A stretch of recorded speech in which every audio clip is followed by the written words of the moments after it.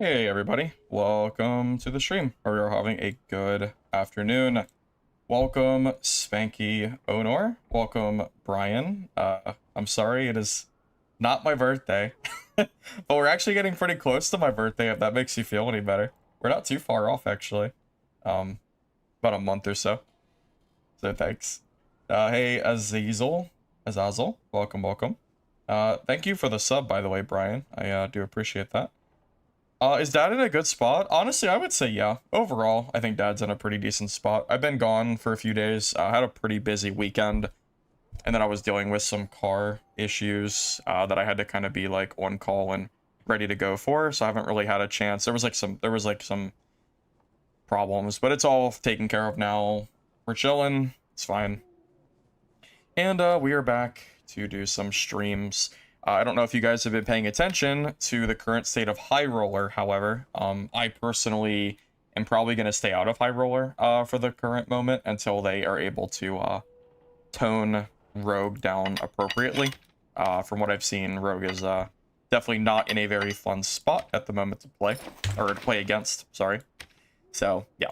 But besides that, I want to talk a little bit about kind of like my my future plans as far as the, our game plans for the channel goes. Because there's a decent bit to talk about, and it's actually coming pretty close in terms of timeline. So, I'm not under NDA. However, I was able to play Hunger, finally, and I'm allowed to talk about everything I'm allowed to talk about everything about Hunger and answer any questions that are had. I was able to play it for about 2.5 hours.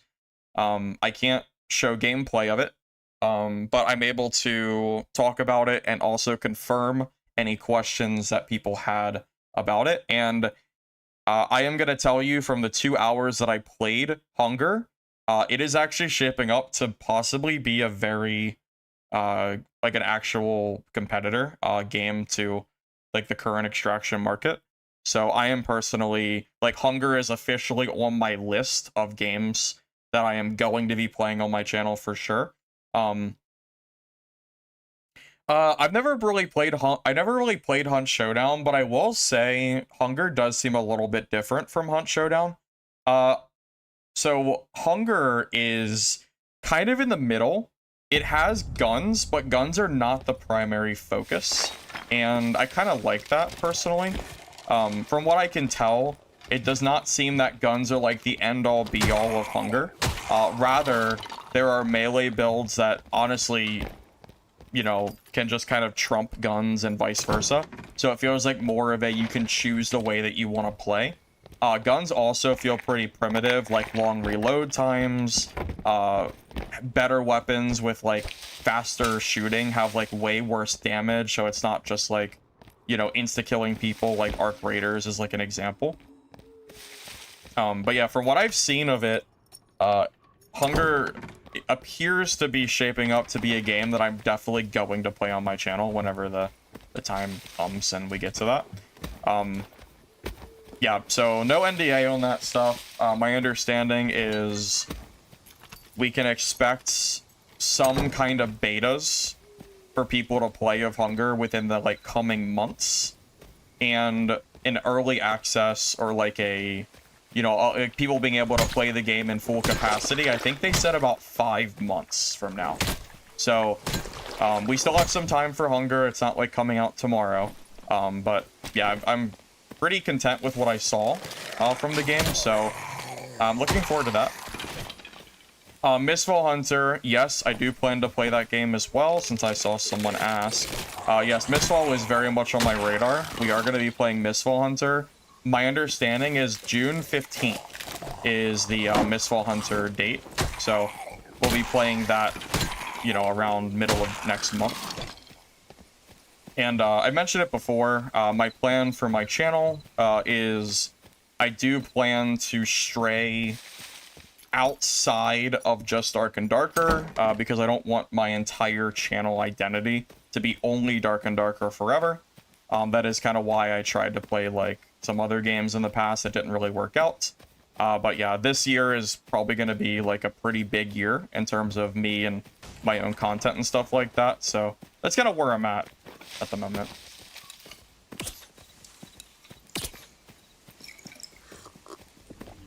Hold on, I haven't played this game in like a week, so let me get ready for this sweaty barb fight. Oh, this is a sweat, bro. I mean, he insta blue potted again. That's like a high roller move right there. Yeah, this guy's like a freaking HR player or some shit.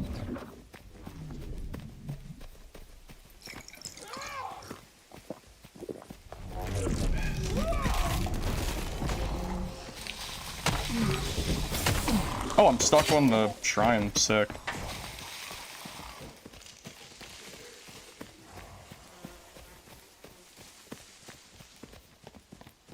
Oh, are we dead? I might be dead. I got stuck on that shrine and I couldn't move. I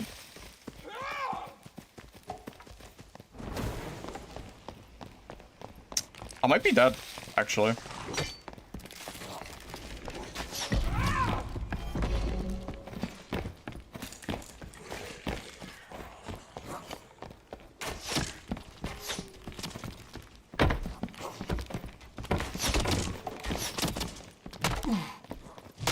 Yeah, wow. Sweaty ass barbarian player. I was trying to like get out of the range of his savage roar, and I got stuck on the wraith. Okay. Jesus, what a like I needed a warm-up game, Mr. Barb. I haven't played in a week. Why don't we give me a freaking chance to remember how to play? My god. Alrighty then, that was fun. Let's go again. Yeah, that's pretty unlucky, man. The getting stuck on that wraith like that actually just killed the entire... Like, that actually just killed me, for sure. That was really unfortunate. Yeah, that was really, really just... That was actually so tragic that I got stuck there. And I needed the reset, but his movement speed was actually, like, so fast. That was actually, like, insane. That dude's speed was so fast. Yeah, I win that for sure if that wasn't my warm-up game for the first time in a week. For sure, I win that fight, but... You know, it is what it is.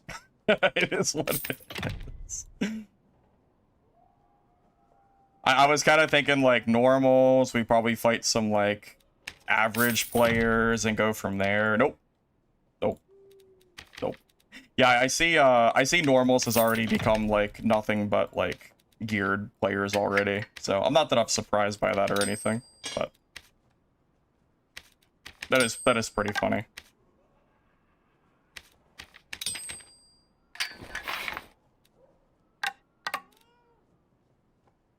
Yeah, and I really needed to reset there, and I just didn't have a chance to. I honestly, it's crazy. I was so fast too. I thought like my movement speed, I think, was like almost 300 too. Like that was crazy. I was really trying to get away from the reset, but like I thought about turning around to fight him, but like I really thought I could get away with sprint and adrenaline rush. I thought for sure I could get away from a freaking barb, but apparently not. That was nuts. Like actually, that was like insane. Yeah, if it wasn't for Savage Roar being such a good ability, like I would have just straight fought him, but like I can't fight a barb through Savage Roar. Like that's not going to work. So you know what I should have done? There was actually an outplay there that I could have done. I just didn't think about it. I should have held the doorway. If I held the doorway, Quarterstaff can't actually do anything inside of a door. And then I could have, I probably could have just fought him there and won. I'll have to keep that in mind for the... You don't see a lot of Quarterstaff barbs out there. Honestly, I don't really consider it a very good weapon. Part of it is because of the weakness of the doors, so... Yeah, we'll do that the next time.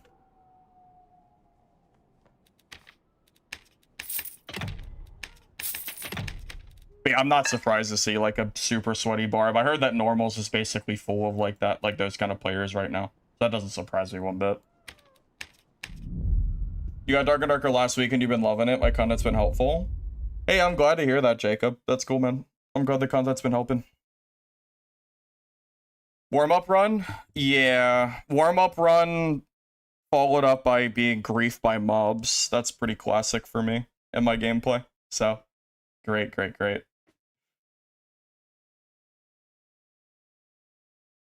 Hey, Terrells. Yeah, I'm sorry I've been gone. Between I had car issues and I had a really busy weekend. Just some stuff going on, but we're chilling now. Back.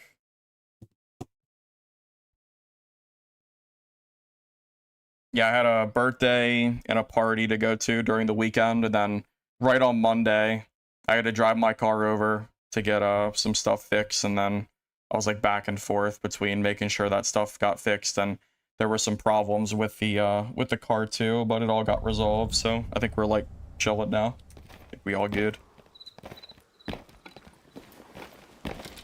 But yeah, if I just stood in that doorway, I killed that barb. That was my own fault for letting him get that damage in. I just didn't think I was gonna get griefed by mobs like that. Yeah, those mobs actually screwed me, like, really bad. Unfortunate.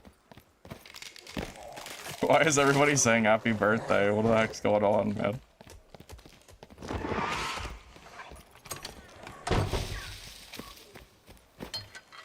Yeah, well, I needed my brakes and rotors replaced, and then apparently the last time my car was in, which is before I owned it, the mechanics, like, put some bolts or stuff on too tight, and they forced it on there, and that apparently caused a whole bunch of issues with them actually fixing and replacing the rotors like they needed to. So it's just a whole thing.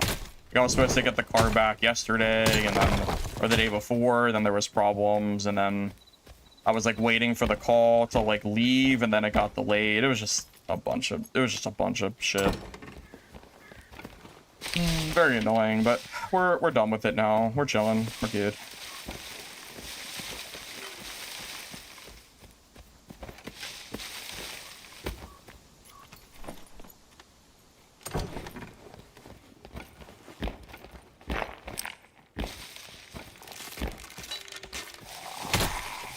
People always be saying happy. Hey, it'll be my birthday soon, though. My birthday's in July, so it's not too far away. Less than 2 months, so we're pretty close.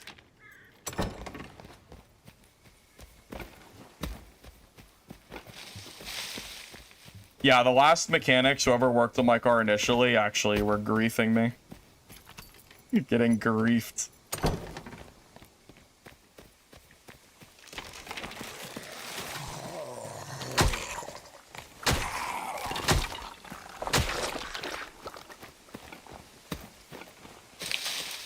No one talks about how difficult it is for us 30-year-old gamers.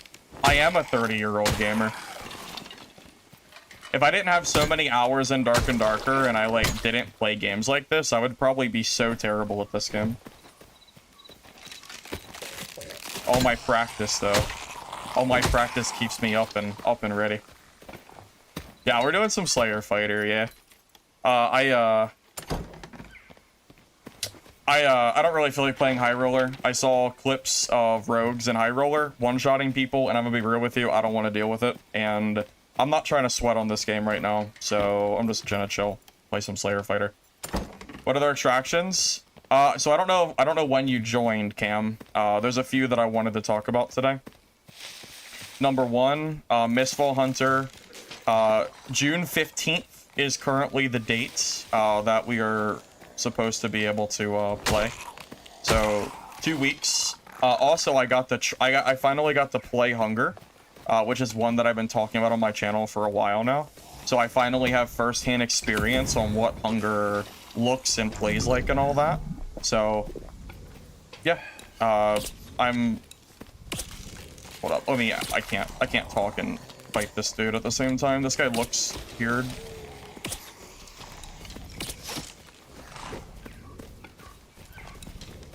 Actually, he might not be good.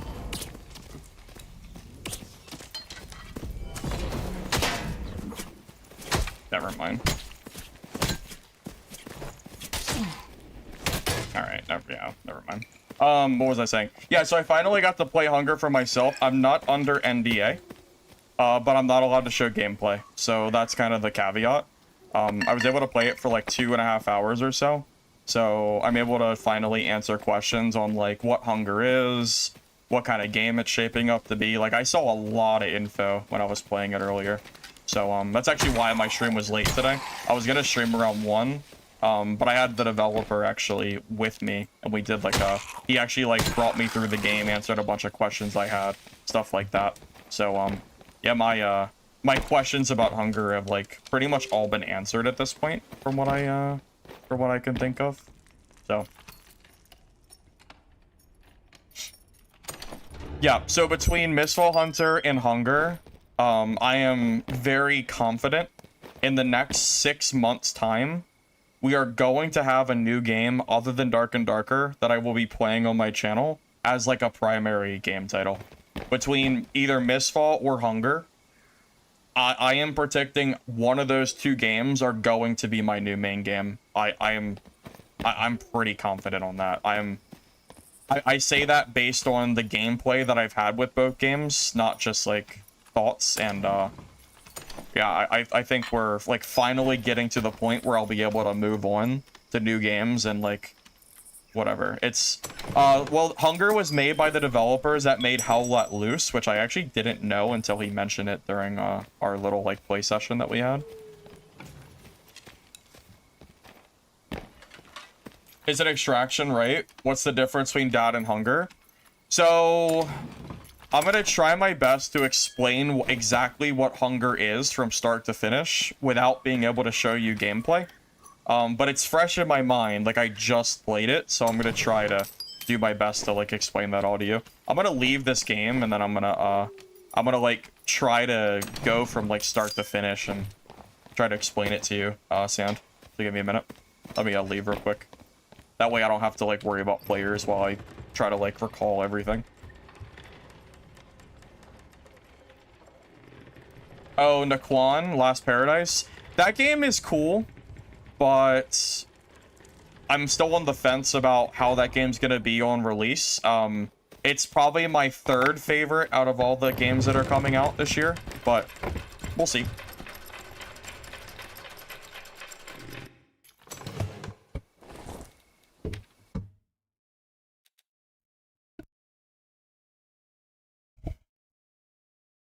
Yeah, Naquan's PvP, just quite frankly, was bad. That's like the biggest issue I have with that game, honestly. But like for sure, I'm with you there. Definitely is not great. Okay, so let me just sit here for a moment and try to like explain Hunger. So Hunger is somewhere in the middle. Okay, no, Aquatics, you're just on time. Hunger is somewhere in the middle between Arc Raiders and Dark and Darker. I say that because unlike Dark and Darker, it does have guns, but unlike Arc Raiders, the game is not primarily focused on shooting. So from what I've been able to tell, a lot of the guns felt very primitive. So even though some of them are quite powerful, it is not a Twitch shooter game.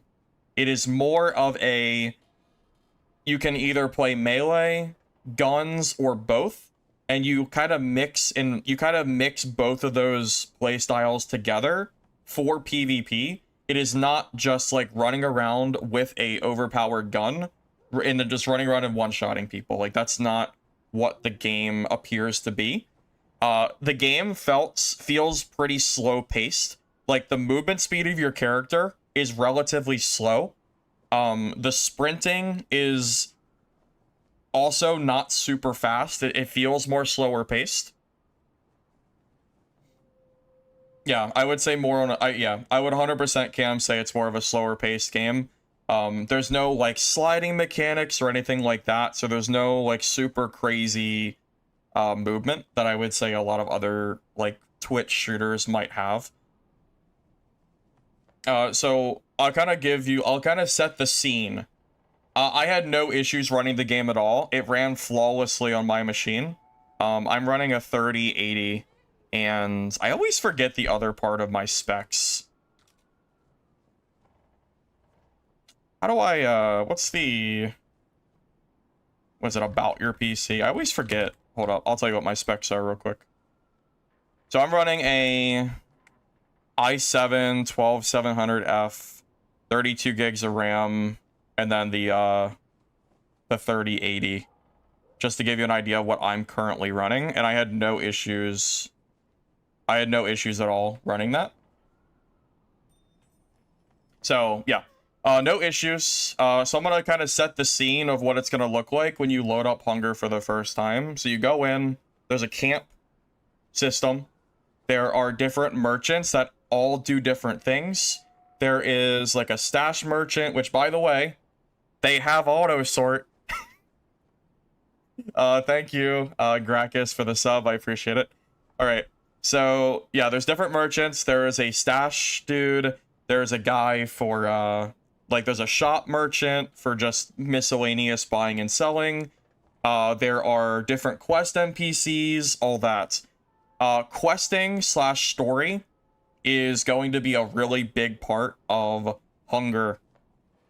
I was able to also get some information on how they're going to do wipes. So Hunger is going to be somewhere in the middle between, like, it's not going to be wipes like Dark and Darker, but it's not going to quite be like Arc Raiders either. So the way they're going to do it is your character levels up to level 100. There are 4 different skill trees that you can sock it into. I didn't get to look at them too much, but all the 4 different skill trees have like very different effects on your character. Like one is for looting, scavenging, one is like melee specialization, one is better for like range, and then another one is like you're better at like stamina, energy, etc. So there's 2 different systems in the game.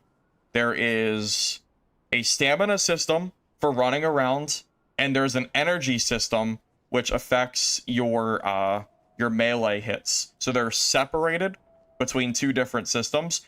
When you're holding when you have a melee weapon in your hand and you're holding attack, you do a charge attack, and when you let it go, it uses like a big chunk of energy, and you recover energy over time when you're not using it.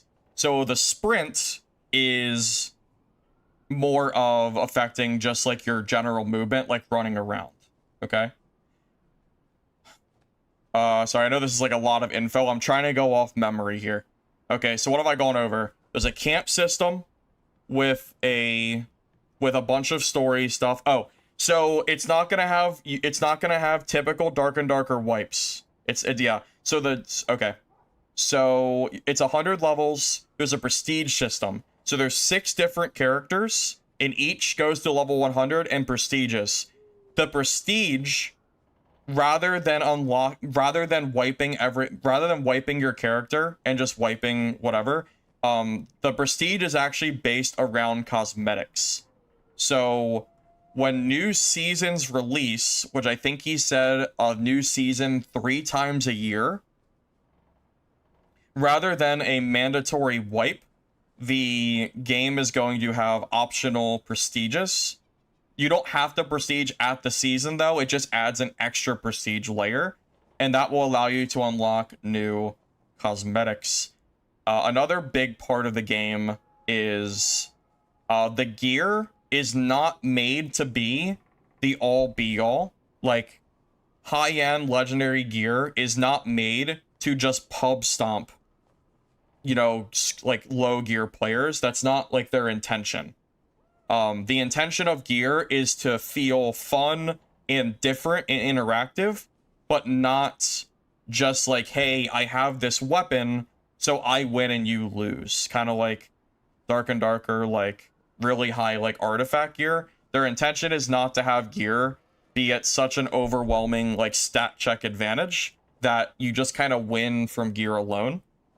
So the point of that is that when they have their wipes, I'm sorry, not their wipes, because they don't have wipes, that when they have their seasons, someone's option to wipe themselves, and I believe the wipe is only levels, I don't believe the wipe is like recipes and stuff, because there's like a whole crafting system in that game. So the whole purpose of the season slash prestige is all about cosmetics. They're going to add new weapons, armor, I think it's weapons, armor, different recipes as the game goes on. So there's going to be new stuff to always unlock. But I don't believe the base game is ever made to be a full wipe game. So you have, like, think about Dark and Darker, where every time a wipe happens, it's a forced wipe where everybody starts fresh. That is not how Hunger is supposed to be. It's going to be more focused around, you know, just prestiging your character and unlocking new cosmetics and just playing the game. So that is like the primary way the levels are supposed to work in Hunger. There's like way more info here. Okay, let me think. I'm going off memory here. There's gonna be a guild system. I don't know if it's gonna be on release, but guilds are planned in the game.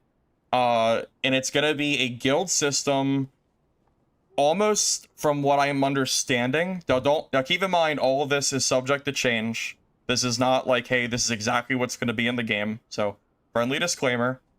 Yeah, just friendly disclaimer, just whatever. There's going to be a guild system in game, where you're going to have like a guild bank, I believe, a way to like group up with other people that you want, stuff like that.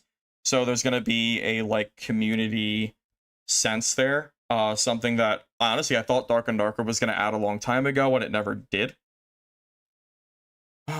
Let's think. What else is there besides the guild system? There's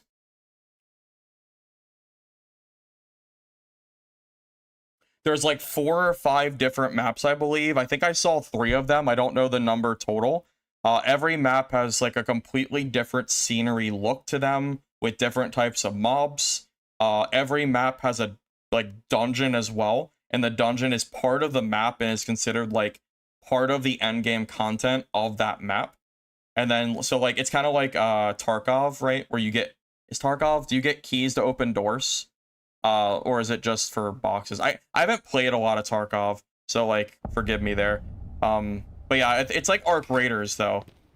Yeah, so it's like Arc Raiders where you get a key and then you can use it to open up like a area that has better loot. But instead of the key giving better loot, the key actually gives you access to a full-on hard mode dungeon that locks away like really good and powerful gear and stuff. Hunger is supposed to have different PvP game modes as well. One of them is some kind of battleground type area where you're gonna have like big player-on-player fights with objectives. What else is there? I'm thinking here. There are mini bosses and bosses planned. I fought a few of like the mini bosses. They weren't anything too crazy. But I did like have to like learn how to do that and stuff. Now, as far as the main bosses go, I haven't been in the dungeons yet. But I believe that bosses are going to be a thing in that game. I don't know what extent they're going to be. But yeah, that is going to be something that's in the game. So look forward to that. I'm thinking here. What else did we talk about?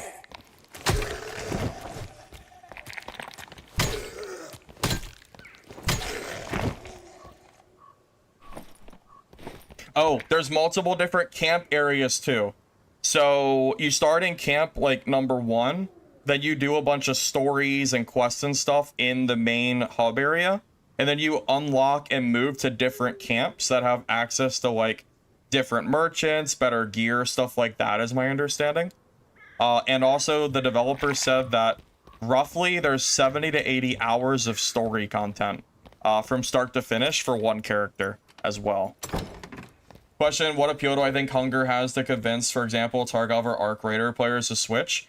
Well, just to be clear, Tarkov and Arc Raider is completely different from Hunger, because Hunger is more of a melee slash shooter mixed together into some kind of hybrid game versus Arc Raiders, which is just strictly a shooter game. It's a completely different game. Like, I would actually compare Hunger more to Dark and Darker, even though it's not Dark and Darker, just to be clear, it's not. But I would compare it more to Dark and Darker because of, like, the slow-paced movement and the melee, like, swings. I would compare it more to Dad than I would Arc Raiders, but it's not really either game. It's somewhere in the middle between those two. Like, it's hard to explain without being able to show you the gameplay, but it's somewhere in the middle between those two versions. Is the PvE scary? So the PvE wasn't too bad, but two things I think are important to note.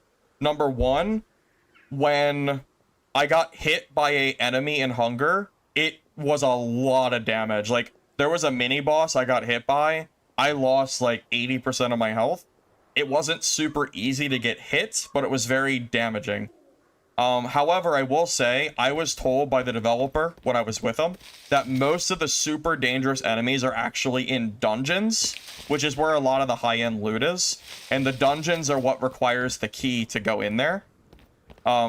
So I can't exactly say the difficulty of the game yet because I haven't seen like any of like the later game content. Yeah, Ninja. So I got a chance to play Hunger earlier today, so I'm not under NDA, so I'm allowed to say everything about Hunger that I want to. I just can't show you the gameplay that I had. So that's like the only that's like the exception.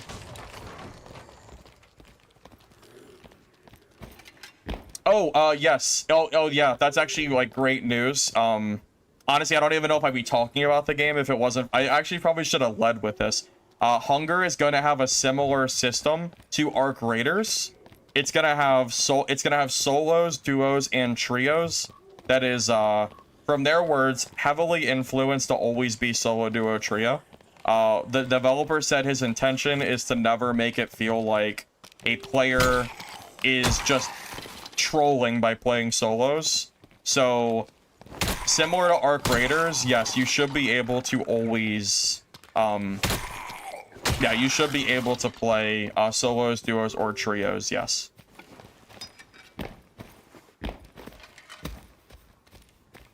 Any info on when public gets to play? Yes. So there's gonna be a tech test.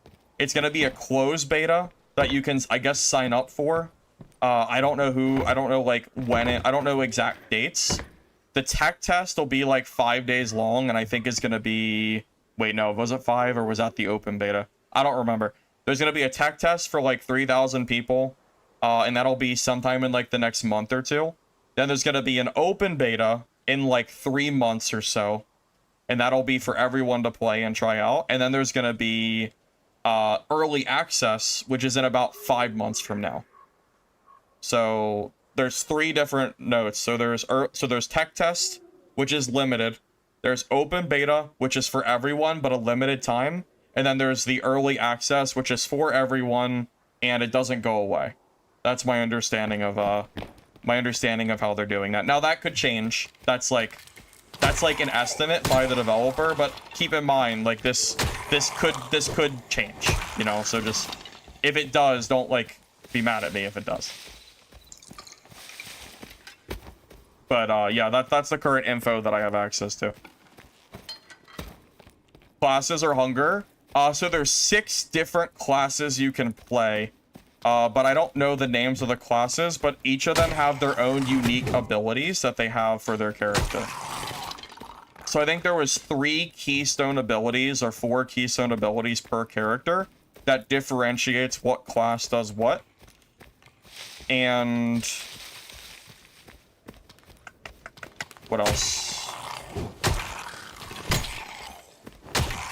Oh, and there's gonna be a heavy incentivization to prestige. Their plan is to allow you to customize your characters. So even though there's 6 different characters, if you prestige a character, it's going to allow you to mix and match the abilities from different classes. So their goal is not to just have it be like, what class are you playing? The bigger goal is to kind of just let players play how they want to play. So the characters are being, you know, balanced around the fact that you're not pigeonholed into one specific class or whatever. So that's currently the plan. So let's say you level up character number 1 to level 100 and you prestige. You can now use those perks and skills from character number 1 on character number 2. Then you level up character number 2 and prestige them. Now you can use character 1 and 2 on to character number 3. And so on, all the way to, like, all 6 characters. So that's currently their plan. Now, again, it's not like there's a huge amount of perks and skills or anything. Each character has access, I think it's to 3 or 4 abilities. Something like that. I think it's 3. So be able to mix and match those as you want. And the game will be balanced around that from, like, the ground up.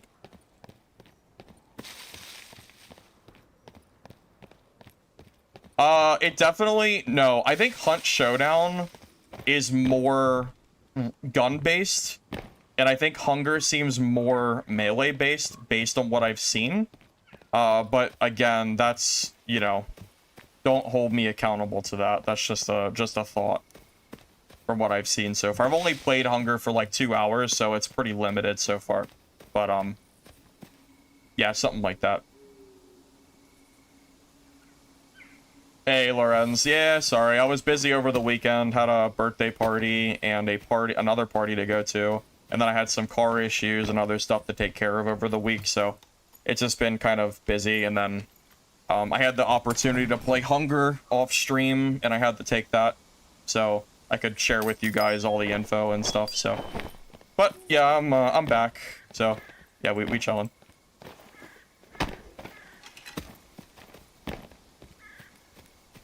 No, Koji. There's definitely gunplay. From what I've seen, though, it seems like it's a mixture of both guns and melee.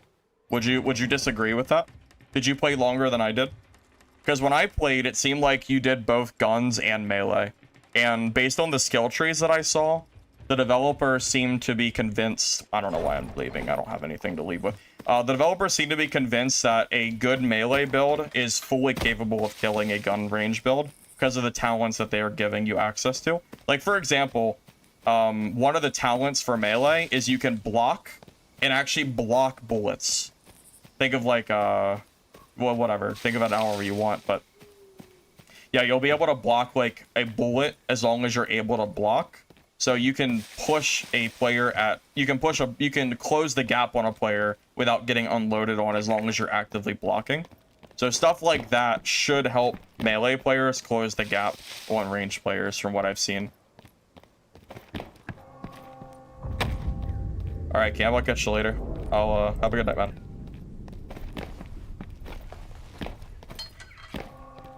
Did I ask if they're gonna have wipes? Yes. Yes, actually, I did get all the wipe information. You might not have been here when I talked about it, but I can talk about that really quick.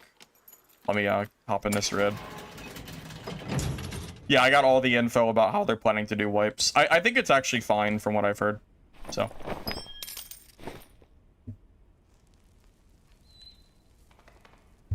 Yep, so Hunger is not going to have traditional wipes. They are going to stray away from the way Dark and Darker does them. But they're also not going to do it the way that Arc Raiders does either. So every time they do a new season, they're going to add an additional prestige. Think of like a Call of Duty prestige where you go to max level and then you reset. They're going to give you the option to reset your character level in exchange for cosmetic items. So their goal is to make gear not feel like it's the all be all, and like you have to, where like legendary gear is like rampaging through. Their goal is that, you know, low and mid tier weapons, they might not feel as good, but they still have a chance of killing higher geared players. So yeah, their goal is not to have full on legitimate wipes. It's gonna be, that is a crazy pair of boots to find off a Skelly. That is like crazy. Okay. Anyway.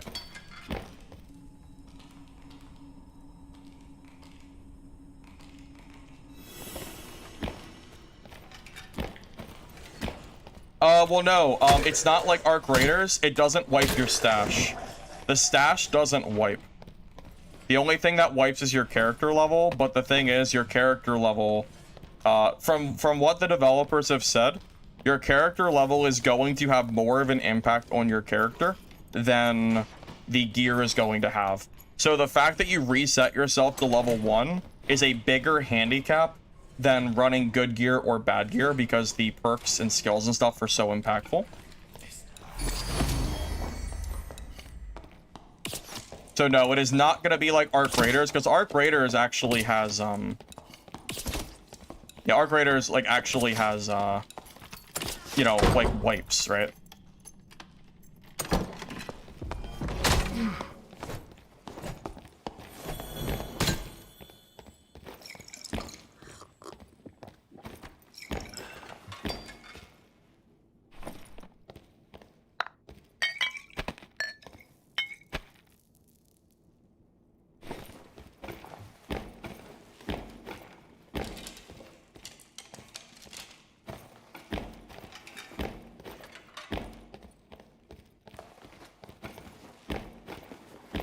Well, keep in mind that every time a new season comes as well, their plan is... Okay, are you familiar with, like, World of Warcraft? Where when a new, like, expansion is released in WoW, a new, like, instead of, like, resetting your character, they increase, like, your level cap, and they increase your, like, the type of gear that you can get.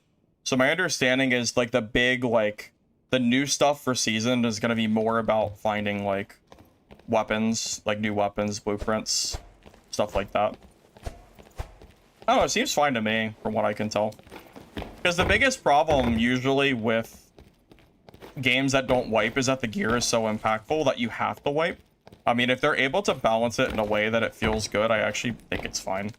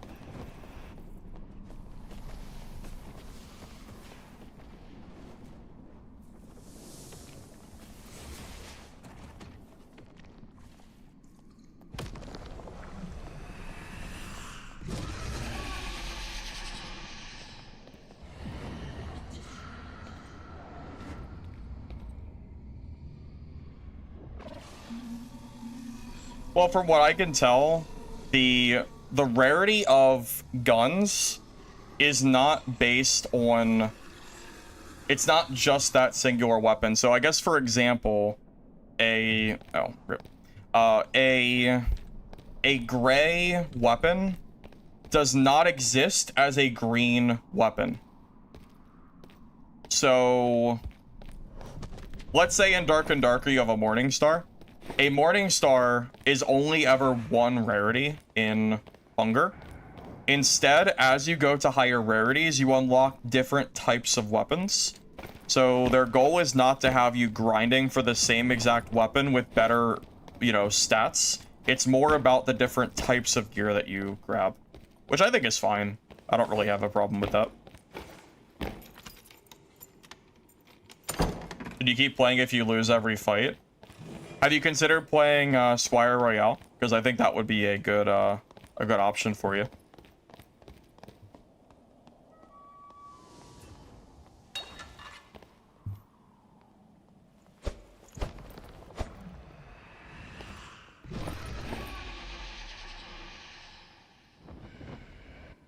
But yeah, I mean, really the best place to go, I would say, is Squire Royale if you're having trouble. Either that or just play Squire Gear Normals, one or the other. I think either of them is fine.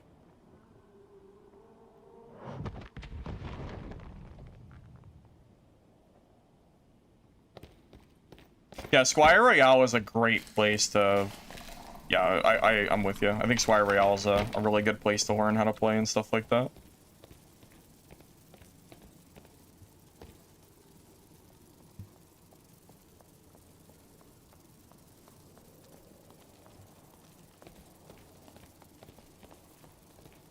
Yeah, in my personal opinion, I think games like Dark and Darker kind of shoehorned themselves into requiring a wipe because the gear has such a big discrepancy between them. I mean, think about like a full legendary artifact geared player. I mean, that is like completely night and day difference between a guy running like random greens and blues. So you kind of have to wipe the game.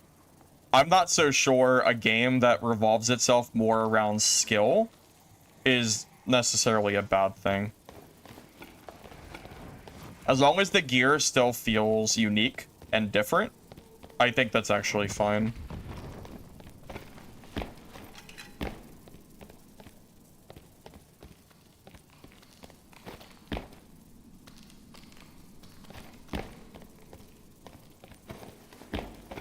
Oh, HR is unplayable.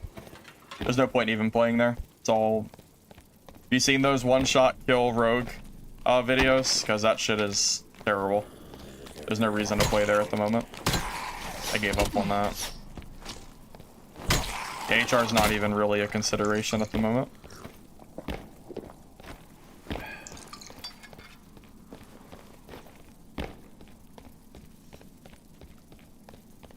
You like the idea of not having reprints of the same weapon at higher rarities?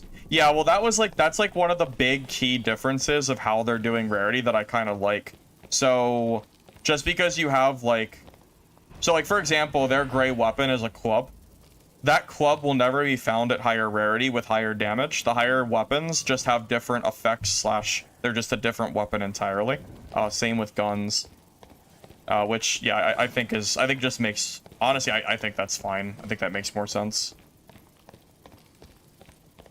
In terms of trying to make a game where it's not just about stats, it makes a lot of sense to me. I mean, I will say, if you are someone who enjoys Dark and Darker because you enjoy, like, the gear power fantasy, I guess you could call it, where you're running around in, like, super crazy gear that, like, feels unkillable, and that's, like, what you enjoy playing, then Hunger might honestly not be the game you're looking for. Hunger seems to be trying to revolve itself more around, like, skill and or character progression rather than, like, just what you're wearing. So...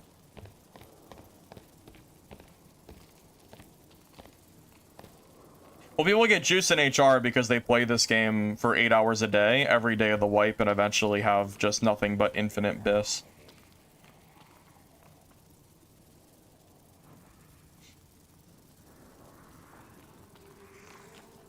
Oh, hey, Play. I've been discussing the different extractions that I plan to play on my channel. One of which is Hunger, which I played recently as, like, a private... like one-on-one with the developer, so I got to kind of see firsthand what the game looks like. And I also plan to play Mistfall Hunter I think it's June 15th is the official date. This guy's taking a really long time to do this. I guess I shouldn't have waited.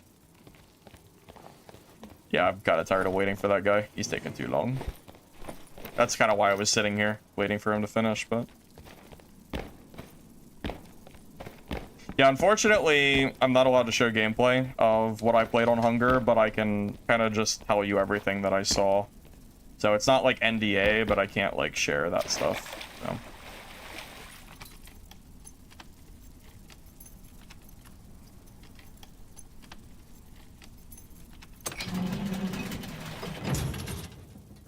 Well, you know how... Okay, so you know how... Did he finally kill it? Oh my god, he actually killed it. Shit, I waited all that time and I left right before he finished. Well, I'm dumb. Not that it matters, like, he didn't get anything anyway, so, like, whatever, but I did definitely goof. Let's see, what was I gonna... Yeah, that was unlucky. Well, let's see, what was I gonna say? Okay, so imagine, if you will, Dark and Darker as a game, let's say you started at level 1 and you had 100 character levels, okay? With me so far. Imagine if in Dark and Darker you did not have 4 perks and 2 skills you took at level, like, you know, between 1 and 15. Imagine instead if it was a character skill tree, okay? Imagine at level 10 you have a skill tree. Let's say you have 3 or 4 different options. At level 10, you start unlocking through the skill tree, and the skill tree is like, you know, 20 to 30 different options, and you kind of go through the different trees as you level, and like that is your character progression. Whereas like in Dark and Darker, the main progression is not really the levels, because that happens in like an hour and you're done. Dark and Darker's progression is more about gear, you know, finding like bis, running artifacts, etc. Whereas from what I can tell, Hunger is more about finding good gear to use that doesn't make you overpowered and, you know, and for fun, while building out your character with skill trees, and your progression is more based on that rather than your progression being based solely on gear. Because like in Dark and Darker, once you hit level 15, your character is as strong as it's ever going to get baseline, right? We're like on the same page. Because you have 4 perks, and you unlock the last one at 15. So your character is never progressing past level 15, which takes, what, an hour, 2 hours? So instead, Hunger acts as an actual skill tree-based progression system, where the levels go from 1 to 100, and you slowly unlock perk points, talent tree points, as you level. And that is your main gameplay progression. And then you find gear to complement your build, rather than the gear being like, okay, I either have this gear or I'm never getting any stronger. That's the best way that I can describe to you how Hunger is planned to be. I don't think I can describe it any better than that. So that's like their main goal, I guess you could say. Kind of like how Naquan works, yeah. Although I don't know how strong Naquan's gear was, so I can't really say too much about that. But as far as the skill tree goes, yes, it is kind of similar to the way Naquan had it, where every time you level up, you get new talent points. Yeah, gear quests, maybe, but the progression in Dark and Darker doesn't feel great to you. Your guy's level 100 now, and it's like, what's the point? Yeah, so like, you know how right now in Dark and Darker, you level up to 50, 100, 200, whatever, and it doesn't actually matter, because once you hit 15, you're already maxed out. So yeah, that's gonna be the key difference. And really, I'm not here to tell you like which one is right or wrong. It's gonna be more about how you personally prefer playing an extraction game. If you prefer the gear being like, you know, like the end game goal exclusively, then Dark and Darker is probably a better game for you, because ultimately Dark and Darker has put itself in a spot where gear is basically everything, and there's no real character progression because the skill trees got, you know, this whole training system thing, that's been abandoned for years, right? Like, it's probably not coming. So it really is a matter of your personal preference, opinion on which one you would prefer, you know? So, yeah, that's what I got.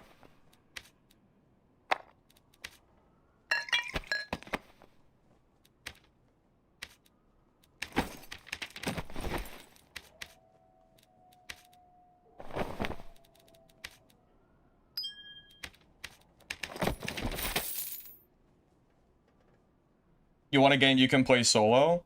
Well, Hunger is going to be solos, duos, and trios, the same matchmaking that Arc Raiders has. The developer made it sound like you should basically always be put in with other solo players. So I just kind of have to take them at face value there, because I didn't have any other players to play against, so I can't like confirm or deny it.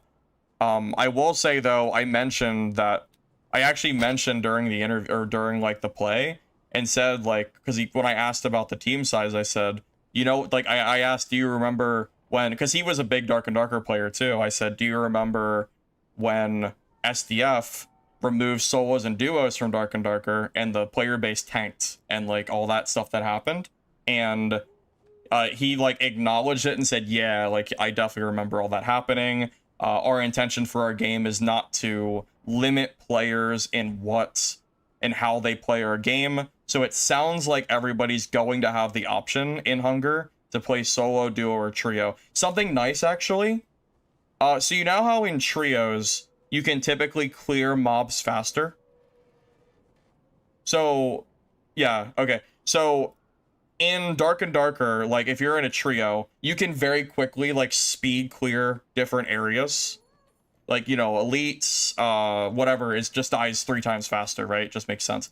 In Hunger, it's interesting. Rather than give a power boost to solos, because again, it's not a solo v trio game, they give you an XP boost to make up for the fact that you loot and kill stuff slower.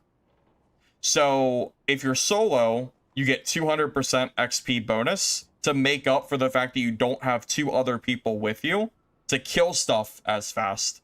And then duos, I think, is like 100% extra or something. So if you're in a trio, it's a lot safer and you die less often because you have a team with you. But if you're solo or duo, you level up way faster. So there's like a little bit of a, so there's like some kind of balancing there to basically make it so, you know, I mean, that's pretty much it. There's a balance there to try to keep the solo players and trio players like right around the same level over time, which I liked. You have Abyss Spectral Cloak. I'm actually good, Splash. I'm not really in the market for Abyss at the moment. Let's see, what was that? Hey, do I know when Hunger is released? Okay, so Hunger, there's 3 different dates to keep in mind. Not exact dates, but months. So sometime in the next month or 2, there's going to be a closed tech test for a few thousand people that I think you have to sign up for. Not just streamers, just like generally you have to sign up for it.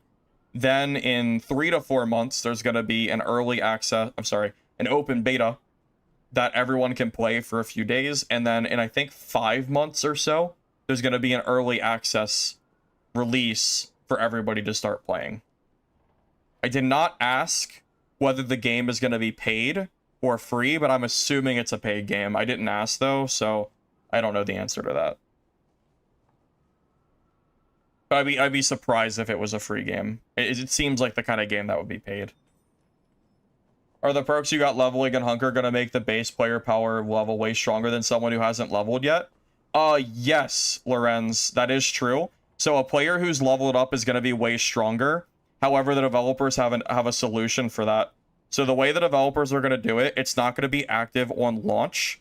They're going to have player accounts that are level 50 and below in a new player queue. And everybody else is going to be in their own, and everyone else is going to be in its own separate queue. So there's going to be 2 different queues sometime after release. And it's, you can't cheese it either. So it's not whether your character is level 1 to 49. It's based on your account age. So if your account is level 55 between 3 characters, let's say you have a 15, a 20, and a 25 or something, you will be put into the quote-unquote more experienced player lobbies, because from what the developers have said, it is more important to have skill than it is to have gear and levels. Skill is going to make the biggest difference in Hunger, based on what the developers seem to be under the impression of.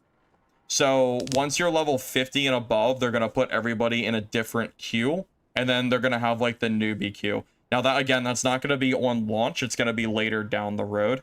But that'll be their way of trying to ease new players into playing without getting eclipsed by like sweat Hunger players that eventually come down the line. Well, if Hunger's a successful game, there will always be new players that are there. Also, the majority of players not being new isn't a problem. If anything, that's a good thing, because it means that the new player queue is only being used for those who are new at the game. It's not made to be a queue that's used by the majority. Their only intention is to just make sure that brand new players are not being shoehorned against veterans. That's like their main thing. Hi, Scared. Welcome, welcome. I am back. As long as it doesn't mix solo and trio in the same game. Yeah, Hunger is supposed to have solo, duo, and trios as separate queues, similar to Arc Raiders is what I was told. No, questions are fine. This is supposed to be a discussion stream. So I don't mind the questions at all. Don't even worry about it. That was the whole point of the stream. So that's perfectly fine. No problem.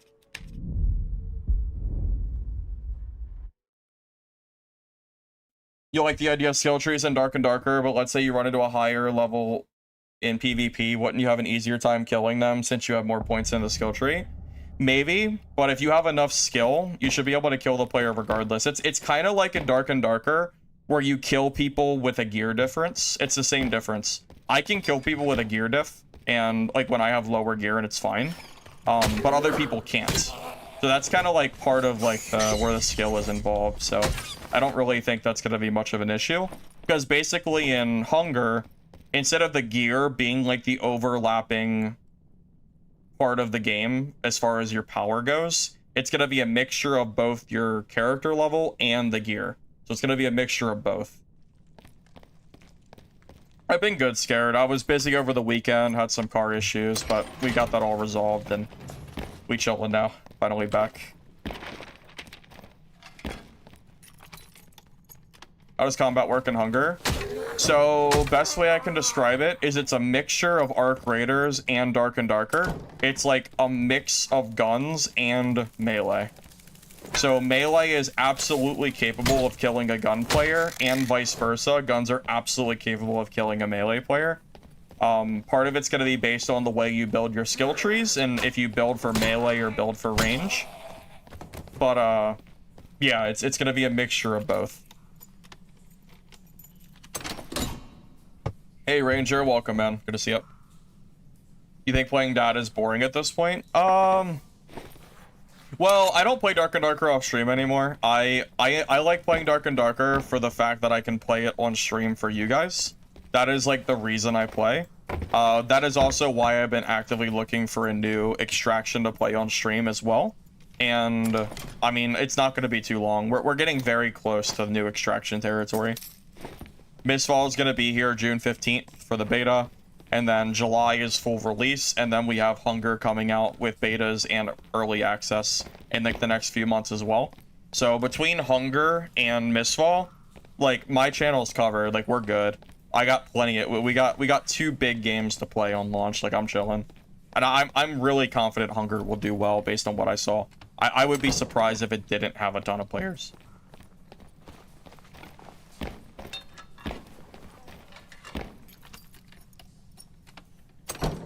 Yeah, Naquan is interesting too, but I don't know anything about that game's next playtest, so I'm not even sure what's going on there.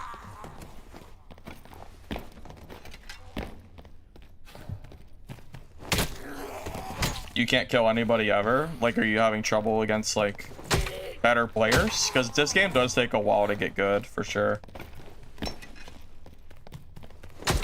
Naquan rehauled the entire game. I mean, it hasn't been that long since the last playtest. Is that true?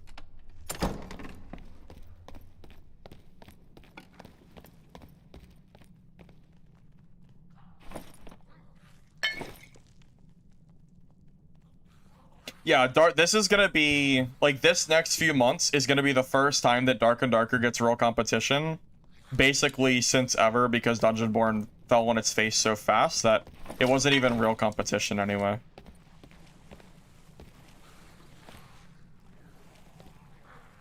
But yes, this is gonna be the first time that we get real competition, for quite a while, yeah.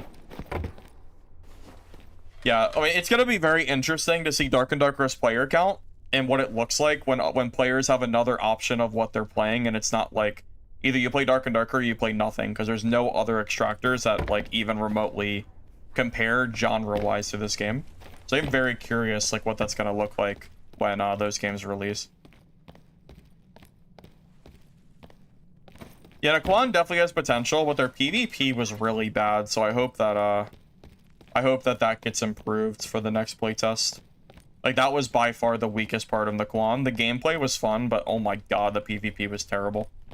It just wasn't good. Almost felt like I was playing like a mobile game or something. I'm not even kidding. The gameplay was great, but like the PvP needs a lot of polish and work.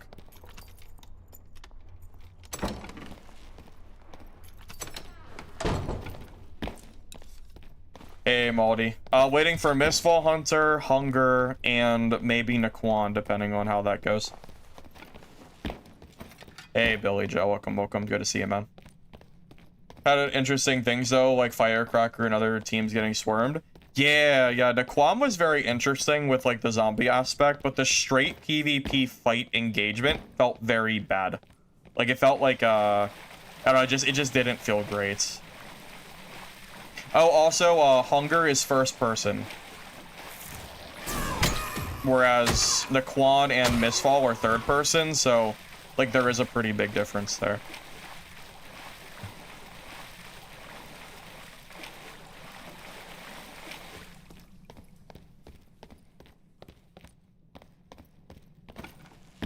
PvP might be the reason Naquan didn't have any announcement on the next playtest.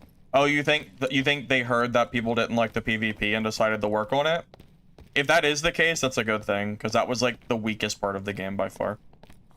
Not even close.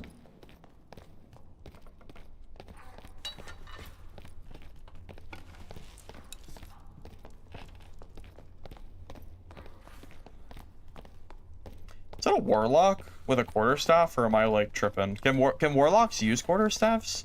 There's no way. Is this real? Am I seeing this right? No, that's got to be a skin, right? That has to be a barb. I don't think warlocks can use quarterstaff. This seems questionable. Not really buying it.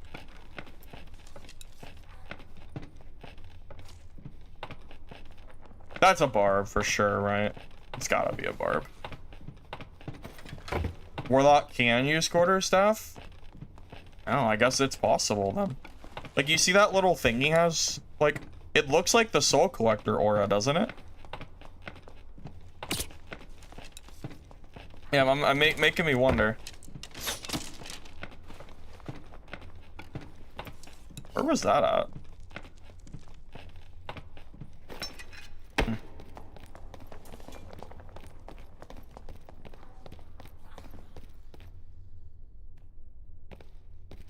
Loaded Traction Charmer is tough to keep player base. Only Big Sweat stays since it feels bad to lose everything. That's why Hunger is...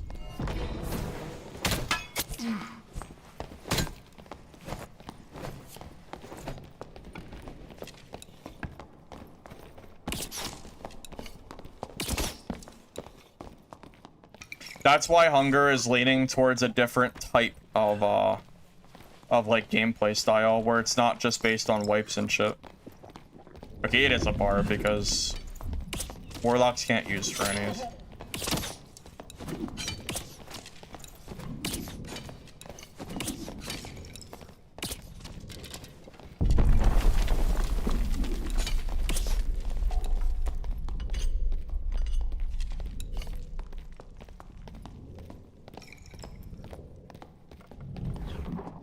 But yeah, Hunger is trying its best to basically make players not feel like they're in, you know, this perpetual, like, gear fear state, pretty much.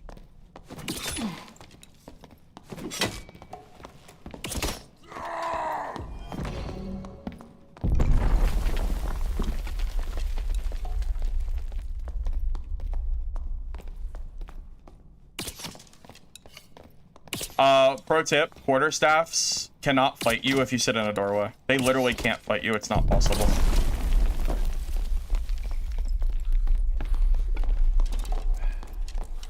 Well, they can, but like they're gonna lose, so.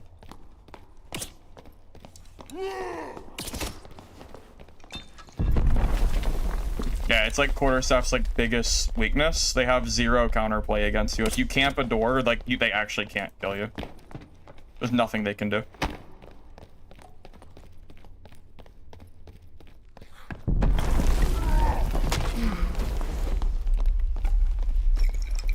I didn't think he was sitting in the dark corner like that. That was pretty cheeky. Yeah, this fight is actually basically a never-ending back and forth. Neither of us will ever kill each other because I'm not, like, dumb enough to let him... I'm not dumb enough to fight him in an open area, and I can't win otherwise, so... No, Hunger will have Gear Fear because it still has higher rarity weapons and stuff like that. Yeah, it'll still have Gear Fear for sure. Put a legendary weapon in someone's hands and all of a sudden they forget how to play the game. That's just facts right there.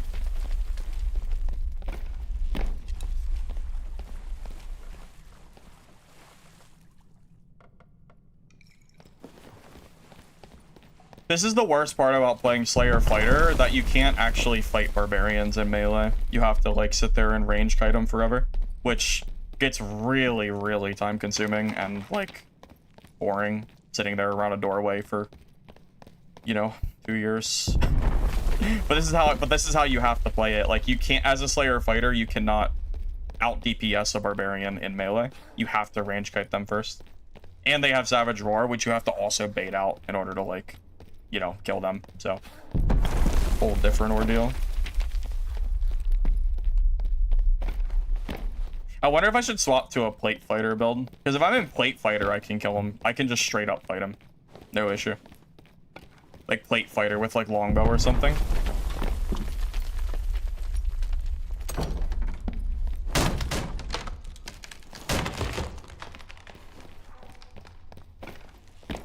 Oh yeah, Rogue is actually broken in teams right now. Or, I mean, I'm sorry, in High Roller, Rogue is literally broken.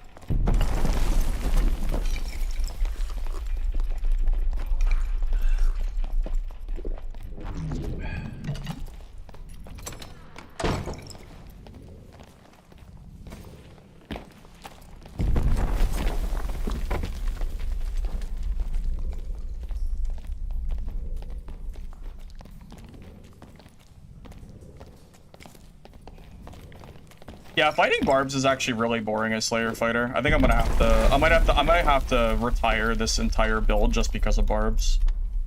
This is like really unfun. This is actually terrible. I hate range cutting classes. This is like the worst way to play the game by far. What's even the point, you know? If I'm gonna play a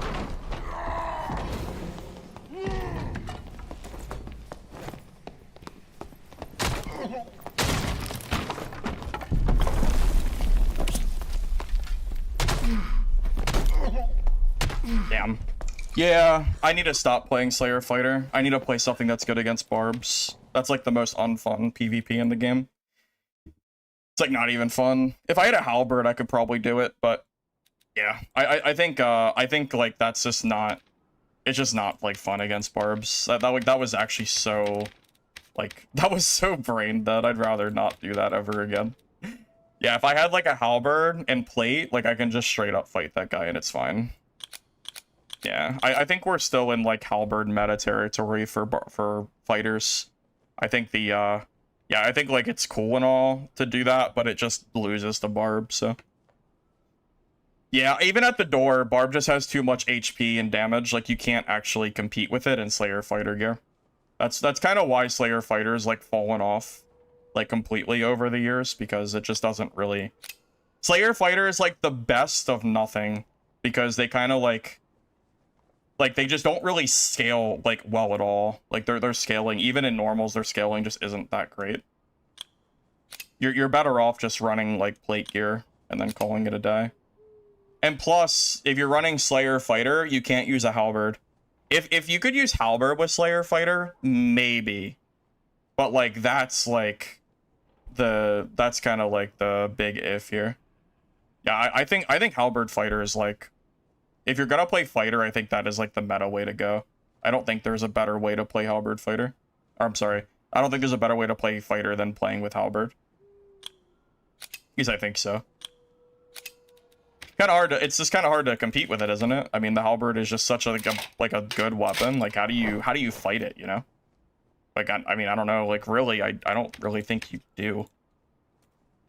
I mean, you can try, but I definitely don't think, like, a quarterstaff barb is not like just straight up stat checking you as a halberd fighter, because halberd just does so much damage. Doesn't matter, you know. Well, it's okay. I gave it a go. I tried.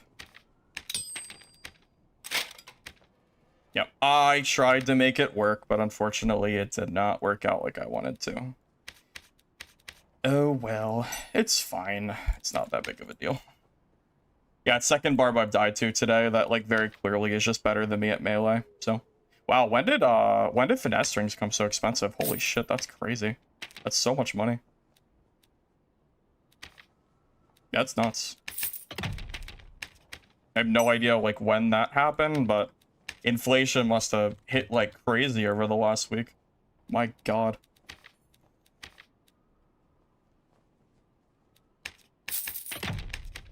Yeah, a necklace of peace is somehow cheaper than finesse rings. That's so crazy. What the hell, man? Jesus. My goodness.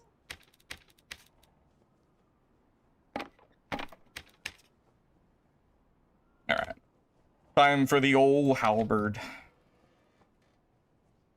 Good old metal weapon and all that.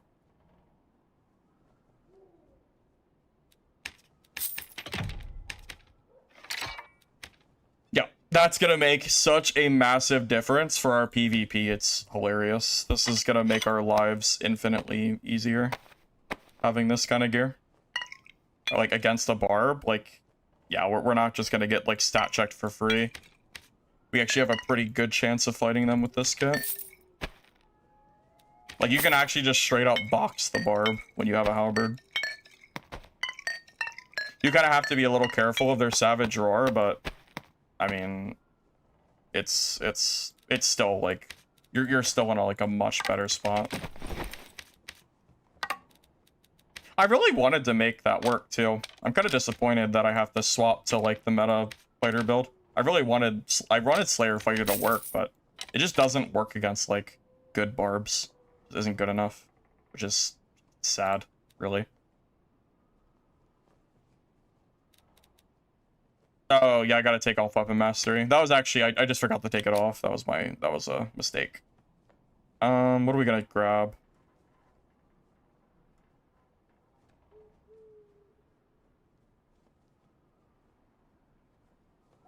I don't even know. Fighter, it's funny. Halberd is such a crazy weapon that, like, there's no perks that are good with Halberd. It's just that the weapon carries you.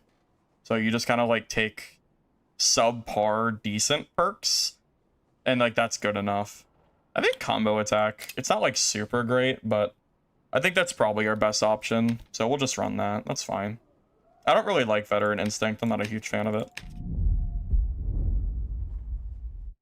Well, that's the problem with building it this way, is if you build for the build that is superior against barbs, you lose to, like, wizards and shit, and warlocks. Yep, very true. I'm very excited for Mistfall Hunter. Yeah, Mistfall Hunter playtest June 15th, which I am very ready for. Yeah, between Mistfall Hunter and Hunger, which, if you're just joining, I played Hunger.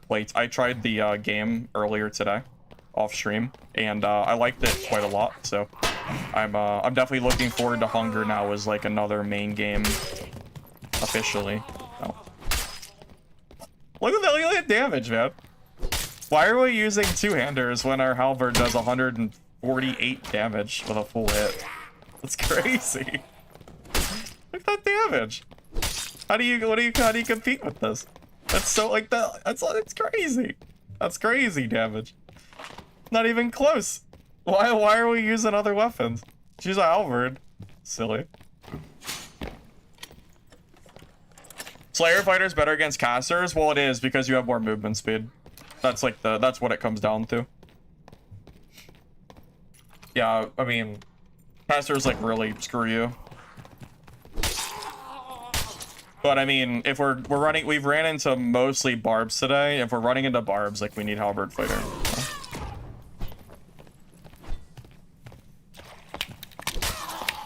Yeah, but the thing is, those casters are gonna get wrecked by barbarians, so, you know, give and take, you know?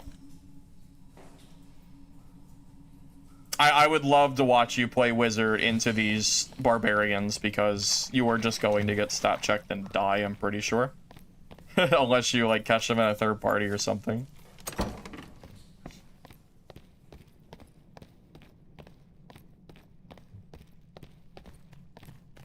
Well, kind of part of the problem is that Dark and Darker's gear is so impactful that, like, you are just always gonna have issues with people, like, wearing gear that's gonna, like, going to kind of trump quite a lot. Like, you can beat people with skill, but it is worth noting that, you know.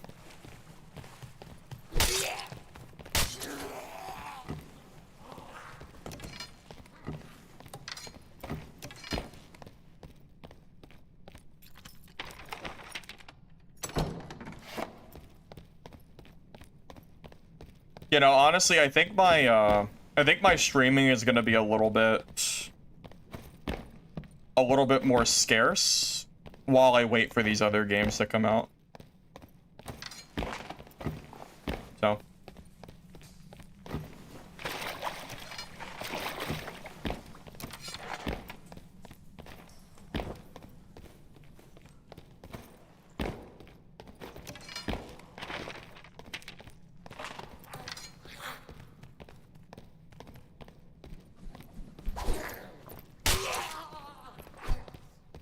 The range of halberd is so funny.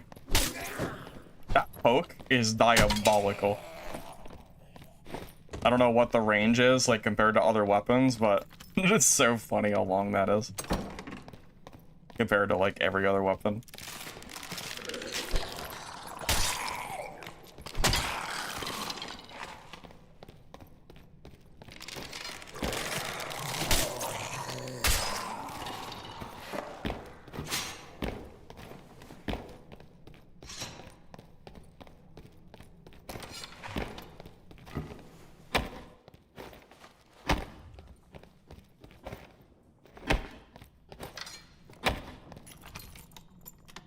Hey, Jeddah.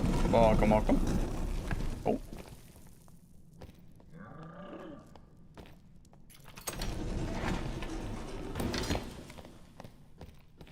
Oh. Waiting for Mistfall and Hunger primarily, which, will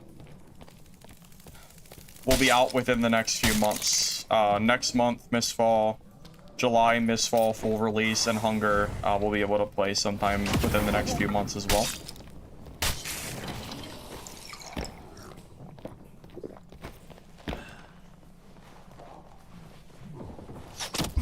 Oh.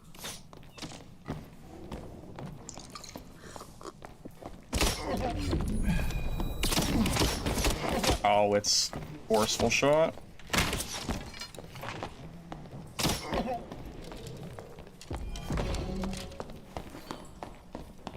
Damn, this is like where movement speed is king.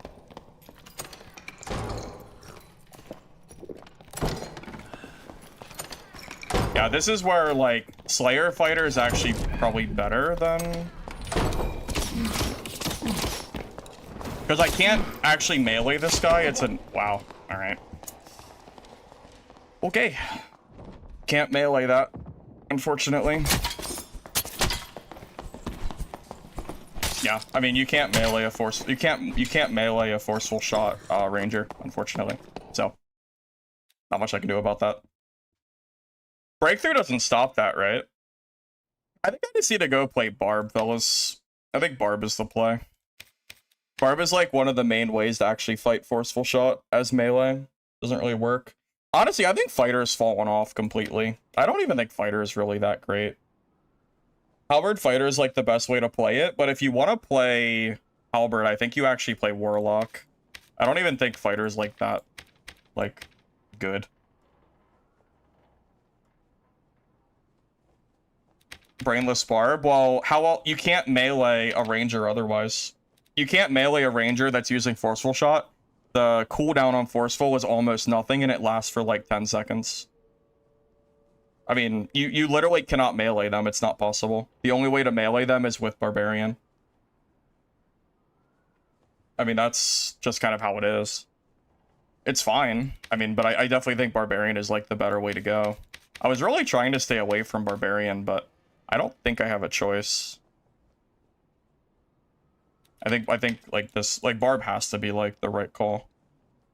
Otherwise, you can never actually, I can never actually kill that ranger unless I'm playing Barb or I'm playing like an actual range class. I can't kill a ranger like that with a crossbow. It won't work.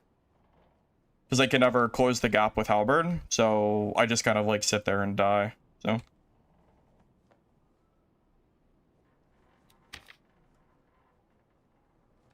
Yeah, do you guys remember when I did the, like, the new updated guide for classes for Dark and Darker? I actually don't think Fighter is, like, that great right now. Halberd's definitely the best way to play it, but it just gets countered by so much shit, you know? I mean, like, Fighter gets countered by almost everything in the game. Because if you play Plate Fighter, you get countered by Sork, Wizard, Warlock. You're not good against Rogue. Forceful Shot Ranger, you can't actually melee them. Like, I don't know. I don't really feel like... I don't know. I just don't really feel like Fighter's like that great, to be honest. Hatchet Barb is probably gonna make an appearance, yeah. I think that's what we're gonna play. Yeah, that's kind of what I'm leaning towards. Hatchet Barb would have dunked on that Ranger, man. I'm not even, like, that's, like, no, I'm not even joking. Hatchet Barb is actually so good against Rangers like that, because you go straight through their Forceful Shot, so they have -1 skill and you just, like, kill them. It's why I'm so surprised whenever I see Rangers running that skill. Because that skill is, like, super oppressive versus everybody, but it does nothing against Barbs. So it's like...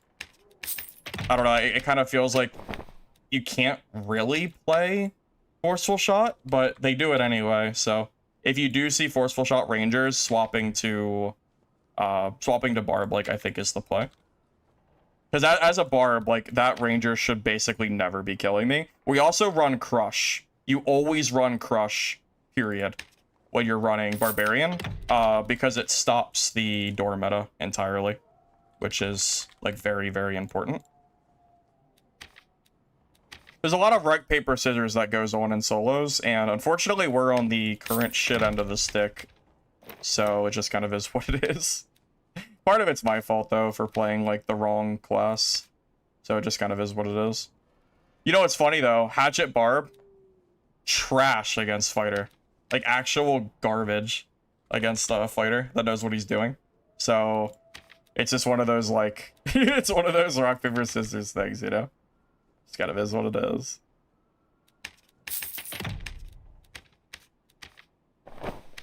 Okay, I'm used to that kind of gameplay at this point. Just kind of how solos is.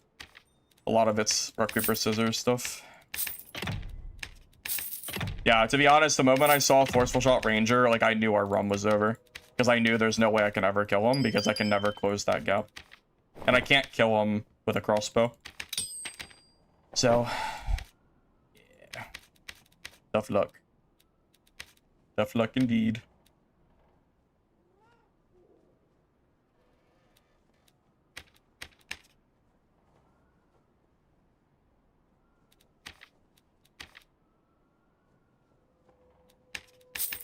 I don't want to buy the 3 health, but I don't feel like looking for another one. It's fine.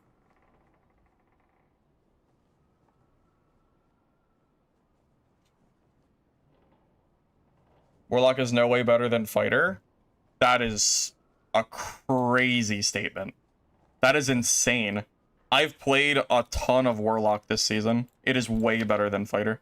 Warlock has way less counters than Fighter does. What counters Warlock that has anti-magic? What counters you? Barbs? Barbs? And that's basically it? What else counters you? Oh, I'm sorry. Barbs and Smite DP clerics and Judgment clerics.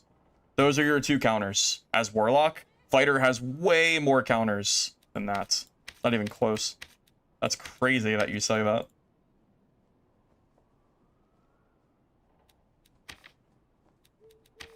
You could just, I mean, you could just objectively look at the class counters and go, oh, like, yeah, of course, like, Warlock is a better choice.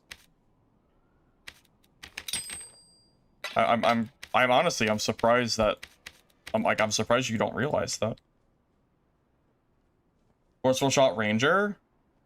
Actually, Warlock can definitely defend themselves against Forceful Shot Ranger more than Fighter can. Because you have access to Curse of Pain, and most Rangers don't have a lot of magic resistance. So if you curse them around a corner, you actually do quite a lot of damage to them. I definitely would not call that a hard counter. Also, if you're saying the same exact thing hard counters both classes, then that makes them even. But you still have way more bad matchups as a fighter, so that's kind of irrelevant, isn't it? My whole point is that there is less hard counters there's less total hard counters that Barbarian has, I'm sorry, not Barb, that Warlock has to deal with. Like, if you look at every possible matchup that Fighter and Warlock have, Warlock has way better matchups across the board. Like, it's just a generally stronger class than Warlock.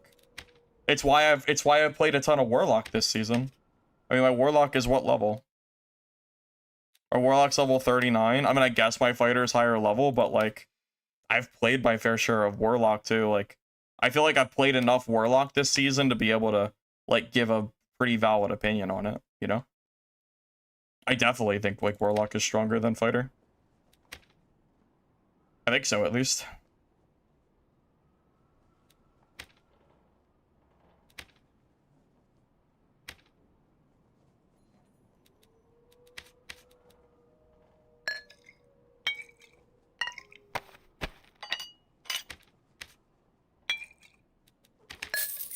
I mean, I've had days where I played Warlock with Halberd for 4 or 5 hours and I've never died, like, at all. Like, not even really much of a risk of dying. Trying to do that on Fighter for me is almost impossible. I always take deaths on Fighter. Like, I like, there is no chance I'm surviving like I do on Warlock otherwise. There's no chance. Well, this will be kind of fun. I haven't played a lot of Hatchet Barb this season. I find players in Ruins and Caves at the moment.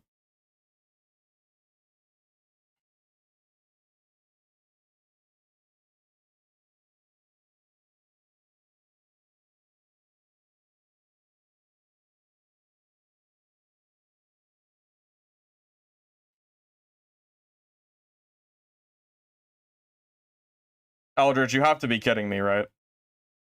I just gave you the reason that Warlock is better is because it has a total less bad matchups. So you bringing up a matchup that both Fighter and Warlock are technically both bad at doesn't make Fighter not worse, because Fighter still has more bad matchups. You're just choosing to ignore what I'm saying, and you're just making up your own shit. So I don't really know what to tell you. You're like, you're taking what I'm saying and only listening to, like, what you want to hear, and I don't know why you're doing that.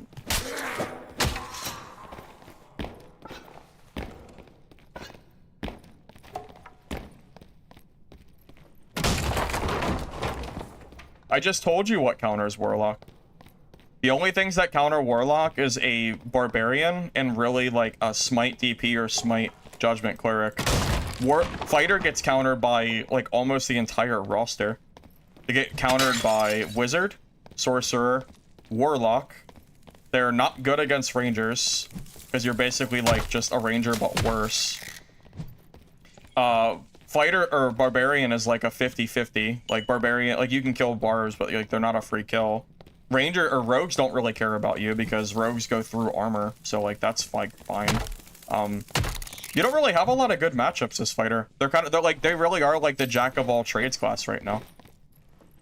Fighter's not, like, bad, but it's very, very far from, like, great, you know? I mean, I'm confused. Like, I feel like I said all that, right? I said, like, what countered Warlock, and I said the reason that Warlock was good is because it has almost no counters, and I feel like you ignored what I said and then just focused on me saying that Ranger's not a great matchup, kind of either or. But, like, that is very relevant, you know? I don't know. I just don't really... I'm just confused, I guess.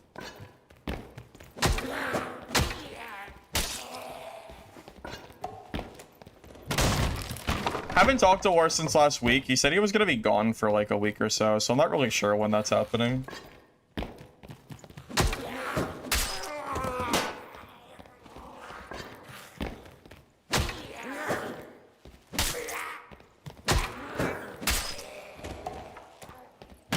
I do wonder if Hatchet is good enough to straight up win like a lot of melee fights. Kind of questionable. Honestly, the Axe damage perk might be better than Berserker, but kind of hard not to take Berserker because of the speed.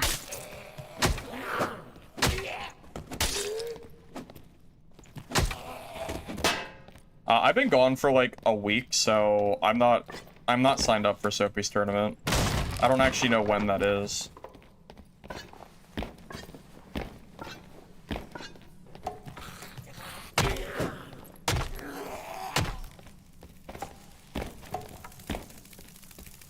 I mean, Slayer, Fighter, Adrenaline, Sprint, holding W, get stat checked by Barbs. Because you don't have a lot of armor with you, and Barbs with Savage Roar are going to stat check that. For sure. That's like one of the biggest weaknesses as far as melee goes. Like, sure, it's good against like fighting classes, like a wizard or something. But even against Forceful Shot Ranger, I mean, you can't actually kill a Forceful Shot Ranger with melee. Because all it takes, like, once they get the first arrow, well, you're never meleeing them for the entire fight. Because Forceful Shot lasts for a long time. Hatchet Bar video? Pretty unlikely, but we'll see. We'll see.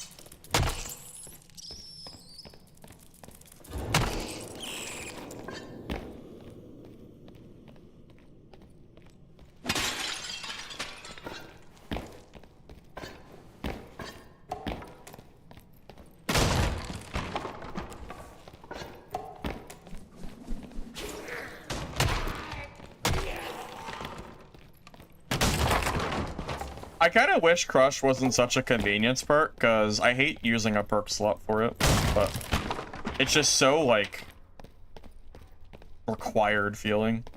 Being able to just bust open doors, and then I don't have to worry about the door meta at all. But nice.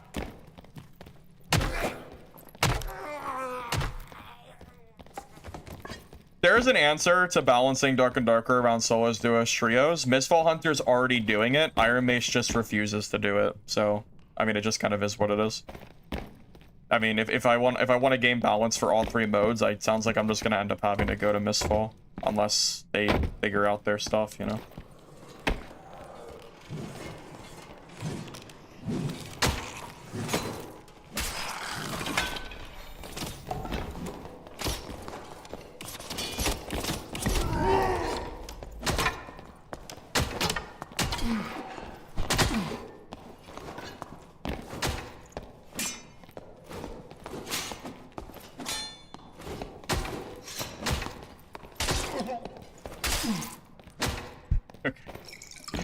That was fun. Anyway, what does Mistfall do? Okay, so the way that Mistfall balances solos, duos, and trios, every singular perk and skill has its own scaling based on which mode you're in. So for example, let's say that we were playing Mistfall right now and we had Rage. Rage would give you the base stats, and then in parentheses, it would change the base stats based on if you're in solos, duos, or trios. And that's how they balance every single perk and skill in Mistfall.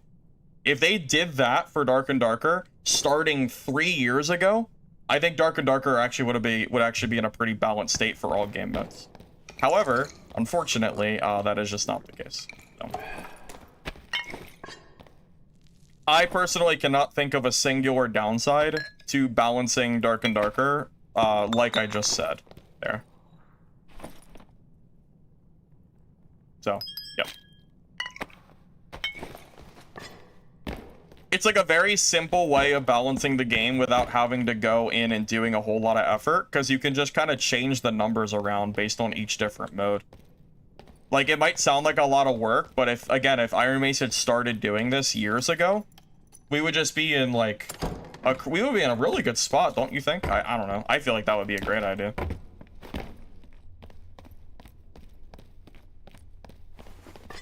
Easy for new games to make improvements on an existing thing. I mean, sure, but Dark and Darker really could have started doing that kind of balancing at any point. Like, surely Dark and Darker has seen Mistfall and seen how they balance their game for solos, duos, and trios, and that was, what, 6 to 12 months ago? I mean, they had the option to do that. They just chose not to. I mean, would it have been harder to do it after the initial push? Yeah, it would be harder. Is it something that would be good for the game in the long run? I feel like it would be good for the long run, personally.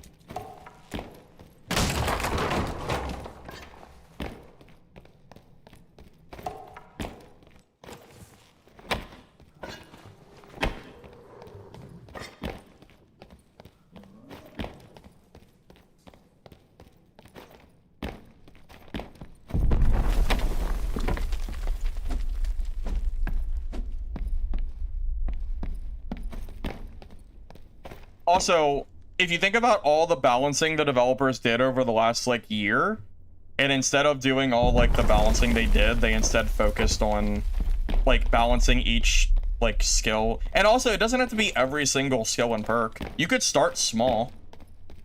You know? Like, there's a lot of rogue perks and skills that I always hear people say are not that broken in, like, trios, but they are, like, game-ruining in solo.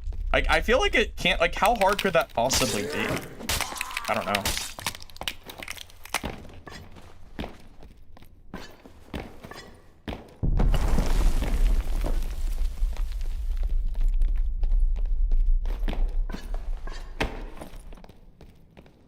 Yeah, but Iron Mace is the one who has the statistics behind them to be able to look at, like, the most used perks and skills for every class and game mode. So they definitely should have the statistics, right, to be able to look at and see what, you know, what is maybe over-tuned or under-tuned or etc.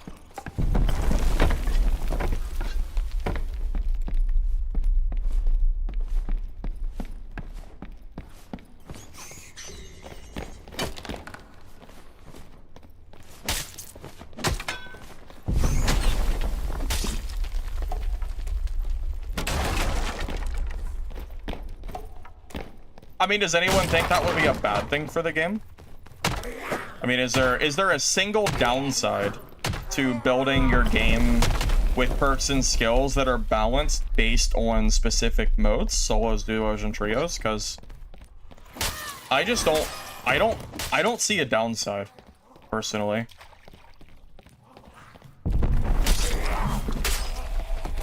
You would have to like give me a legitimate reason as to why that would be a bad thing for Dark and Darker. Because right now, I feel like that would be a good solution.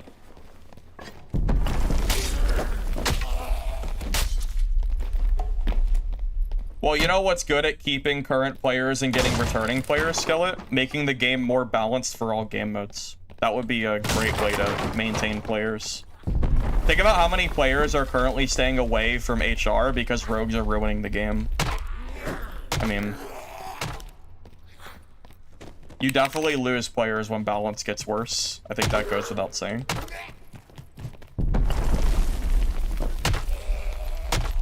Hey, Slinky. Welcome, welcome.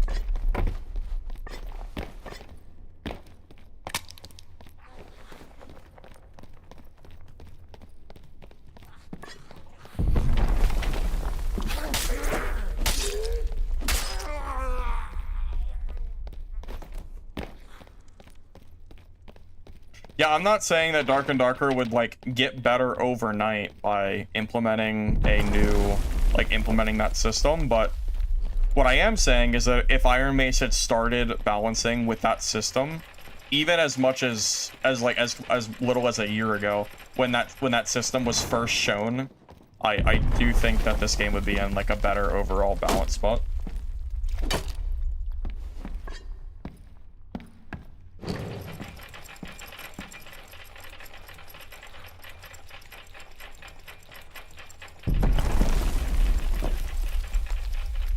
Full Blue Rogues run all normal maps.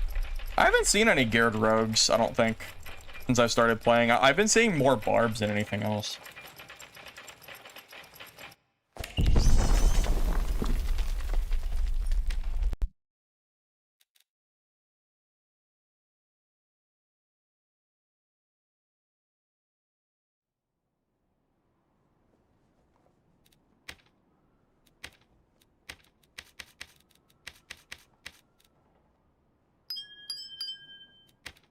Look, all I'm gonna say is this is something that we are going to probably have a conversation about sometime in like the next few months.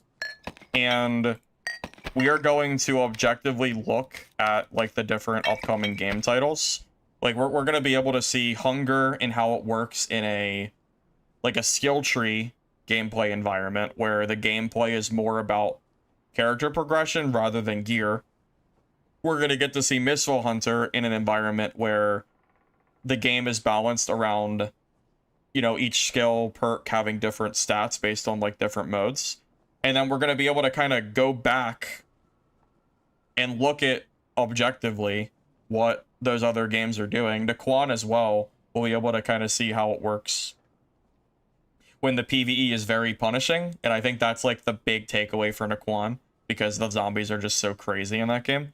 We're going to have a lot of different examples to look at, and then we can kind of go, you know, that at that point we can say, yeah, Iron Mace definitely made a mistake by not doing this, or vice versa. Maybe Iron Mace was like doing it fine. Well, you know, this again, it's just something that we're not really going to be able to say for certain, at least for, you know, at least for now, but it probably won't be too long, I imagine.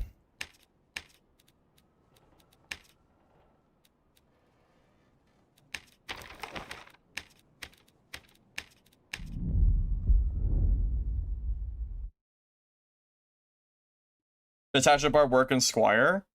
I mean, you could probably do it in Squire, but it's not going to be as good. What do I think is the most broken build in solo at the moment? Yeah, Deluxe, I see your message on YouTube as well. I was actually thinking about it. I just didn't answer yet. Honestly, I'm not even sure. If it's solo high roll or it's rogue. I just don't know what it is for normals.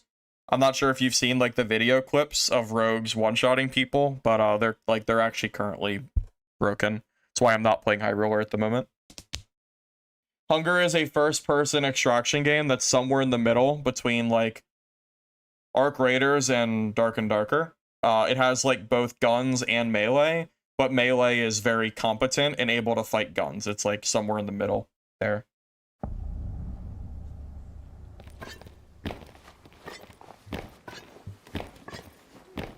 Thoughts on grappling hook?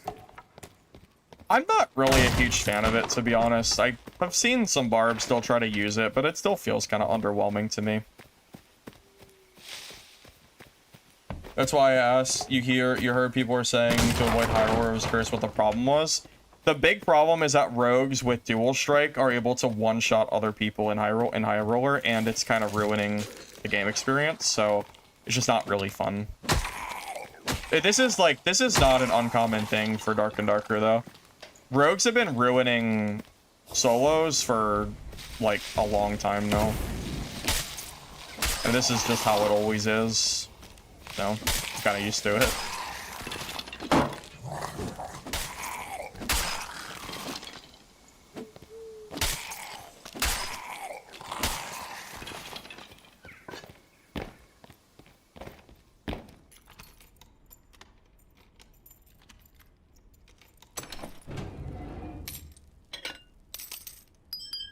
Alright, here's a legitimate question for you. Oh god, he's taking the protection shrine. It's really annoying that he grabbed that. This is actually a bad matchup for me, because he probably has shit like two-hander, and I have like...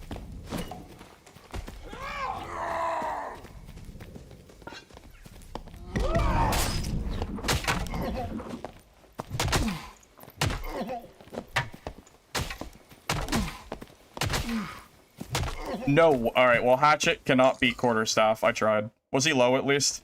I should have just used the Quarterstaff. Was he low? Wait, he's at half HP? Oh, wow. Okay, Hatchet is really bad against Barbs. Holy shit, that's actually miserable. Wow. That's actually crazy. Wow. There you go. Hatchet does not beat Barbarian. So, in case you were wondering, do not try to do that. I even used the door and blocked 2 attacks and he still had half HP. Yeah, that wasn't gonna work. Yeah, Hatchet is actually so dog against anything that isn't like a squid, like a, I don't even know, like I guess a rogue or some shit. That was actually so bad. Holy shit. That's crazy. Well, okay. We learned something new. There you go. In case you were wondering, don't do that.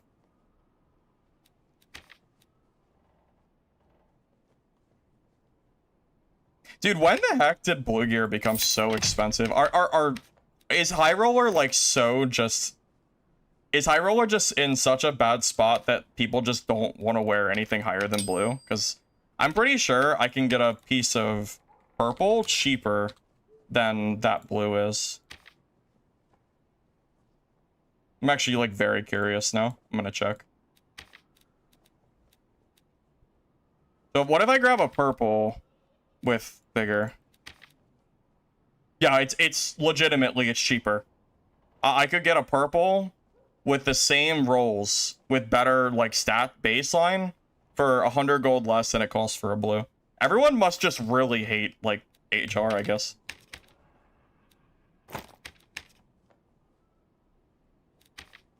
I mean, I would rather pay it because I don't want to play HR either. I definitely don't blame people for doing it, but it is like really funny seeing that blues are more expensive.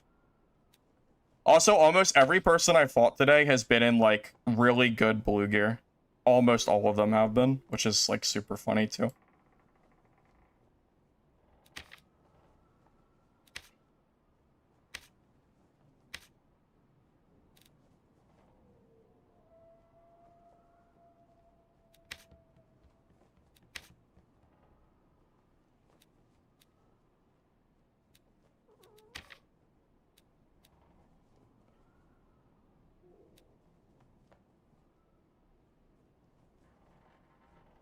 Purple is like buying greens and blues. What do you mean? Well, no, because the purple should be more expensive than a blue. In theory, right? Purples are more rare. I mean, in a perfect world, the blues should always be cheaper than a purple. But that's just not how it is because of how the game is balanced, I guess. However you want to look at it.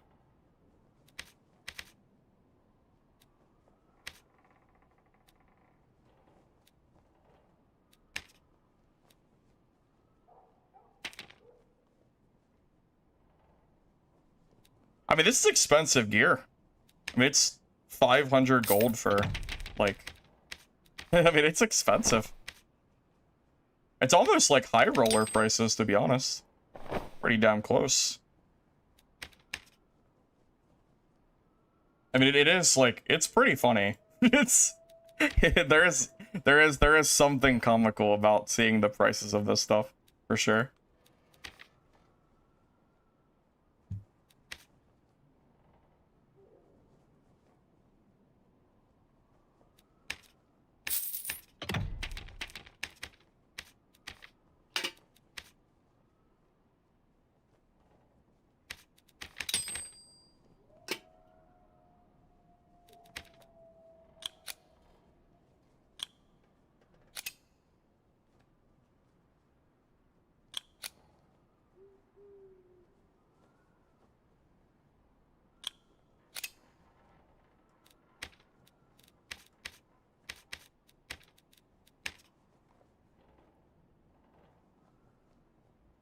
People tend to pick up higher rarity items instead of blues.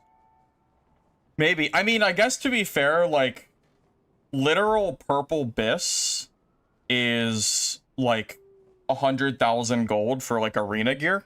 So I guess if you want to look at it that way, it's quote unquote cheaper, I guess.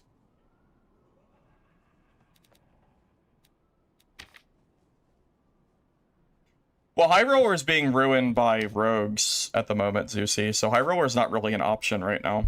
At least I'm not playing High Roller, not until rogues are dealt with.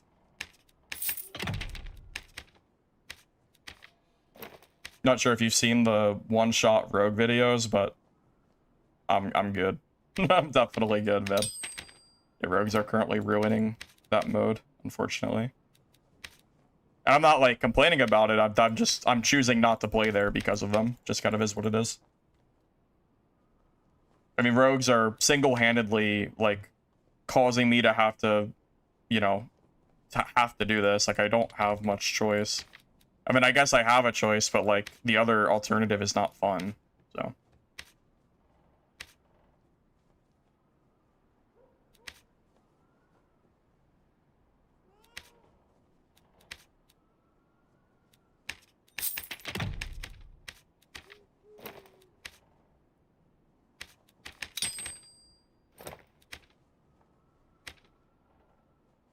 Your 60k arena kit is worth 150k now. Yeah, no, don't get me wrong. I'm not here to, you know, I understand that Arena Abyss is really, really expensive. I get that.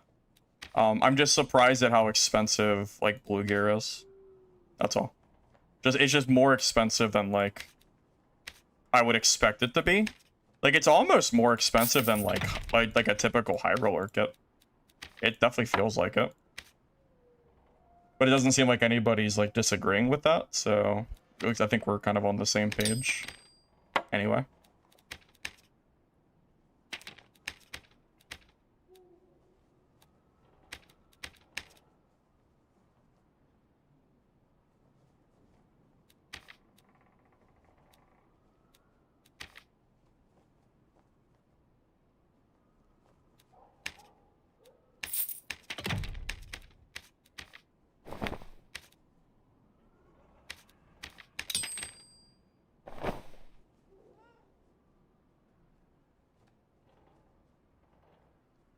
Legendary gear is less than epics too. Oh, you know, that is actually true. That's a good point. That is very true. They are, indeed.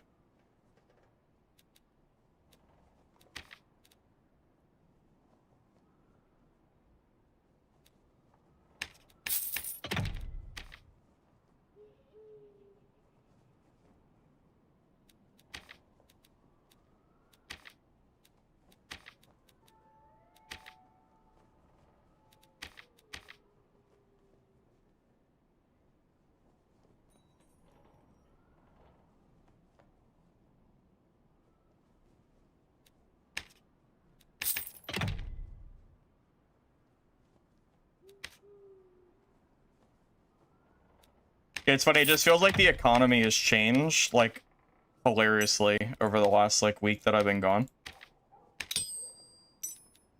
Stuff is just, I don't know, stuff's just way more pricey than, like, I thought it was gonna be.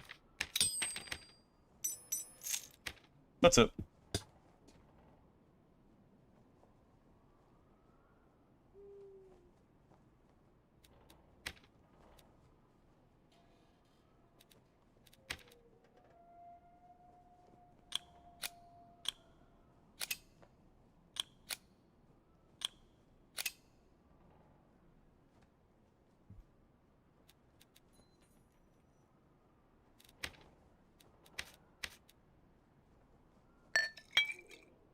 This is such a stupid build, by the way. This is a build that I'm making just to beat other barbarians, just so you know. This is the only reason I'm playing a build like this. It's literally just the it's just to beat the other geared barbarians that we're seeing. That's it. I would never ever play a build like this otherwise if it wasn't for those other stupid barbs that are running around. That is literally the only reason I would ever run a kit like this. Otherwise, that would just be stupid. No, I'm gonna grab a hatchet, or... hatchet for chase? No, probably Viking sword for chase. Viking sword is, like, technically better for range and stuff.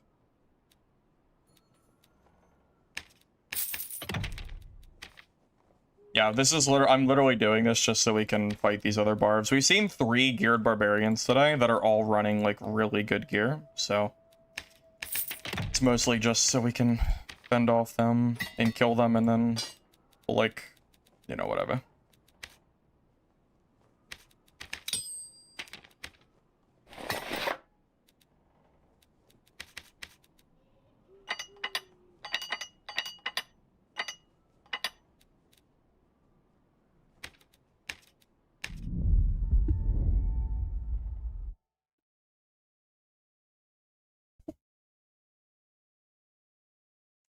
Yeah, arena gear right now is hilariously expensive. It doesn't even make sense.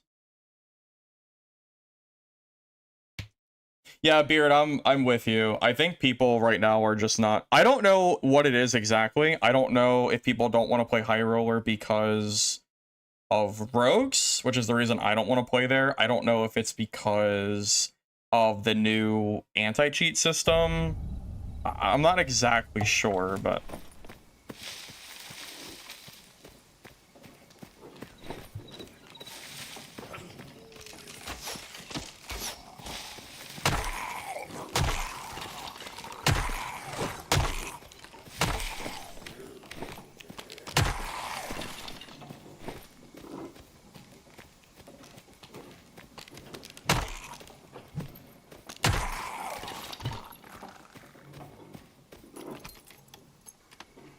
a roller with current rogue meta isn't very fun.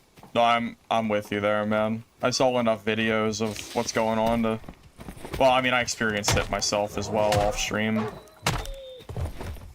Yeah, right before I stopped streaming last week, I tried to play some off-stream dad, and I was running into nothing but, like, super geared rogues, and I was just not having fun.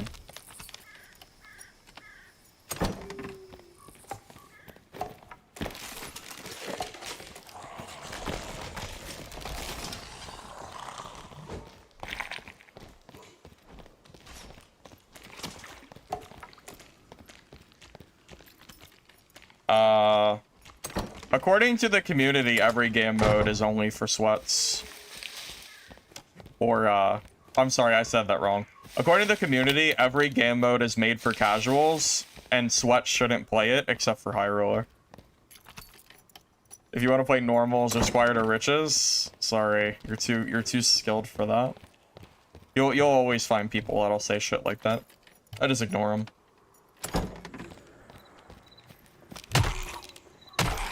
I definitely don't feel that way personally, so I just ignore them.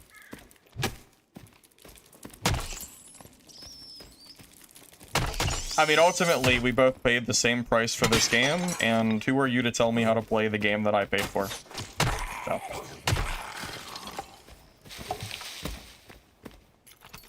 Hey, Real God, welcome, man. Hope you're doing alright. What's up?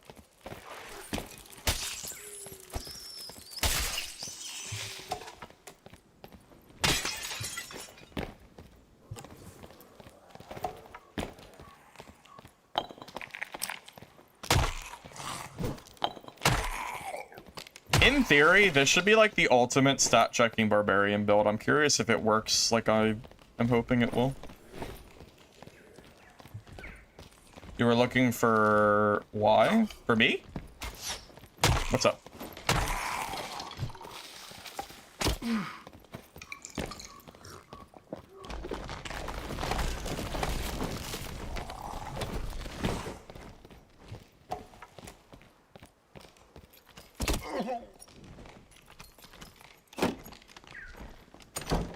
Too many gargoyles. You can fight those first.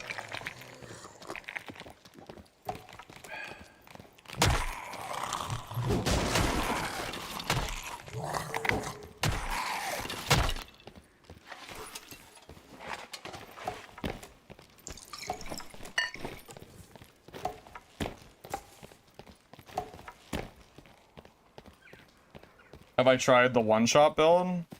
For Barb or for Rogue? Because I'm aware of the one-shot build for Rogue that everybody's running right now. That's actually why I'm not playing High Roller at the moment, because I really don't feel like playing that build. Or playing against it, for that matter.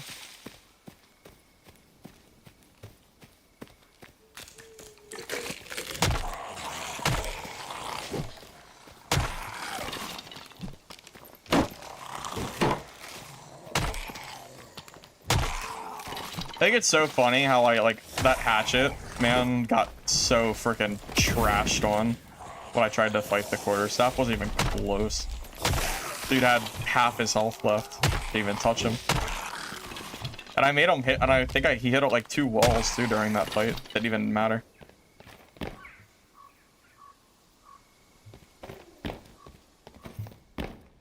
I mean, you could do a barb one-shot build, but I think Rogue does it better at the moment.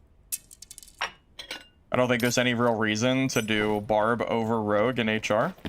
Because Rogue can one-shot far more consistently / easily than Barbarian can. I mean, I don't know if you've seen like the dual strike builds that people are doing for HR, but like these rogues are actually one-shotting people right now with dual strike. Invis, no invis, doesn't really matter. Either way, they're still one-shotting people.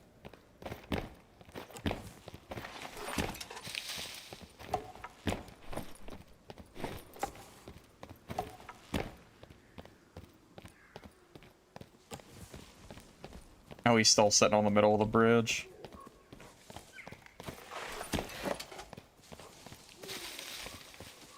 I don't really have any chase on this build. This is more of like a melee version build. So chasing that ranger across the bridge is like...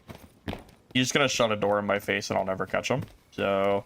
you know. What is my speed? 285? Yeah, we're like sluggish as hell. We're very slow.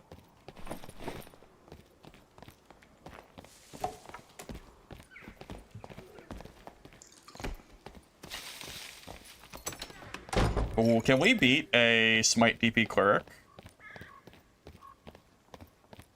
Ooh, actually, I don't know. Do you think this build beats Smite DP? I think it... I don't think it does, but we'll try anyway.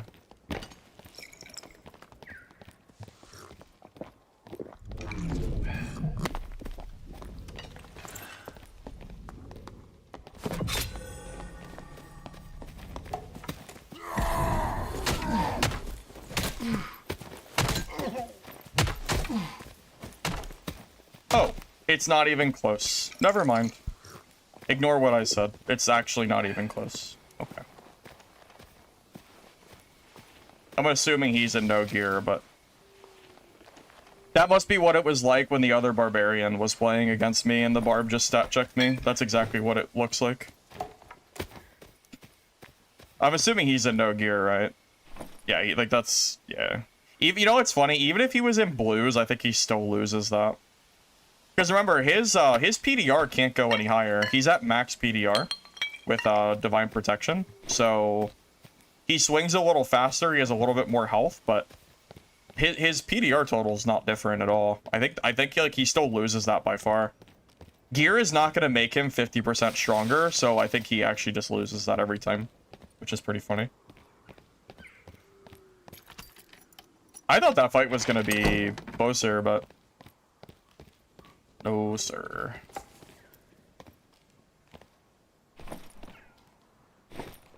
Aren't these worth like 2k, by the way? Those feathers. I don't feel like chasing that guy. He's been sitting on the bridge for like 5 minutes. Yeah, I'm pretty sure these feathers are worth a lot of money. Unless they've fallen in price. Melee Sork? Probably when they rebuff it. Then I'll give it a go. I don't think... I haven't seen... I basically don't see Sorks playing the game anymore. So... kind of just is what it is. Oh, they fell in price? Oh, did they? Rip. Yeah, they were 2k, but I guess I can't be that surprised at that.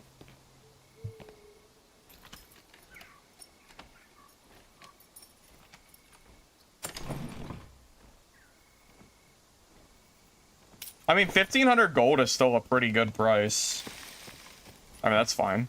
That pays for like 3 pieces of my blue gear, so pays for my jewelry, so it's fine.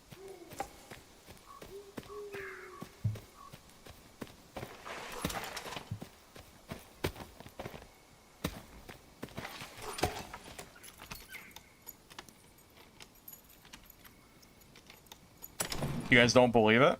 You don't believe the price? Here, why don't I just leave and show you? Because now I'm curious. You know, now you guys got me wondering. Pretty sure that feather is worth at least 1,500 gold. You vendored it? That's an L right there. That's a big L, man.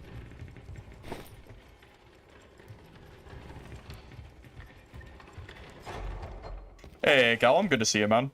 So I played the Hunger playtest earlier. So not only, I mean, I shared like everything about the Hunger playtest earlier. So not only am I looking forward to Hunger releasing, but between, like, as far as the next 5 months go, we have Mistfall Hunter in June, release in July, Hunger playtests sometime in the next few months, and then in early access, I believe, somewhere around 5 months from now. So we got a decent bit of info as far as like dates go for Hunger.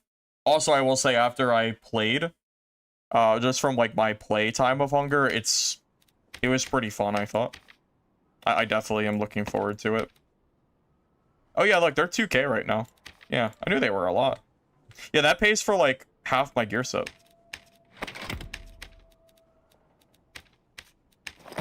I swear, money is so fake in this game. Random shit just sells for so much money, it just makes no sense. It's just stupid.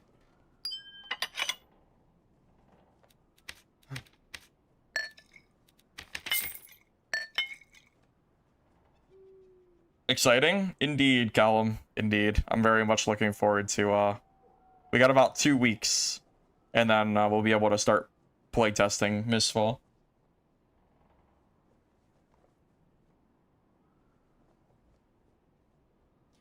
It wasn't even just for content creators, Loco.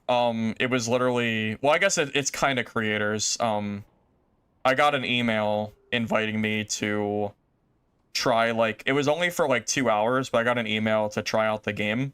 And I actually sat down with the developer about a couple hours ago. I think it was from 1 to 4. So I sat there on a call with him, and I went through like the start of Hunger. We played a few matches, and he answered all my questions that I had. Based on everything that I asked him, none of it's NDA, by the way. I just can't show the gameplay, but I can say everything that like we talked about. And based on everything that I've talked to him about, I am looking forward to the release of the game for sure. Hey, easy still.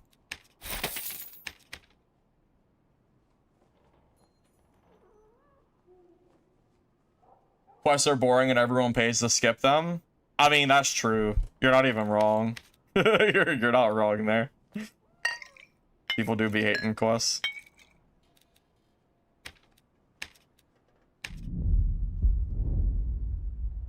Let's see. Can I share the questions? I can. It's just that it's a lot of info to do. How about what questions do you have, Loco? And then I can share from there. It's just it's a lot. So, but if there's any questions you have in particular, I can probably answer them.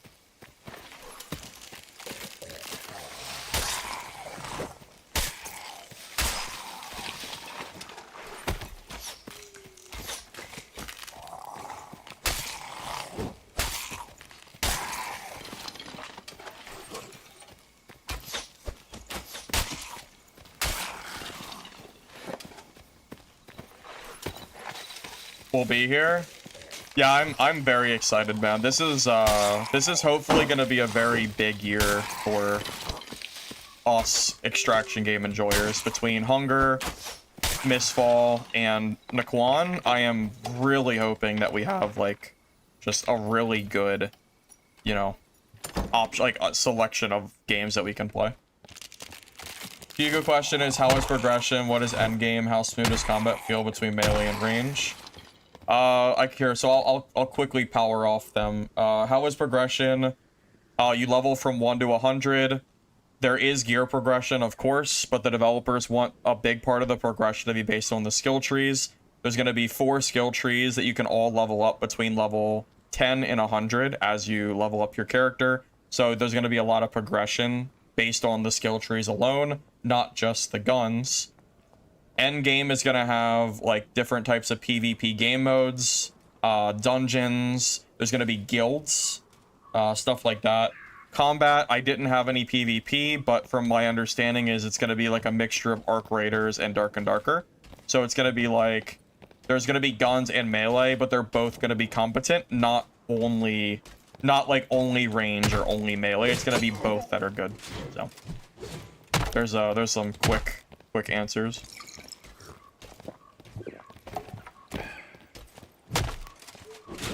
Nope, you cannot duck that, can you? Probably shouldn't have done that. Watching my road video, I said Adfizz is best on jewelry. Adfizz has been best on jewelry for probably 3 years, so that is why that is the case. Yeah, that's been the case for a very long time. Because it gives you the best bang for your buck stat for stat, because Rogue is attacking so fast. That's why I do it, at least. Yes, there is a block. The block is not directional, but it's time-based. So it's not like Dark and Darker, where you can just hold a longsword forever and just wait for, like, a parry fish. Why am I not blocking that? Or dodging? It's not like Dark and Darker, where you can hold a longsword forever and just wait for someone to get a parry. You have to time it. So every time you attack, block, anything like that, there's an energy bar that drains. So you have to time your blocks to punish other players. Also, there's a stamina system that's separate from an energy system that controls, like, your sprinting and stuff like that, too. So it's not, they're not, like, one system entirely, it's 2 separate ones. Different classes. There's 6 different classes in Hunger that you start out with. And as you level up the classes, eventually it's going to be more about how you want to build your character. It's really not a class-based game. Because once you get to max level and you prestige, there is a prestige system. That's going to be mostly about cosmetics, but there's going to be some other stuff too. It's mostly about unlocking the skills and perks. There's only 3, by the way. Like, it's pretty limited per class. But you can actually mix and match your class stuff for each character. And it'll be balanced around that. So it's not like Dark and Darker multi-classing, because I don't expect it to be a complete cluster like Dark and Darker's was, because it wasn't balanced for it. But it's gonna be kind of classless in a way, except for like the very beginning. It's gonna be a little bit of both. There's also gonna be new player lobbies versus veteran lobbies. So once you reach level 50, you won't be able to fight new players after a certain period of time, like when the game releases. It'll be like the way of trying to like balance the game from, you know, veterans just pub stomping everybody.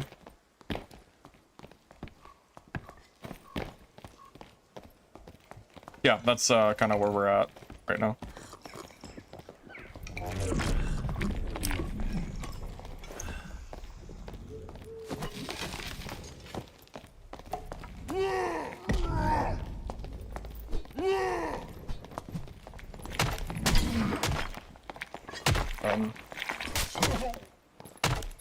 Wow, he almost did damage. That seems fair and balanced. All right.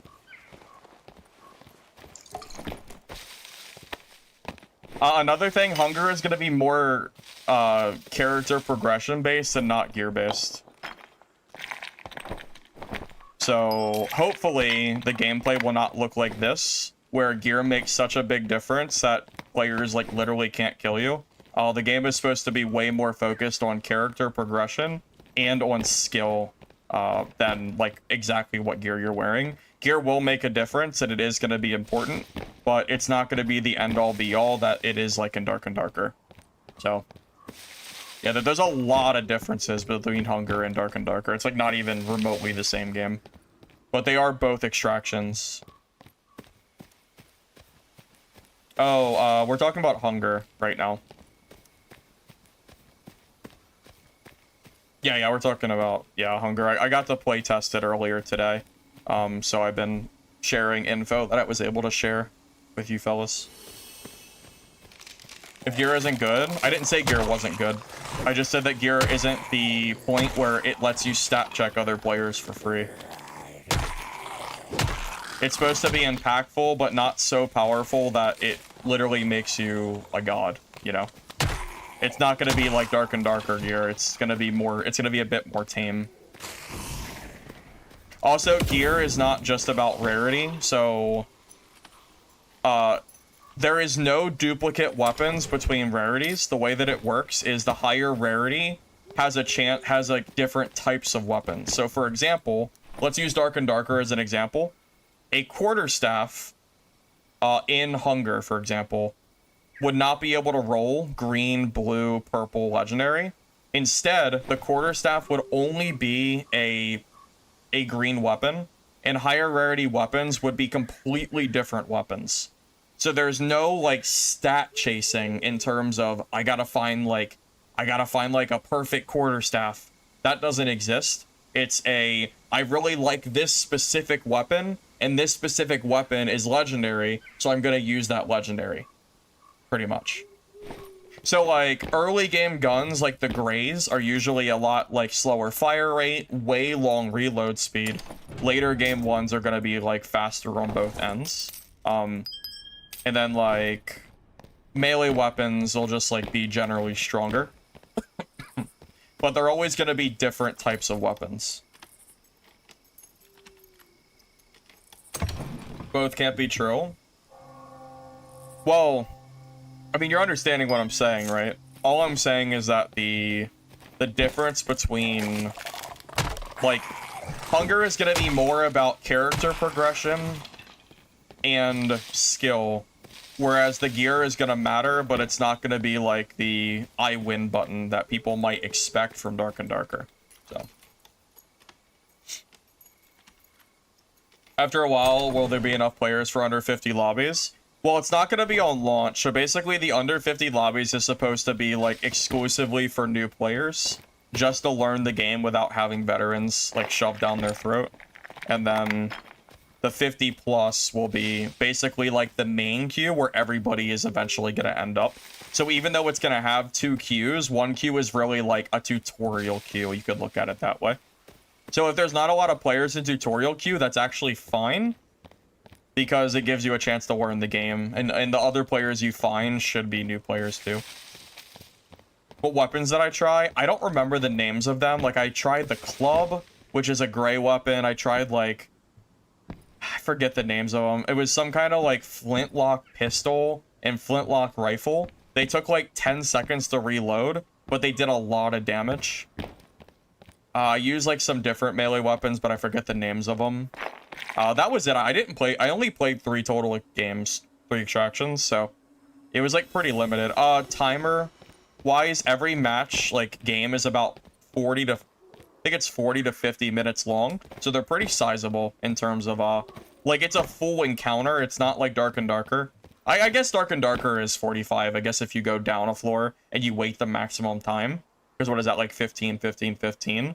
So instead of going, like, down floors, in Hunger, you're always on the same board. Also, Hunger's gonna have dungeons that are considered like the hard mode part of the map, but they're on the same map, not a different one. So everybody always starts at right at the start of the game. You do not have you don't have continuous matchmaking. So if I go into a match and I use a key to go into a dungeon, the only people that can fight me in that dungeon are people that spawned with me at the start of the game. No one can spawn late to fight me. Also, no one ever joins from other games. So like Dark and Darker, where you can like join people from different lobbies when you go down a floor, that doesn't exist in Hunger. It's always the same lobby. So, you know, the later you go, the safer it's gonna be, because the most people that will be on the map is always at the start of the game. Always.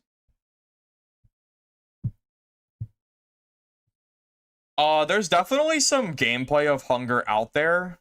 I just can't show you the gameplay I had.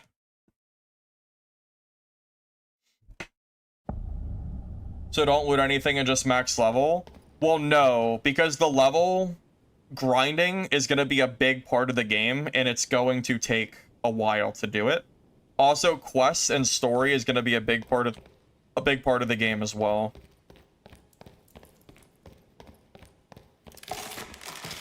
So the developers said there's going to be about 70 to 80 hours of story like gameplay or like story, and also they said that they're not going to they're not going to have quests just be fetch quests. So they do have some fetch quests like at the start, like, you know, go collect like 20 flour, whatever. But as the quests go on, there's more in-depth quests like going to different areas and doing different challenges rather than just like go here, kill this, collect this, and leave. There's apparently, from what they've told me, there's like more parts to a lot of the quests, so they're hopefully not as like boring as you might expect from like typical fetch quests. Oh, I don't like continuous dungeon either. I actively dislike continuous dungeons. I don't like it at all. Warcry works with treacherous lungs? Yes, it does. Yeah. Yeah, so when I use Warcry, I mean, you look at the timer. That lasts, it's a very long time. It's like 15 seconds total.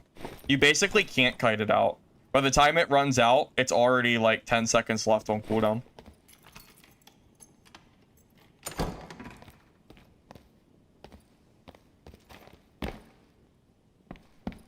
Yes. So my understanding, Ouija, is that you will be able to kill a more geared player with lower gear. It's just gonna be a little bit, like, harder. Like, don't expect free kills, but you are able to kill them. So, from my understanding is the game progression is gonna be more about your own skill level and the and your character, like, progression rather than just the gear. So, like, someone in full legendary gear and hunger is not gonna just be, like, you know, is not just gonna be free killing every new player in the game because they have better gear. They're still gonna always be the threat of dying. They're gonna have a better chance, but there's always gonna be that risk of dying. So, that's what the developers want, at least. So.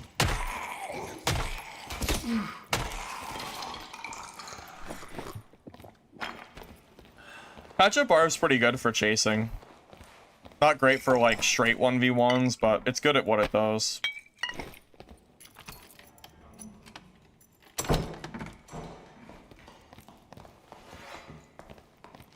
I don't really know what you mean by it sounds like upgrades from Dad.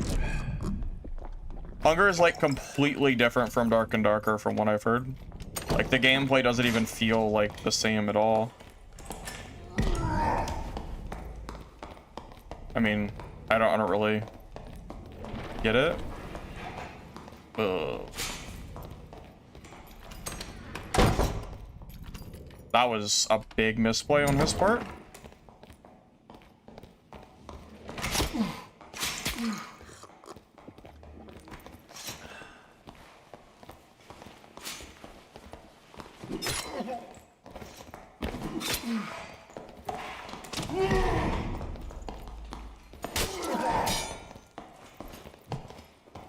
That's why it's the ultimate, like, quarterstaff counter.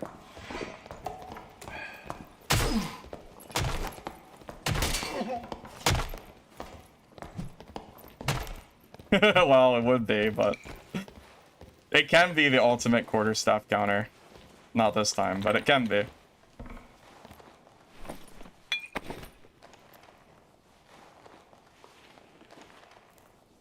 Yeah, you know how in Dark and Darker, like, you fight like an artifact or like a full legendary player and you're like, wow, like, I totally just got stat checked?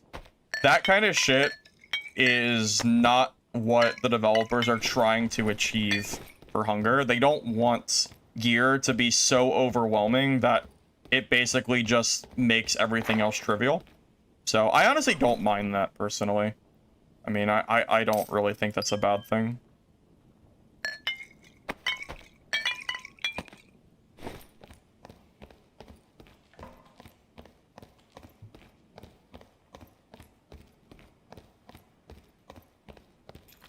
See, the reason that gear is so important in Dark and Darker and why it needs to be is that there's no character progression.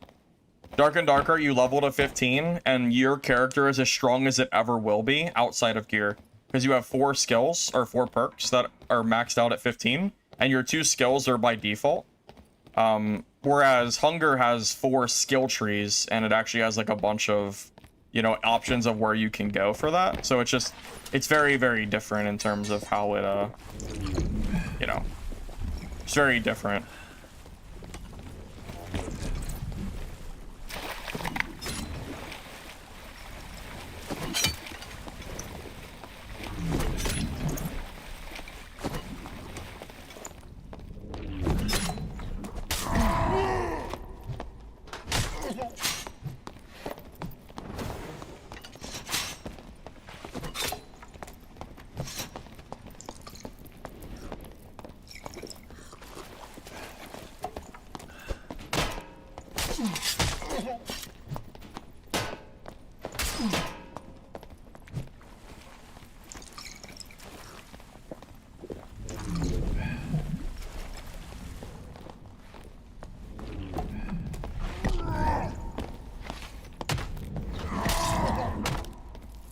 That was not even close. Speaking of gear making a hilariously big difference, that guy had no chance. That's such a good example fight of what it looks like in Dark and Darker when one person has such an insurmountable gear advantage that there's almost no risk of dying. That fight was not even close the entire fight. I was never at risk. He can hit me as many times as he wants. My stats are so high, there's just no way. There's no chance. Which is funny, because he even has blues. He actually has, like, comparable gear, quote-unquote. But, like, the itemization of my gear, he's not winning, you know?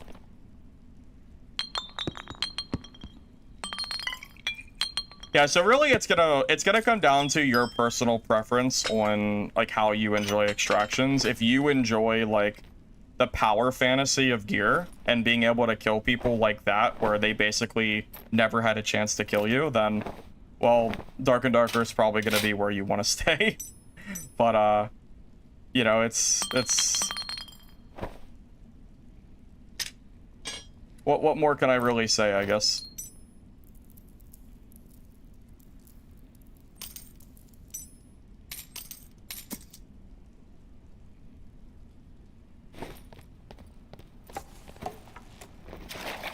Yeah, Hunt Showdown, I think, has very different gameplay than Hunger. Hunt Showdown doesn't have a lot of actual loot, right? I've never played Hunt Showdown, but I don't think it's, like, super big on loot. Hunger has over 1,000 different items you can loot, is what I had, what they told me. So, there's a lot of different stuff to loot.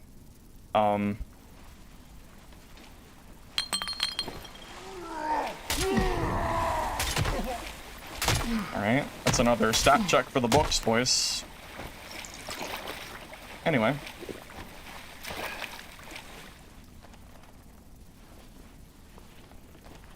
So in Hunger, will you lose fights because someone's a higher level than you? According to the developers, no. The developers seem to think that skill is going to overcome even levels at a certain point. It's apparently, they think the game is going to be really... Like, it's going to be very skill-based in the long run. The developers think that a level 50 is going to lose against a guy that's level 1 and is prestiged because of the skill gap that player is going to have in the game knowledge that they have.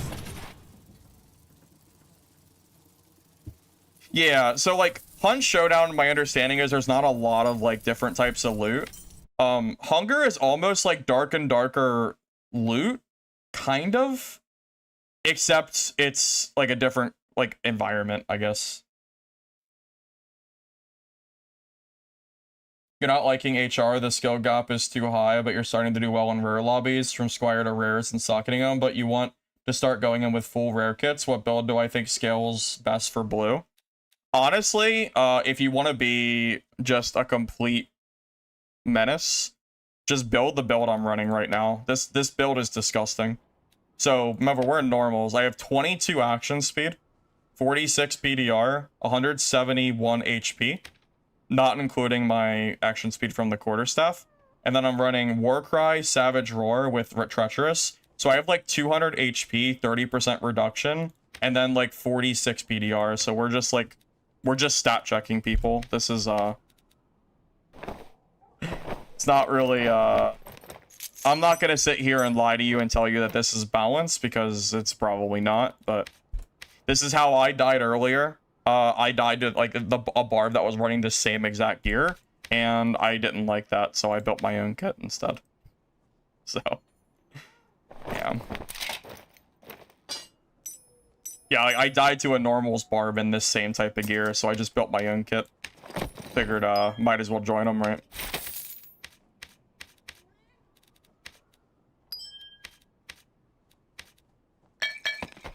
Now, I'm not gonna lie to you. This kit is very expensive. This is probably over 5K minimum for a kit like this.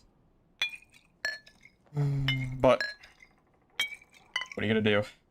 No, it does not require a quarterstaff. You can definitely use a different weapon. Quarterstaff's just my own personal, like, choice.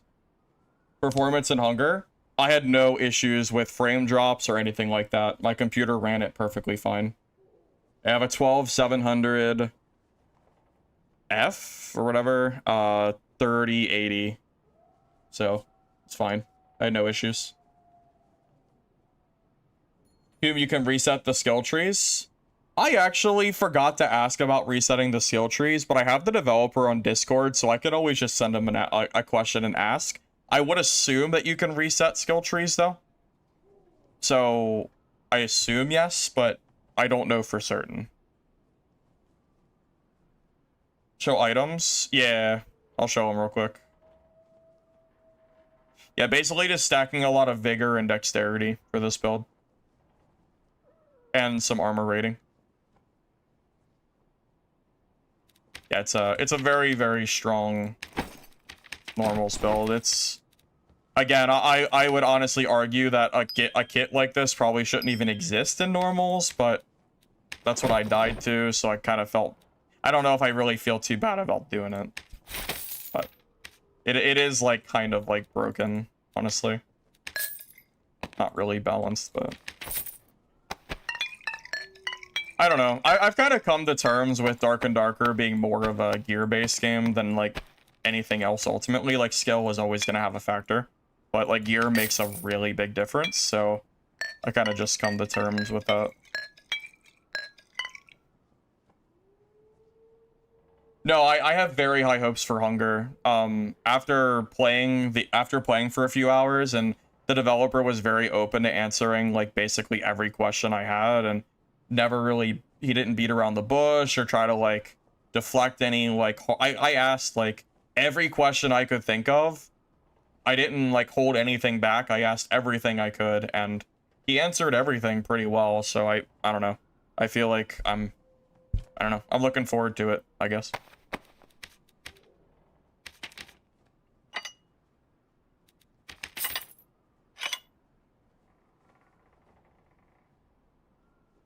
Here, I can show you.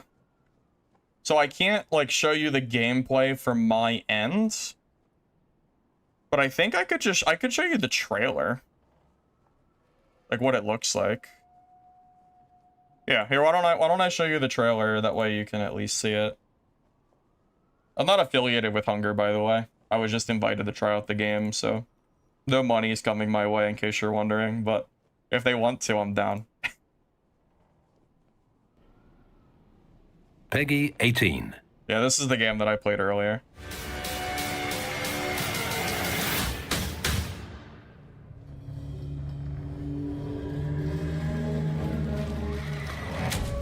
Death hath cast. Yeah, so, like, movement is a little bit slow. You see, like, the running speed here? This is the sprinting speed that I found, like, pretty much the entire time I was playing, so the movement is pretty methodical.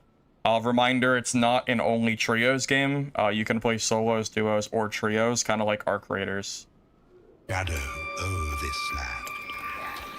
You have melee weapons and guns that are both viable, is my understanding. Yet still thou dost fight. Why? What seekest thou in the dark? A touch of warmth? Here, this area here. This is a camp system. You can have other people in the camp with you while you're there. So it's kind of like it's a social gathering hub. There's also different types of hubs that you upgrade / move on to as you play. You do like more story missions, level up. Eventually you unlock like different / better camps. Warmth? A gold coin or two? Here.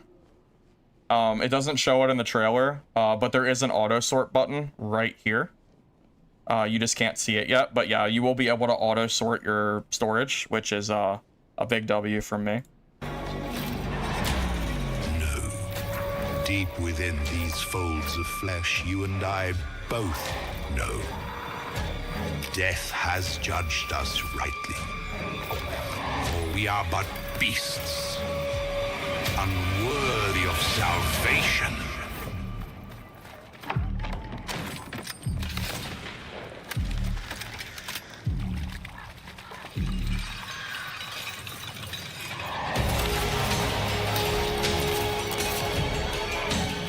So, again, the melee combat is more prevalent than you might think. Like, you think of a game with guns, and my original thought is, oh, so it has guns in it, so the melee probably doesn't matter. But, yeah, the melee definitely matters in this game, for sure, from what I can tell.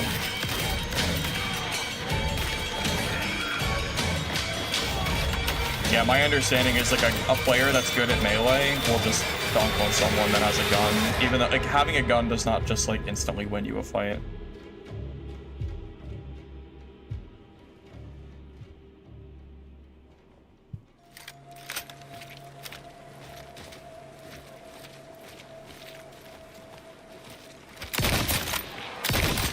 Yeah, so you notice how, like, this gun here has multiple shots before he has to reload.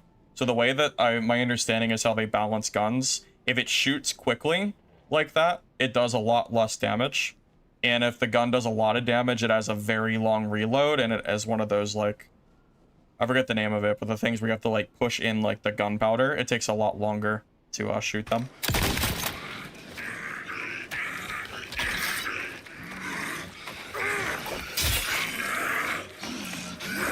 Yeah, I don't know how old this trailer is, but, like, some of the game does look a little bit different than this trailer, from what I can tell.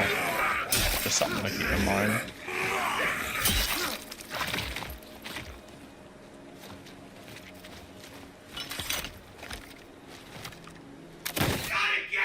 But yeah, that's the game that I tried out earlier today. It's probably going to be a little bit before we get to try that out on stream, but...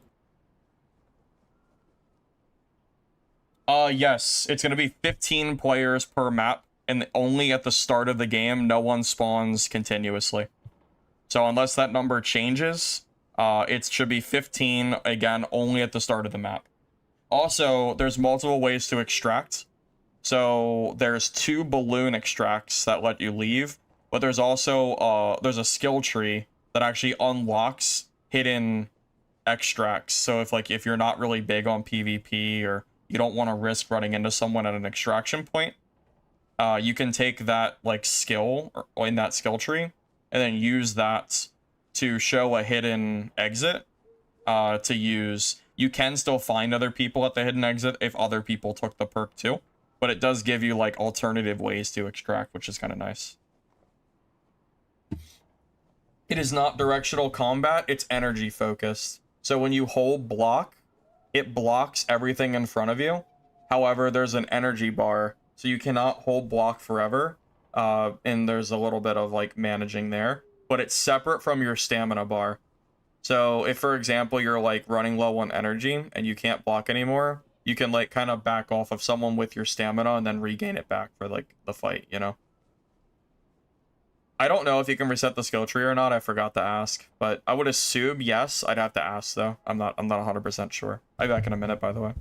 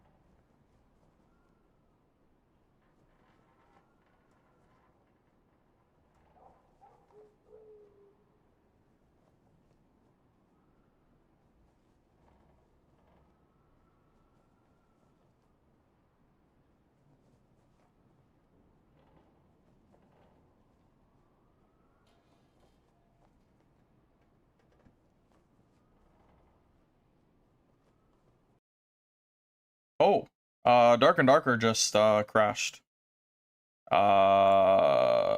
Okay, very back.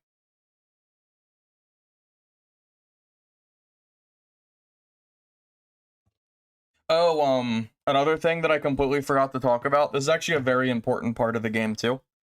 Two things: professions and auction house.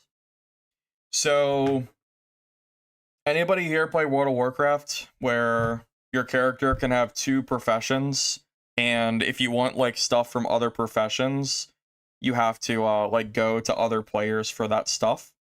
So part of Hunger is gonna revolve around like guilds, where every player has different professions. Now you can have multiple characters, so technically you could be self-sufficient and have every profession.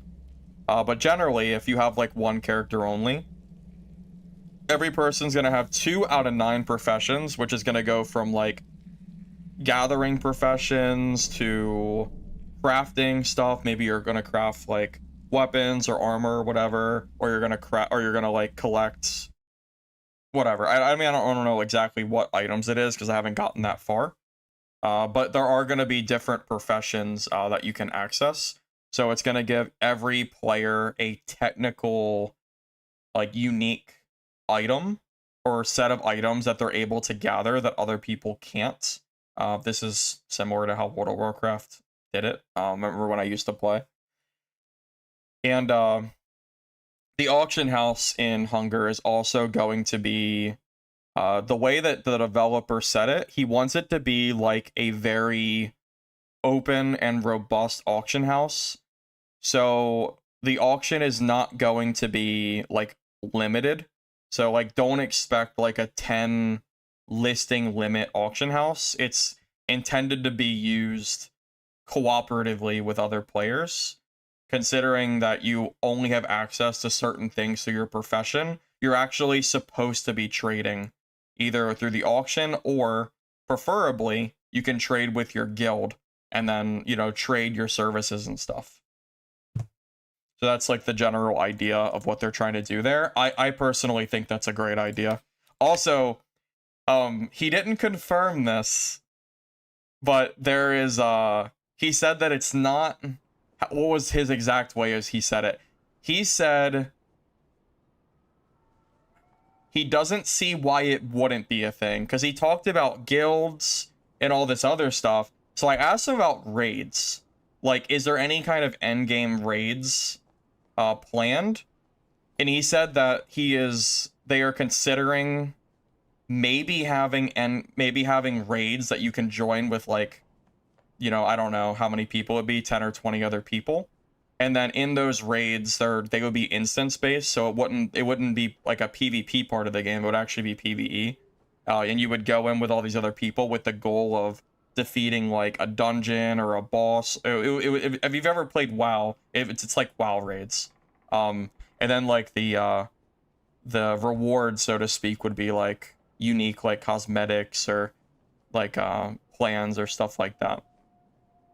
That's not something I would expect to see anytime soon in the game. But I did ask about that, and he said it wasn't outside of the realm of possibility. That would be really cool if they actually managed to make a full interactive cooperative guild system. That would actually be kind of sick.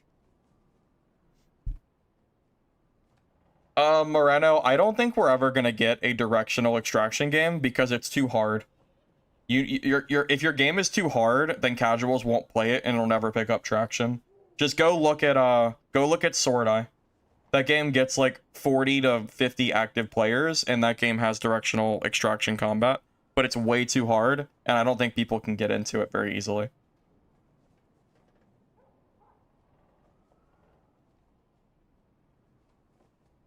Well, I mean, DS, the whole point of the style of game is that it's slow. If you want a fast-paced game, then you just go play a shooter. Hunger is not made to go into and take over the shooter market. It's made to more so compete with games like Dark and Darker in like a certain way. Directional combat is where you can aim your weapon in a certain direction, and that impacts whether you can be hit or not. So for example, if I block upright and you attack bottom left, it hits me because I'm not blocking the right direction. That's something Sword Eye has, and that game never gains any traction, and I think part of it is because the game is too damn hard. Like, I'm not, like, I'm just telling you straight, I don't think a difficult game like that is ever going to pick up traction because it's just too hard. Extraction is already a hard genre for people to get into, so to add on top of that, and to tell people that they also have to, like, learn a whole directional combat thing, it's way too much for them. Too much. Because now as a player, you have to learn how to play the game, you have to worry about losing your gear, you have an insurmountable gear gap between new players and veteran players, because there's, like, a whole slew of mechanical things to learn. And, like, in a game like Mordhau or Chivalry or something, it's fine because you have respawns, it's not an extraction. But in a game where you're losing your gear, those kind of games are gonna be only for, like, the top 1% players, and no one else is gonna be able to play. Because if someone has a gear advantage and they have so much skill and time in the game that you just can't surpass it, you're just never gonna kill them and they're gonna be invincible, and it's not gonna be fun. So I don't know. I just don't see a game like that ever getting popular because I think it's too difficult for the average Joe. That's why games like Arc Raiders got so popular, because it's so casual. But I do think there is a market for mid or, like, semi-casual games like Hunger's trying to be. I definitely think there's a, you know, I definitely think there's, you know, like an audience there that wants that kind of game.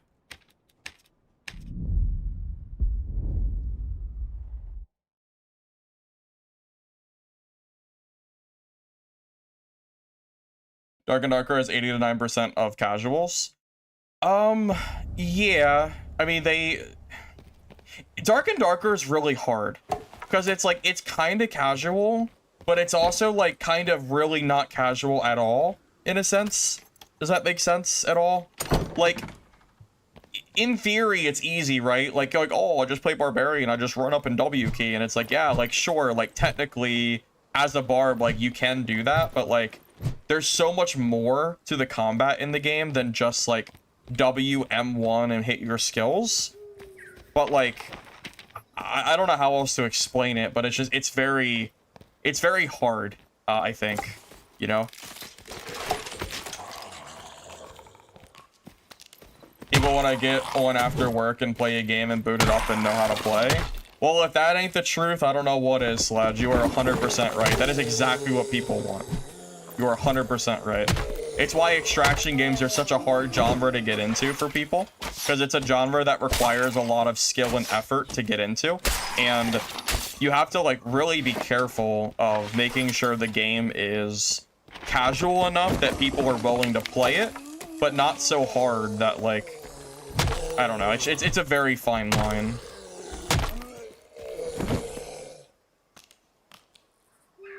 Well, Dark and Darker is not directional based combat. This is not a directional combat game. Directional combat would be if I blocked my quarterstaff, I had to choose the direction that I'm blocking it. This is not, like, this is just block and you're done. I mean, you can move your body, but I would not consider this a directional combat game. Not in the way that, like, other people are talking about it. But Dark and Darker really is quite sweaty. It's just, it's so hard to rate this game in terms of how hard or easy it is. The people who play hardcore Tarkov are streamers or jobless people. That's crazy. I've never got into Tarkov, but nah, you know what the biggest problem with Tarkov is? It doesn't give you I don't have, like, map markers. Tarkov, like, it's too, like, memory focused on learning the map and stuff. I'm terrible at that stuff. Without a map, I'm lost. How is Dark not directional? You might not understand what we mean by directional combat. I don't think you understand like what we're talking about. Directional combat is you hold block, but you hold in a certain direction, and that is going to indicate how your fight goes because other people can only block or attack based on the direction that you're aiming. Just because you can aim and move around with a shield block or something does not make it directional combat. I think you just don't understand what directional combat is and like the definition we're using it, I think.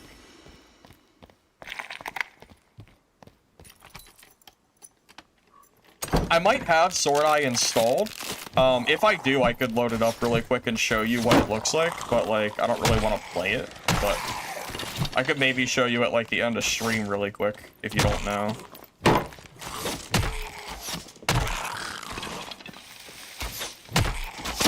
Honestly, Sword Eye's kind of fun. I would play it if it had more players.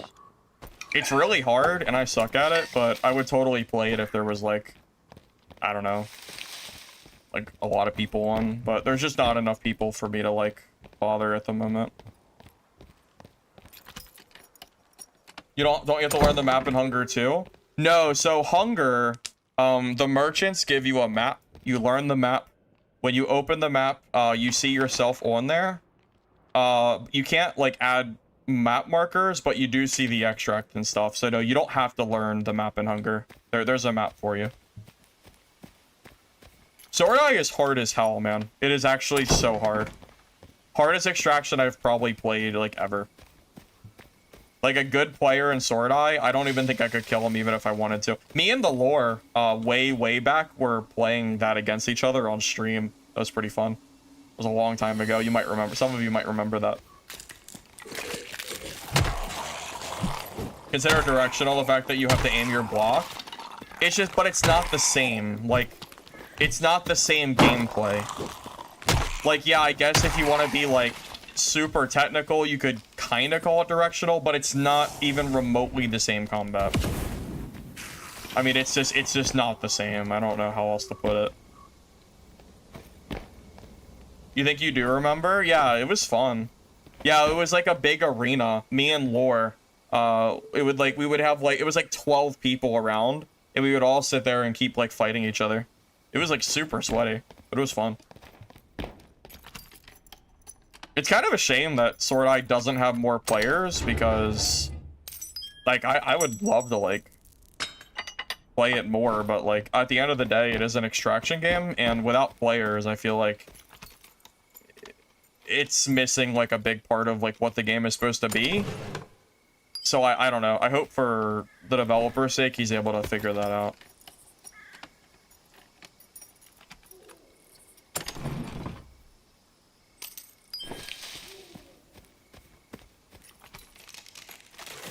Yeah, like the last Sword Eye playtest, as far as I remember, had like maybe 40 players on it or something.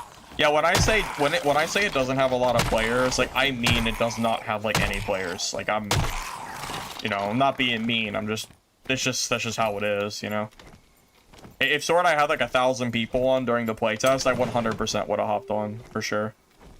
It needs like at least a foundation of players so I can have fights against people that are not just like people that only play the that have only played like the beta, because like I don't think I can even kill the people that play the beta because they're too good.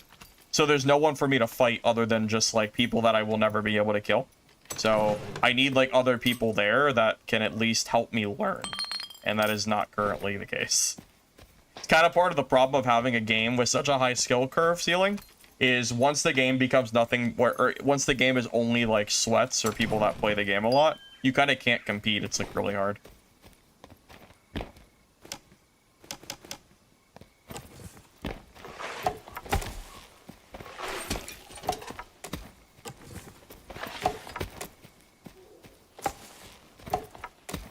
No, honestly though, I am I'm really excited for this year to be able to finally showcase some other new games for you fellas. You know, at the end of the day, like I've played just the absolute shit out of Dark and Dark. I mean, I have 4,000 hours in this game, you know. don't get me wrong, like, I love streaming this game for you fellas. I do. I love it. But, some new scenery from time to time is always nice.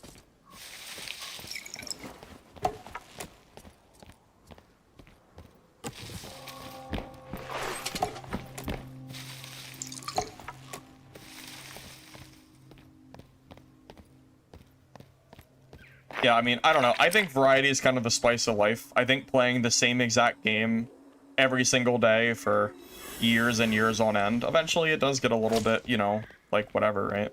Just kind of how it is.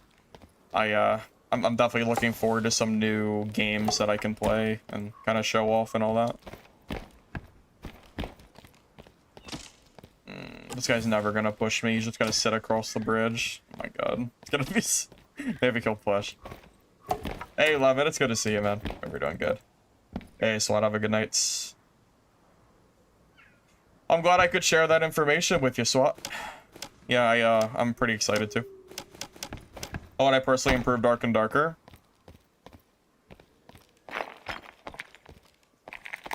Every perk and skill in Dark and Darker would have direct balancing that would be different based on solos, duos, or trios, and to achieve that, I would have had to have started doing that probably 1 to 2 years ago. That is what I would do to help improve the balance for Dark and Darker, personally. Like, imagine, for example, if you're like I don't know, like, maybe Treacherous Lungs is like overperforming in trios, but it's like really bad in solos, for example. So, like, maybe I make Treacherous Lungs, like, 40% instead of 50 in trios, and I leave it at 50 in solos. Cleric's a good example, like, with, like, Cleric healing and stuff. You know. Dude, this is actually hilarious. This guy's just sitting here. I can't, like, push him, not across this bridge. So. Notice with this game, if you build a kit and it costs a fair amount, you'll meet your counter every match. Yeah, that's true. that's very true. Dungeonborn 2? Yeah, for sure. Dude, this is crazy.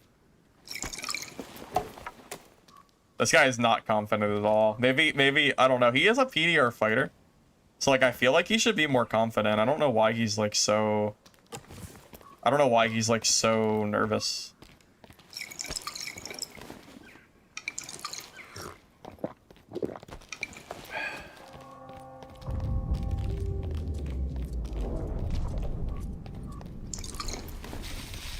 Although, I guess if he misses every shot, like, it actually doesn't matter.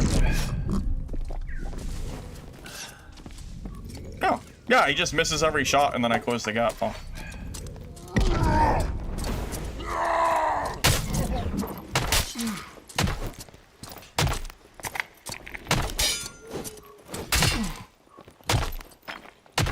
Alright, well, maybe that's why he didn't want to fight me. maybe that's why he was sitting on the bridge for 5 minutes. Yeah, that's fair. That's fair. I can't blame him, man.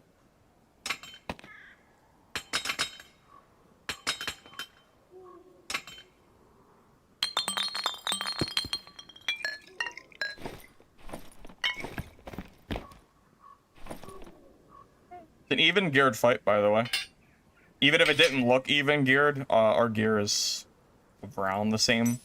Pretty close.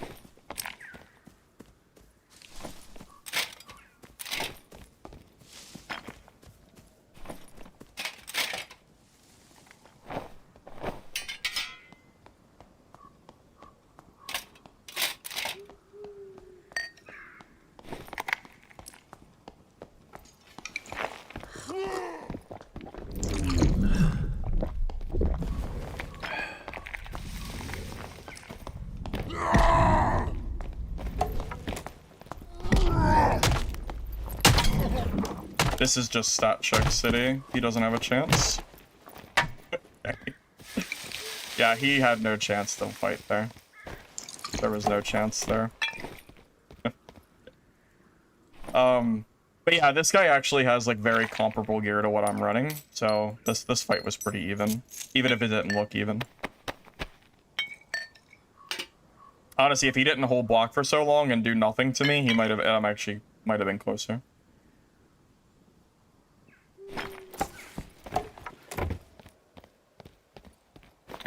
You died to 3 hits by Dual Strike Rogue. Go to HR and you'll get the die on 1 hit to them, so that's pretty cool, I guess. Do you have any ideas for attributes that could be added? Added? I don't know. I would personally start by removing useless attributes to a weapon. It's funny, I always see people say that weapons need to have bad attributes to make other ones look good. But what I think people don't realize is you can do that without the way that they currently do it. So for example, clearly weapon damage and action speed are like the best stats on like a weapon. Clearly. But then you have like memory capacity. Like, why does a quarterstaff have memory capacity? It actually doesn't make sense. Like, it doesn't need it. You know, stuff like that is, I always felt was like a little bit questionable.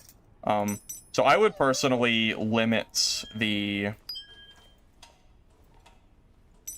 I would limit the rolls.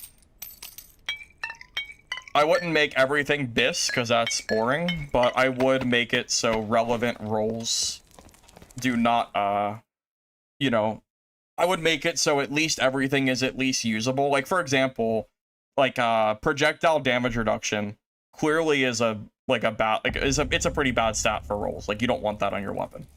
So, like, that's one that, like, would be like, oh, it kind of sucks that I rolled it. Like, you can have gear that rolls quote-unquote bad without making it useless rolls, and that's how I would do it. Yeah, I would make every roll relevant, but not BIS. Yeah, I would do something like that.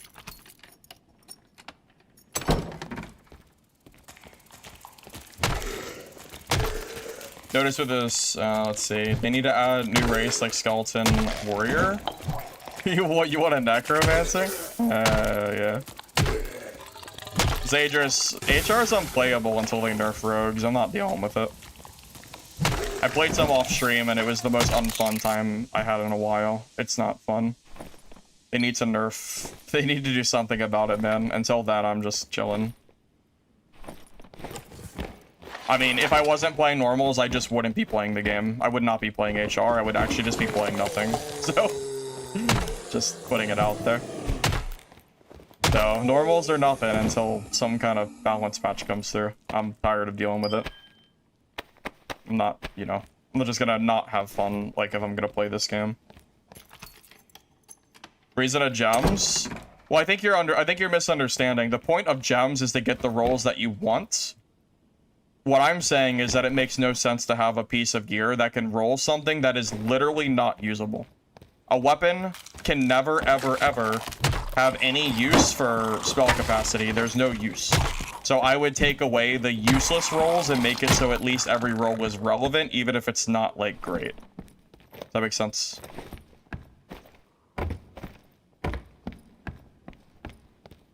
Yeah, my biggest issue with HR is that's pretty much it. Play Arena. I don't have an Arena kit, so I'm not really sure. I'm not really a huge fan of Arena, though, so I don't know. We'll see. I don't have a kit made, so I haven't really been grinding for one because I haven't played in, like, a week.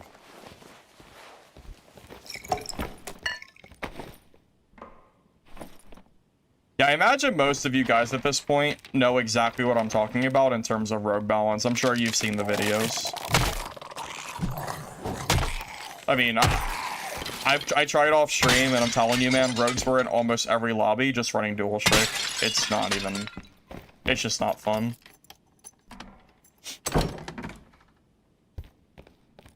Well, the real issue is that I don't have a BIS Arena kit. I don't even have a decent Arena kit, so I probably couldn't buy one even if I wanted to. When does Arena come out anyway? I'm not even sure.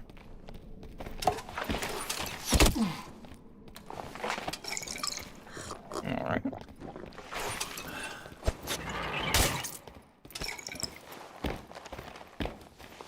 I mean, Warlock... Like, sure, yeah, you can kill rogues with that, I guess, but ultimately, I just don't want to deal with it, to be real with you. I don't feel like building high roller kits to lose it to a rogue that one-shot me. It's just not fun. I'd rather just not bother. It's more fun to play normals than it is to worry about that, so it's not really interested. I mean, ultimately, I play this game for fun, and if I'm not having fun in High Roller, then I don't really know what the point is of playing, you know?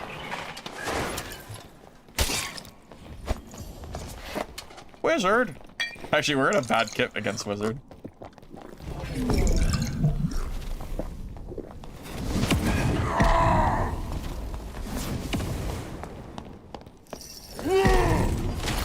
Oh, right, if you jump during that, you actually don't get hit. Or you don't get frozen. Yeah, jumping with someone that has Ice Mastery is like the ultimate counter. I just didn't realize he had that.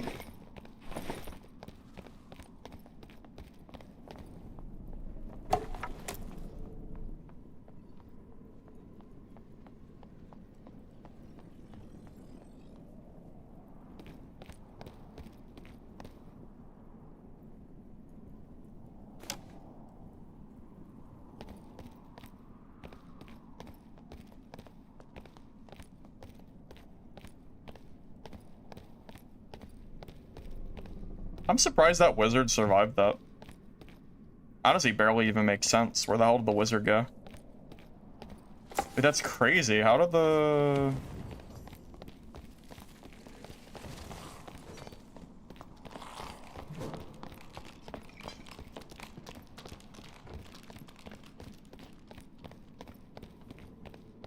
I don't know, just leave him be.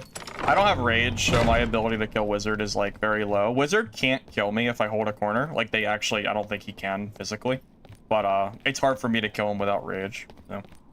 But this is kind of a stalemate. Kind of just is what it is.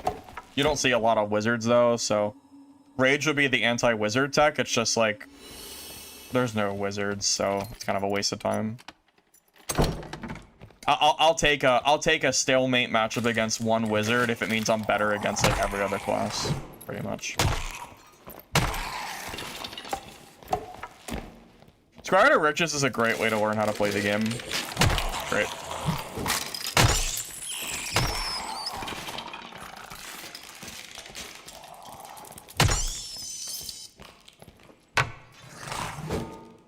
I don't even know what I bought.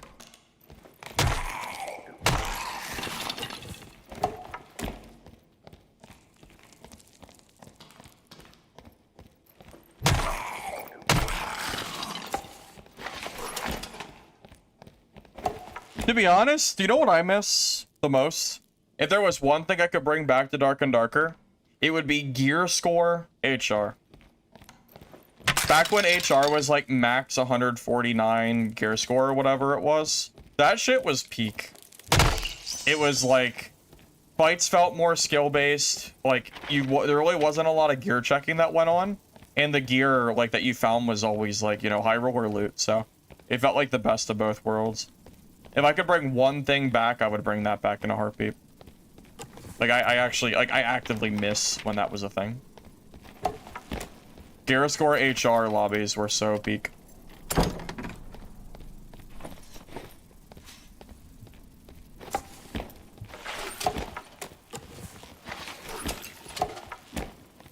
I know, we're still yeah, pregame lobby's been gone. I don't think it's ever coming back.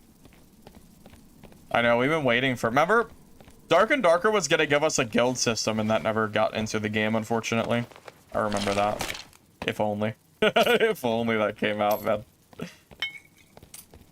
I still wish that was a thing. Hunger's gonna have a guild system, though, so I guess that game can... No way that Wizard won. That's crazy. Wow, that's nuts. I can't believe that Wizard won.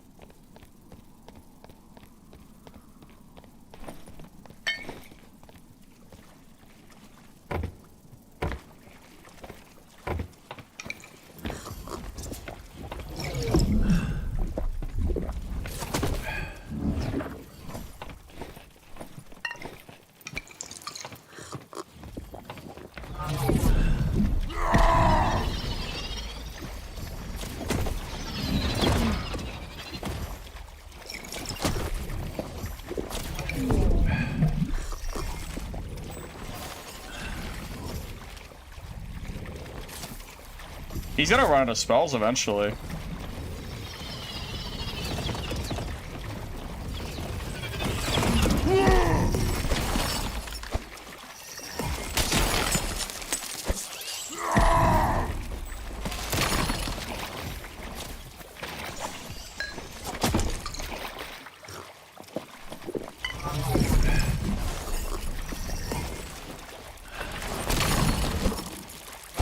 God, I'm so goddamn slow. Luckily, we're a barb, so we can just eat every hit, and it doesn't matter. Yeah, this is not an anti-wizard build, because we have no speed. Yeah, this is a anti-melee build 100%. But wizard is so weak in Squire that it doesn't matter. If he was full geared, I would have had to take him more seriously, but it barely matters when they're in Squire. That's what it looks like when Wizard tries to play solos with no gear. You just eat everything and kill him anyway. Yep, welcome to Wizard. Pretty stupid looking, isn't it?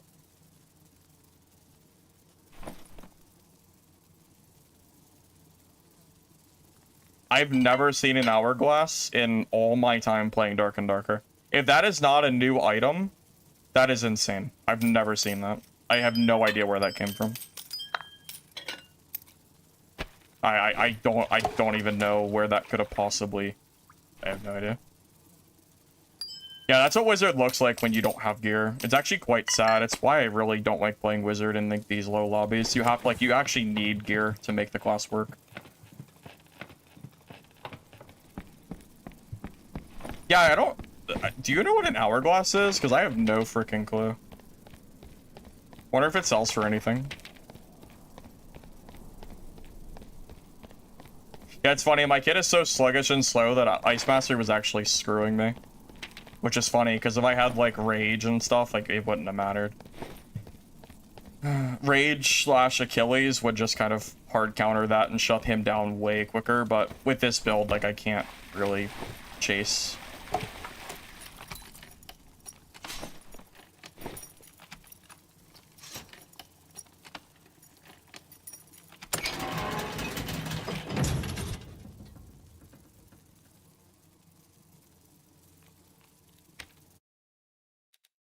Hourglass is 15 gold?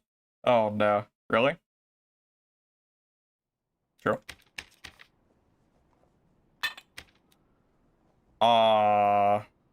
Yeah, you mean 2,000 gold. Oh, good find. I don't know what the hell it's for, but I'll take it. Free money. You lied to me. You lied, man. You're messed up.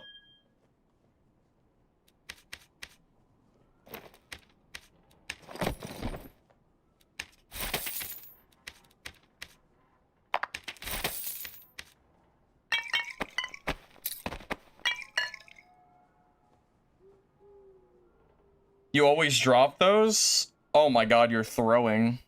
You're actually throwing, my guy. What are you doing? What a waste.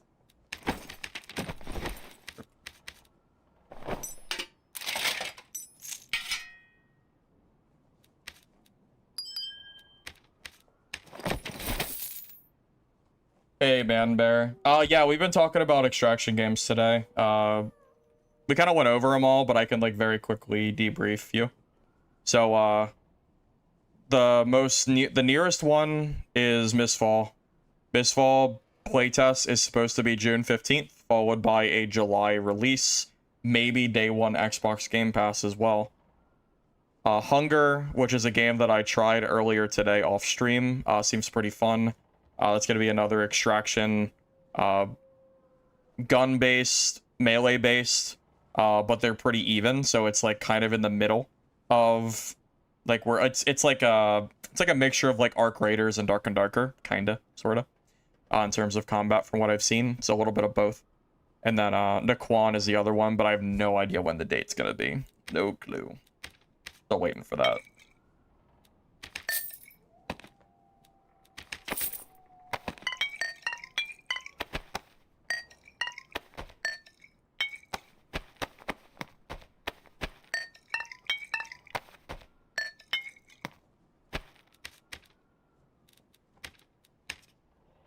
Dope. Yeah, I agree with you.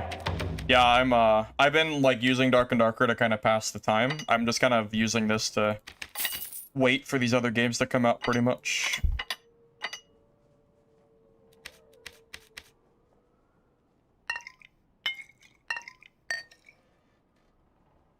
How did I try Hunger? I got a email from the developer that invited me to try it out for a few hours with the dev.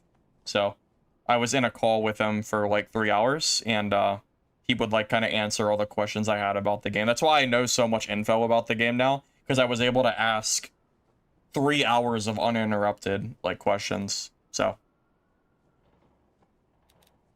that's actually why I'm more excited for it, because a lot of the stuff that he told me sounded pretty good. Yeah, he said it was an NDA, I just can't show gameplay, so.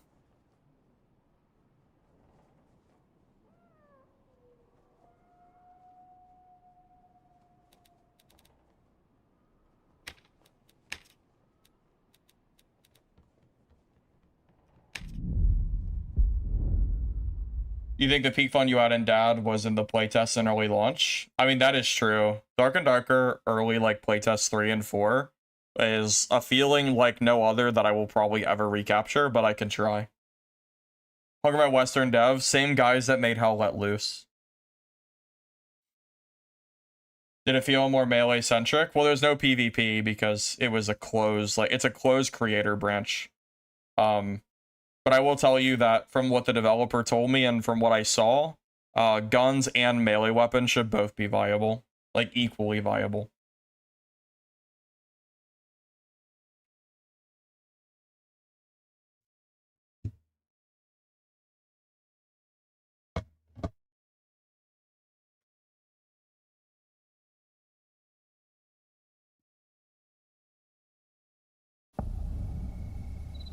Pfizer, Outlier, Barbutual for carb? I mean, if you're trying to beef up your carbs, I recommend some bread, but that's just me.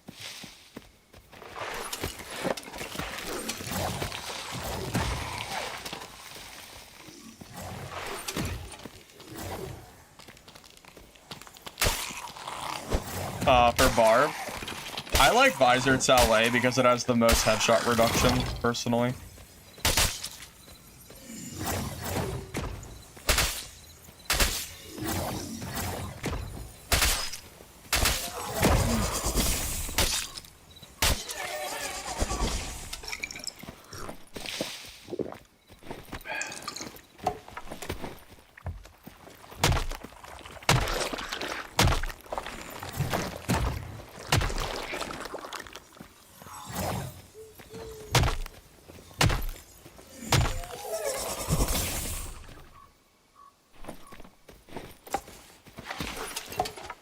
What are my honest thoughts on Dark and Darker right now?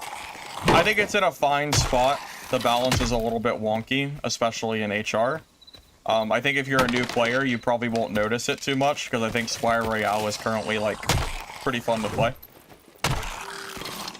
It's more just that I've played the game for so long. I mean, I do have 4,000 hours in Dark and Darker, so, you know, I'm kind of just in the set of wanting to find something new, just like for the sake of something new. You know, Dark and Darker is great and all, but ultimately, variety is what I'm looking for in my games. So, you know, that's kind of like why I'm looking forward to these new games the most. I would recommend playing Dark and Darker to someone who hasn't played it before. But, you know, I am looking forward to those other ones too. After playing both games, I'm more excited for Hunger or Mistfall. I can't possibly answer that because I only got to play 2 hours of Hunger, but I got to play like 30 to 50 hours of Mistfall, so it's not really a very fair comparison, I would say. I'd have to have more time on Hunger first before I could answer that.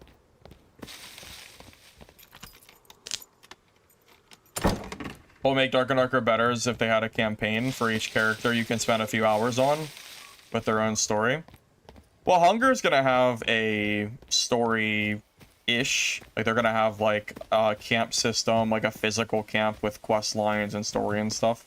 So, they also said it should, like, the story should last, like, 70 to 80 hours. So, you know, that might be, like, a good place to get that. But I don't know if we'll ever get that in Dark and Darker. Hard to say. But yeah, it's kind of hard for me to say if I like saying that I like one game over the other with so little time played. Technically, I think I can play Hunger right now. I think their creator branch is like currently open, but I just can't like share it yet. So unfortunately, I would if I could. I promise. I definitely would if they let me. We'd do that in a heartbeat.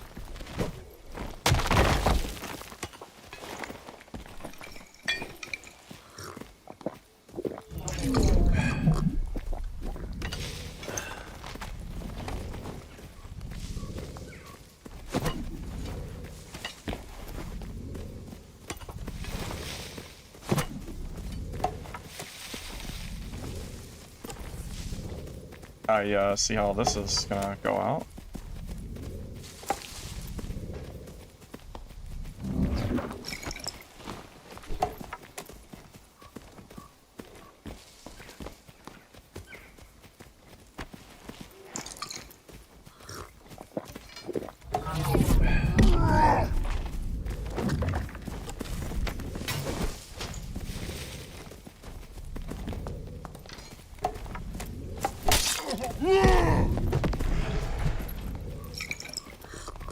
Wow, he even got a free hit and he still wouldn't fight me. That's hilarious.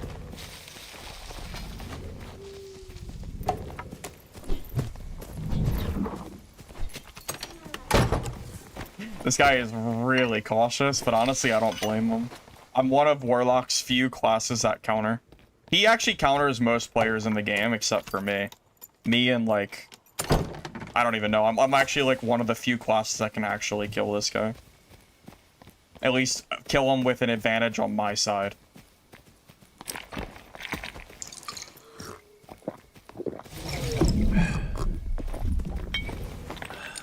It's weird that he's used no pots because he's clearly geared. I'm not really sure.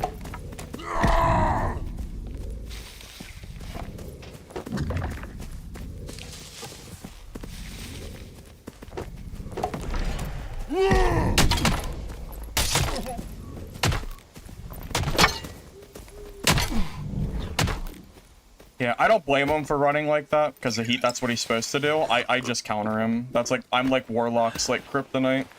They're like Warlock is so good against every other class except for Barbs. Barbs and Clerics. Those are like your biggest weaknesses. Like I'm supposed to win that fight. He doesn't have much chance.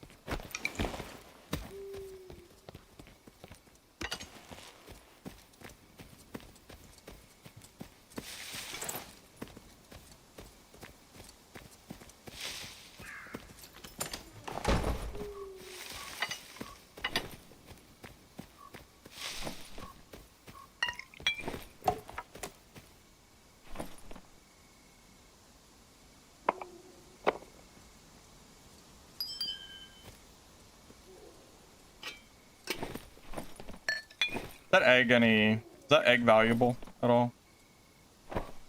Not really sure. This guy has good gear for someone who's not running jewelry. Sponsored by Hunger? I am not sponsored by Hunger. I just talk about games that I like to play. If they want to sponsor me though, I'm down. They'll just have to let me know.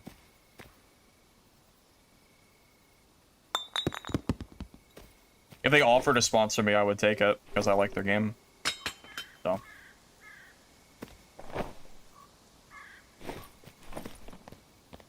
Yeah, I'm very surprised he had no jewelry, considering he had a full kit on. I mean, shit, man, even green jewelry would make a big difference, and it's almost no cost. Very weird.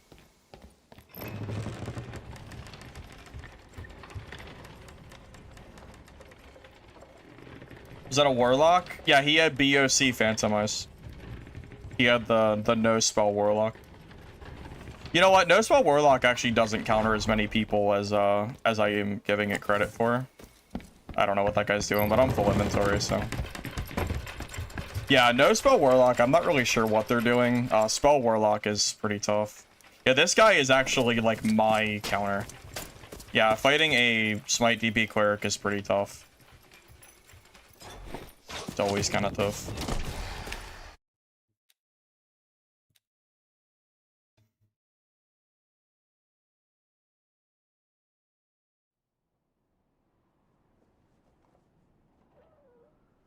Did the loot seem good from your time in Hunger? It kind of felt like Dark and Darker loot a little bit. Basically, it seems like everything's categorized in rarity. So you don't really find treasure. When you find gold, like when you find currency, it's not a physical item like Dark and Darker. It's like a number in your stash. So in game and out of game, whenever you find money, it goes directly into like a virtual currency system. So there's none of this like maneuvering of gold around. But yeah, from what I saw, most of the gear was based on rarity. So you have like crafting materials, you know, that are gray, green, etc. You had like mob drops that would be different rarities. I don't know, there's a bunch of stuff. Weapons, you know, melee weapons, guns, stuff like that. Is this egg expensive, or did I run out of there for nothing? Oh. I thought the cockatrice egg was more valuable. I was wrong. I guess I'll take the 300, I guess, but...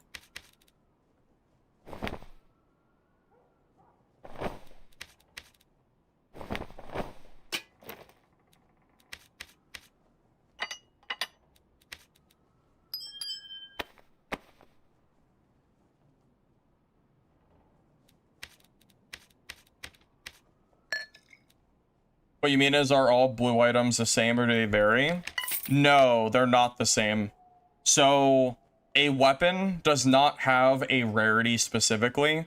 So for example, if we're going to use Dark and Darker, a quarterstaff, let's say a quarterstaff was green, it could not be a higher rarity. The rarity of gear, or weapons in particular, is based on what weapon it is. There's not a higher rarity to grind for. So if you find a quarterstaff, just as like an example, you would not be able to find a higher rarity quarterstaff because there are no rolls. Like, the weapon is what it is. That's how they balance it. So, you know, you're not going to be grinding to get like a slightly better version of a weapon that you like. Like, all the weapons just do different things.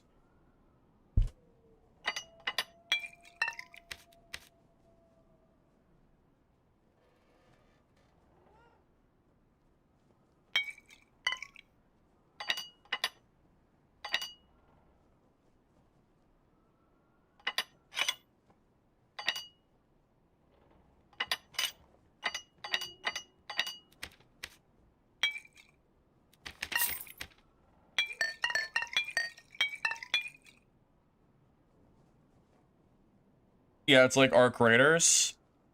I guess. I didn't play a lot of Arc Raiders, but I'll just assume that it is. That made no sense to you? Okay, so in Hunger, there's a club, and the club is gray. You can never find a higher rarity club than gray, because the club is an exclusive item that is just considered lower rarity. Like, the club is a club, it's not gonna change. You can't find a legendary club, because the weapon itself does not increase in rarity. The rarity determines what item you're going to find. So a legendary might be like an axe. I don't know if there's even an axe in the game, but that's just like an example. The axe, if it was legendary, would never be findable at a lower rarity. Again, I don't know what melee weapons are considered legendary, but like that is how that works. I would assume that there are a lot of different weapons planned if that is the case. I would hope so, at least. I don't know how many there are, but I would assume so. In what ways are higher tier weapons better than lower? I'm not sure about melee, but I do know that range weapons, lower rarity weapons are usually high damage, but really, really slow fire rate, like dreadfully slow. Whereas higher rarity seem to be faster fire rate, but lower damage.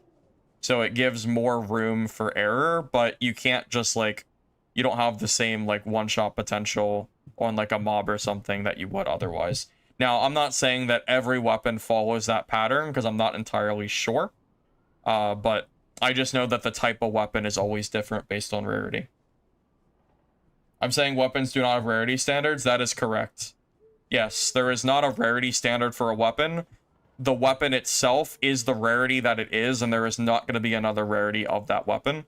Because if you find a different rarity, it's going to be a different weapon. That's right. Yeah, Kato, we're talking about hunger at the moment. Just basically how the rarities work. How many servers they'll have? I do not know that answer. I didn't ask that. I would assume like the standard servers that most people have, but I don't know for sure.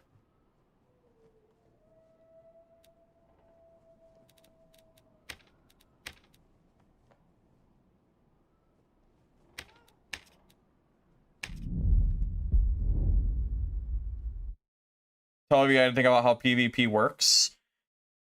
Time to kill or combat mechanics. I mean, I don't know too much about it. I know that there's an armor mechanic. So you wear armor and then you have your health bar. So kind of like Arc Raiders, I guess. Higher rarity armor gives you more total armor bars. As far as time to kill goes, I didn't get to do any PvP, so I can't really give you any first-hand experience. Mechanics-wise, there's a stamina system and an energy system. Stamina system is based on how long you can run for. Energy is how long you can charge an attack or block. You cannot block forever. Blocking is based on the energy system, so it's not like Dark and Darker. You can't just hold a longsword for 20 minutes and hope to get a parry. You have to actually time the longsword, which I kind of like. Gameplay feels smooth. I thought it did, yeah. I had no issues with it personally. My computer ran it, like, flawlessly. As soon as I turned off motion blur, it was great. I hate motion blur.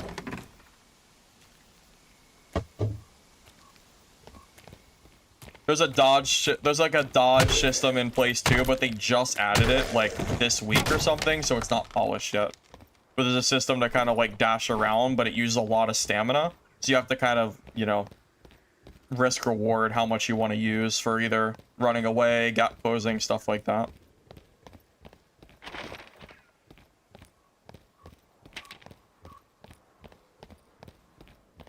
Dev should put motion blur off as default. I agree with you. I think more people than not hate motion blur.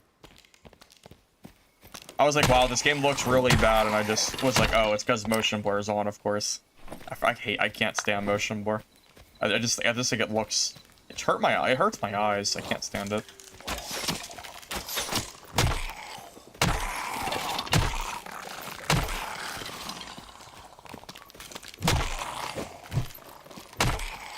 Apparently people play with motion blur on, but it couldn't be me, man. It couldn't be me. I have no interest whatsoever in that. Definitely not. The motion blur just doesn't do it for me, man. You can still block if you run out of energy, but it reduces things like effective blocking and recovery.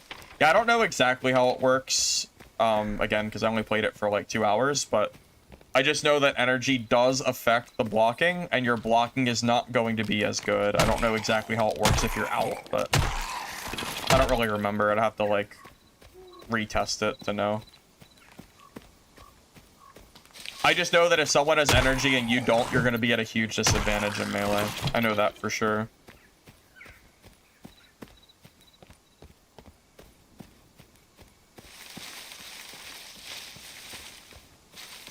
Yeah. There's, like, one skill that gives you, like, a 15% movement speed bonus, I think, with melee weapons. But then the other talent for range lets you, like, reload while sprinting. So it's, like, this balancing act of trying to allow melee players to close the gap on a gun without the gun feeling like they're just hunkered down and they can't move. There's, like, stuff like that. I'm not sure. I don't know if, like, those numbers are even finalized. That's just what I saw.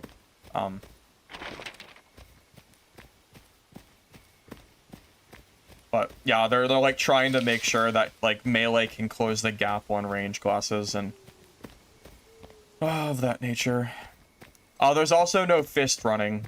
Like, your weapon does not have movement speed penalty, is my understanding.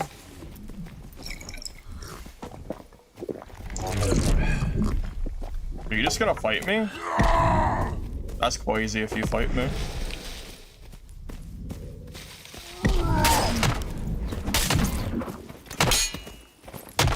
Yeah, that was crazy fighting me like that.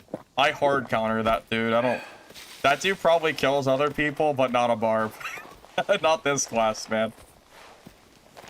That's why oh man, these warlocks.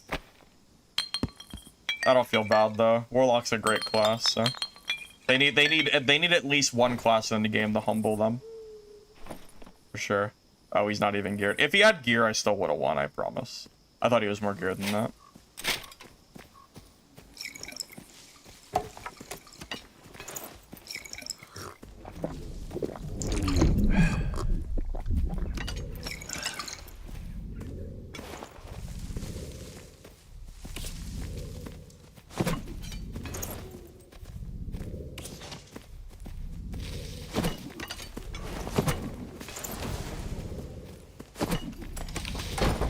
Okay, well.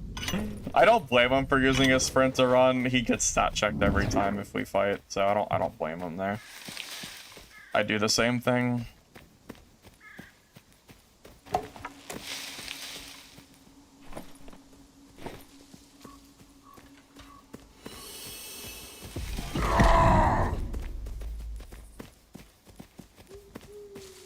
What was the point of adrenaline rushing? If he was just gonna run. Okay. I have no idea what the point of this is. I guess we'll just run back and forth for a while, I guess. I mean, it's gonna be really hard for him to kill me, so I guess I don't blame him. Yeah, Slayer Fighter just doesn't do that good against Barb from my experience. Like, you have to kite them with a bow for so long, and just feels really bad from his angle. Like, I don't, like,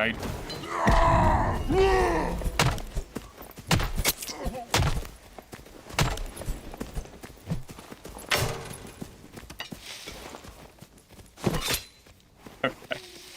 He could also run in and miss every shot, and then I guess that also works. I don't know about the stiletto play, but like that's fine, I guess. You know, each their own, I suppose. It was pretty interesting. I'm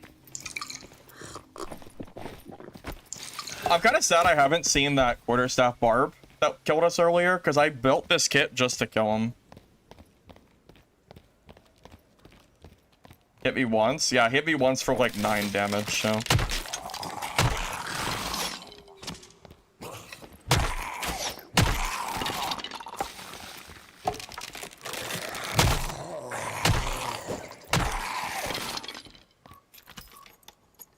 You know, there are some times that I do kind of wish that Dark and Darker was a little bit more skill-based than what feels like gear-based, but I'm not sure if Iron Mace will ever get a good middle ground, because the only time they try, like, one of the times they tried to do that was patch 69, and it, like, didn't actually, it wasn't actually good, because they made Squire weapons do more damage than Legendary, which never made any sense.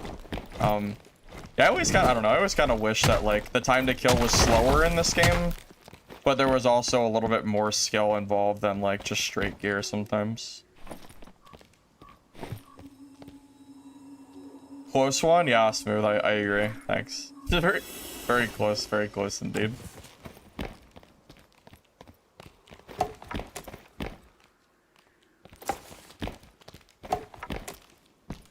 Well, the idea of making skill matter more than gear, I think, is a good one. It's just that the way that they tried to do it was not the play. Mistral Hunter was actually too skill-based, and they made it more casual-friendly with the stamina system. So next time you play Mistfall, it's going to be more casual-friendly, but it should still be pretty skill-based. It's just not quite as obscene. You're not going to have new players running out of stamina and then dying for free from 100 to 0, because the dodge system is separated from the other system. Which I think is a good thing, honestly. I think the stamina system was, like, kind of meh. Like, yeah, like, it was pretty hard for players, but I don't think that was necessarily a good thing. It was kind of like, whatever.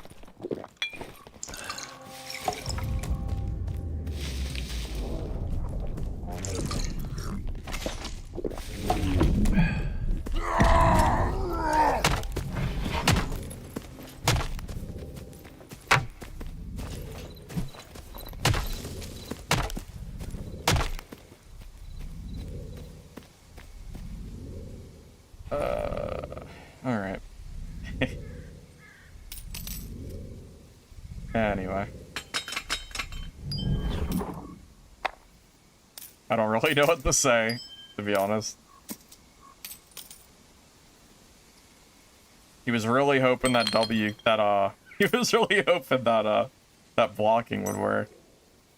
Yeah, so gameplay like this, where longsword players will hold block forever and wait for like the perfect parry, this actually will not be a thing in that will not be a thing in Hunger because of the energy system for blocking, so you cannot hold forever.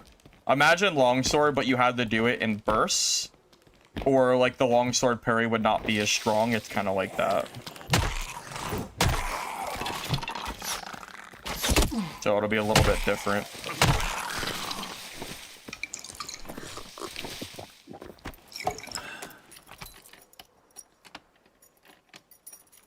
All your friends quit Mistfall when they ran out of stamina? Well, that system is not going to be the same next playtest, so... yeah, it is going to be different.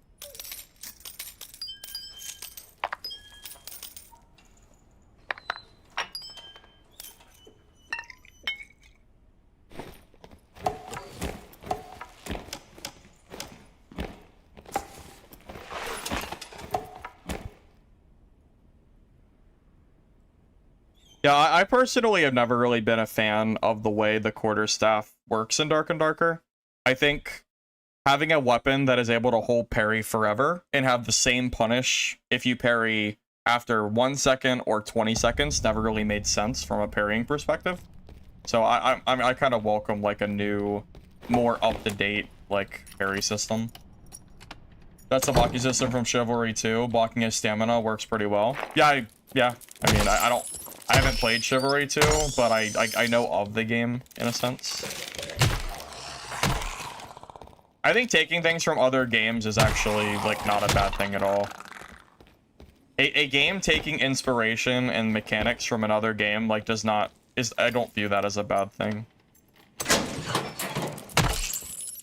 One of those like if it's not broke, if it's not broke, don't fix it or whatever. As long as the game is still unique in its own game, like I don't really care.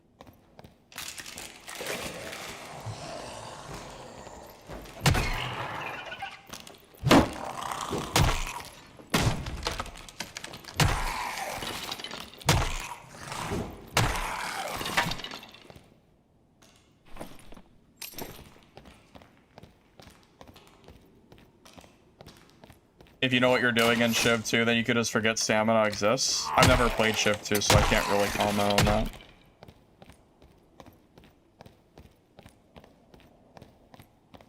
You have 3,000 hours on Mordhau. You're scared with skill-based melees that you can wipe a lobby with a frying pan. Yeah, no, I think Hunger is going to be a little bit of a mixture of 3 different things. It's going to be skill-based on how good you are with your character. It's going to be level-based, based on, like, leveling up your character and progressing. And then the third one is going to be the gear. But it's not going to be all gear, all skill, or all level. It's going to be a mixture of those 3. However, the gear is not going to be weighted the same way that Dark and Darker gear is weighted. You're not going to have, like, the same, like, level of, you know... like power that's coming from the weapon alone or from your gear alone, whatever.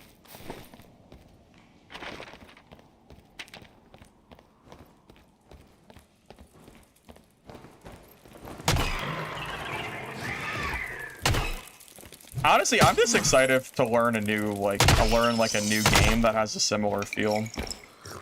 part of like the fun of a game is learning how to play it and getting better, and it's hard. It feels like I'm like at the point in Dark and Darker where I feel like I don't really get better anymore. I just kind of like play it to play, I guess.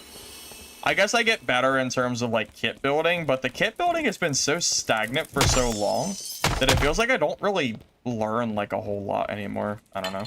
Hey, that's 2k gold, by the way. Hey. That's nice.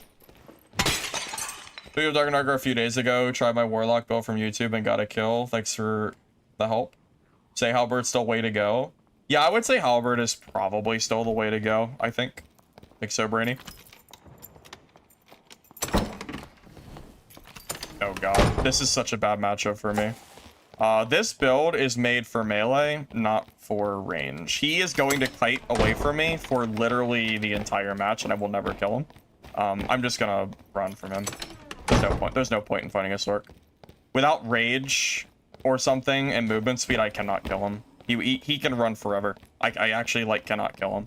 So our only play is to hold a corner and just basically it's like a stalemate pretty much. He can't kill me, I can't kill him pretty much. But there's not enough Sork. Like that's probably the first Sork I've seen in like a month, so I can't really build around sorcerers when there's no one playing the game like that. So, but I definitely cannot kill him with a slow build without rage. Games are most fun when everyone's figuring them out. Yeah, playtest like 3 to 5 of Dark and Darker was some of the most fun gaming I've had, like, period. For sure.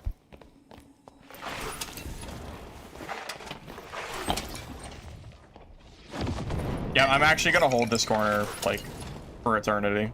Because I can't chase him. There's nothing else I can really do.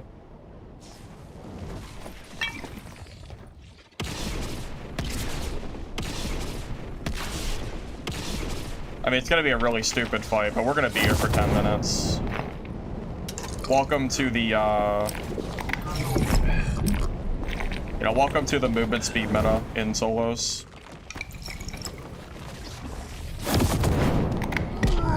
Now watch what happens when I try to chase him. He shuts one door and now he's invincible, and that's the gameplay. He can never die as long as there's a door. So, yeah, like this will actually last forever. I'm not joking. It's like part of the really big balance problem that Dark and Darker has. Like it's honestly like kind of stupid, like how the balance is in this game for like fast classes versus non-fast classes. Like this is a very stupid fight. This is the barb versus barb build, yeah. Barbs, fighter, shit like that. I literally can't kill sorcerers. It's actually an impossible fight. I literally cannot kill him. Unless he is, like, dumb and doesn't know how to press the W key in the other direction. Because I can't chase him. There's no chase potential here. So, as long as his movement speed is faster than me, I literally cannot kill him. There's no, like, counterplay. So, this is what it is. I know it looks stupid, but this is how I'm supposed to play it.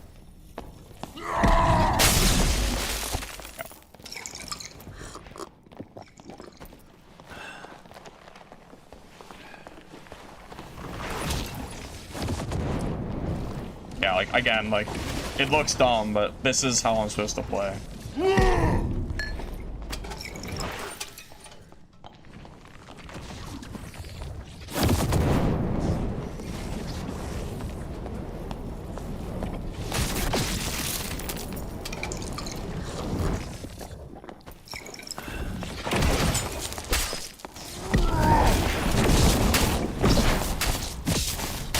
He is actually, that's hilarious. He should never ever be dying to me. There is no reason he ever should die there. I literally cannot kill him unless he does exactly what he just did. I cannot express enough how impossible this fight is for me.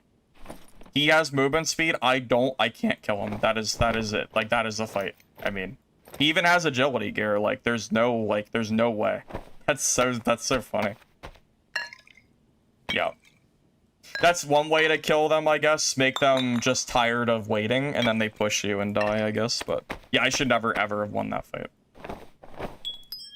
Zero reason that fight should have ever happened. I'll take it, I guess. Big misplay on his part. Yeah, again, it's a stalemate, though. Like, he can't kill me because I can hold a corner, but I can't kill him because he can run forever. Like... I don't know why he played that way. It's really weird. I don't really get it, but whatever.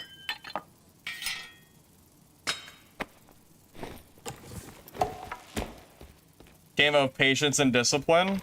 So it's only because we're playing a very specific, stupid barbarian build. Barbarian usually dumps on sorcerers, but that's when you're running like rage and movement speed, so you have enough speed to catch up to the sorcerer. This build has no rage. It has no speed. It's all tanky turtle. So our only play is to sit around a corner and wait until he makes a mistake or he leaves. Like, that is exactly how I'm supposed to play. Because if I try to push him, he wins every time. Because I can never catch him. Like, that is the movement speed meta in solos in a nutshell. It is exactly how it looks. Like, the fact that I killed him is honestly shocking. He should never, ever be dying there. That guy got so greedy for no reason. He won an unlosable... He lost an unlosable fight. So...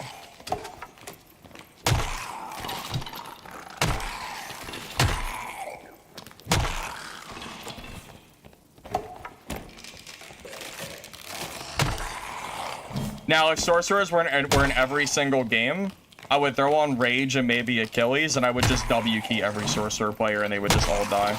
I would throw on like an agility hatchet kit, and I would kill every sorcerer almost for free. It's like there's two very distinct barbarian builds, but I'm running the one that literally cannot kill sorcerers.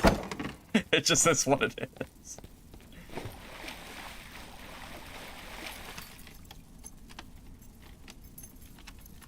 So Hunger, within the next month or two, there's going to be a closed test for people that sign up for it, like a few thousand, not just creators.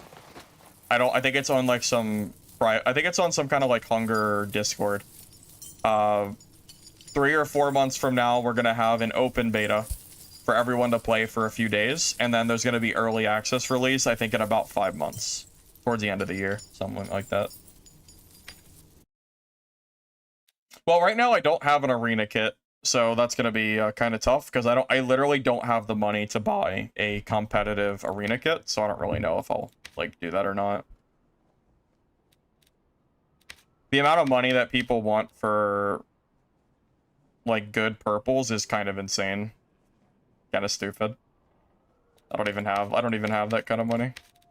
Also, and also I don't even like solo. I don't even like arena that much, so like for me to build a kit based on that seems wasteful.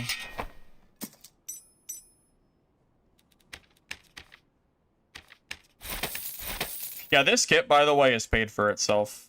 Just with 2 hourglasses. Wait. Okay. This sold for 1,900 gold, and then all of a sudden, it's selling for 1,500. What happened here? Wait, I don't understand. How did this happen so quick? Doesn't make sense. I have no idea. Did someone from stream realize they had a bunch of hourglasses and they listed them or something? Because that's so funny. Doesn't even make sense.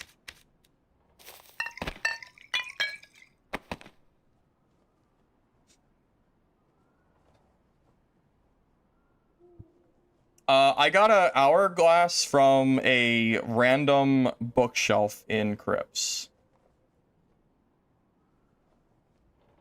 I know. Those damn undercutters, man. I know.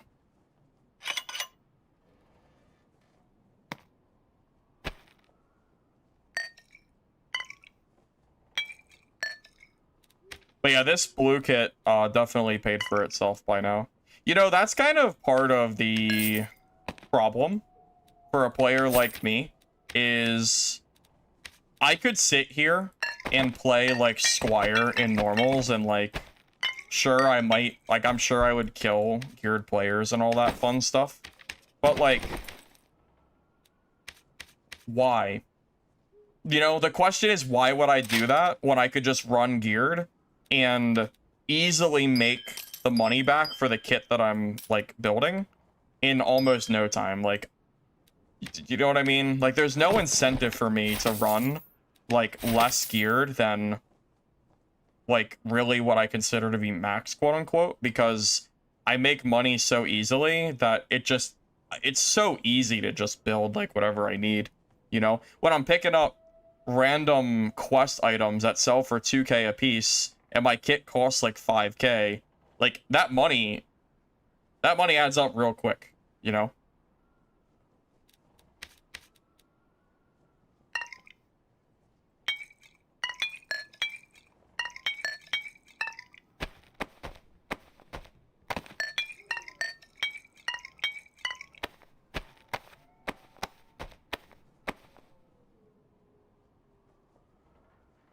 The only answer to why is because you find it fun. Well, I find it fun to play in, like, in gear. So, I actually don't find it fun to play in Squire, for the most part. Although Squire to Riches is fun. But, if other people are running geared, I want to run at least budget geared as well. So, if I'm doing what I find fun, then this is exactly what I would be doing. For sure.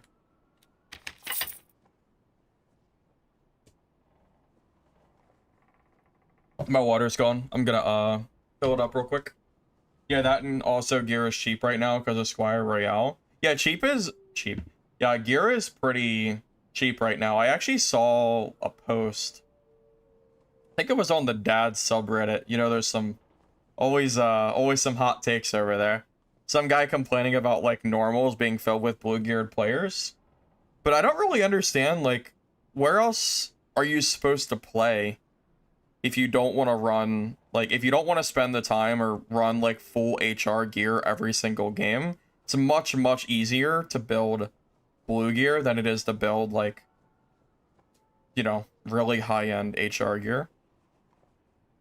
So I don't really know, like, what the real solution is, but yeah, I did see someone talking about that earlier. But at the same time, like, good blue gear is so cheap, and you can earn it so fast that, like, there's no reason not to run it. I mean, you can build decent blue kits for like 2 to 5k, depending on like how bis you're going. And it's more than competent. Like you're really never getting gear checked. Just, I don't know. Just, I don't really know like if there's even an answer to be found here, but it is something I saw people talking about.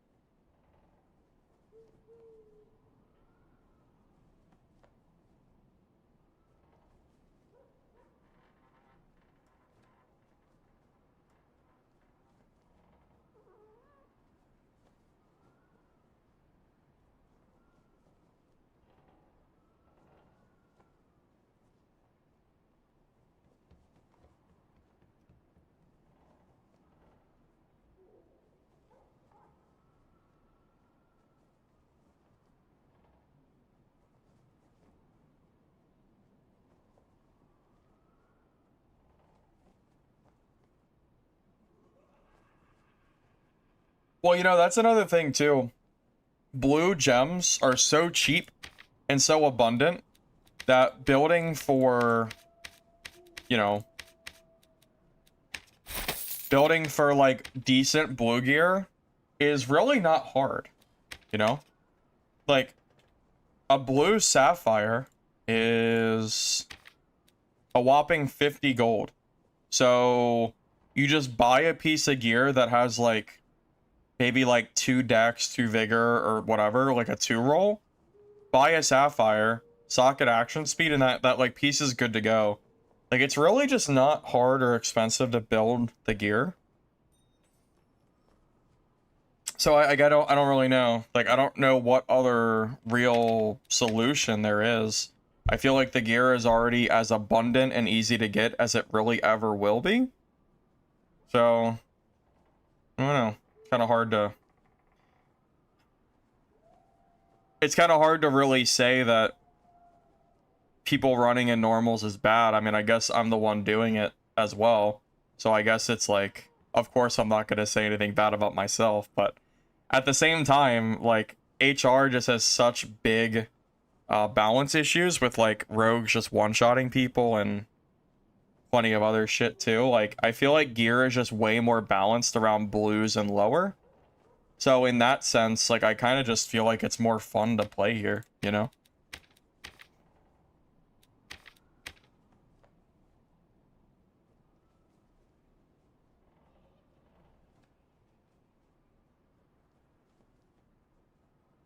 Hey, Big Nov, welcome, welcome. But yeah, I don't know. I just feel like anyone who wants to build any amount of gear can very easily do it. And if you have no gear and you have absolutely no gear and you really don't want to fight Squire versus anything, like Squire to Riches I feel like is the perfect game mode that answers a lot of those issues too. So, I don't know. Just some thoughts.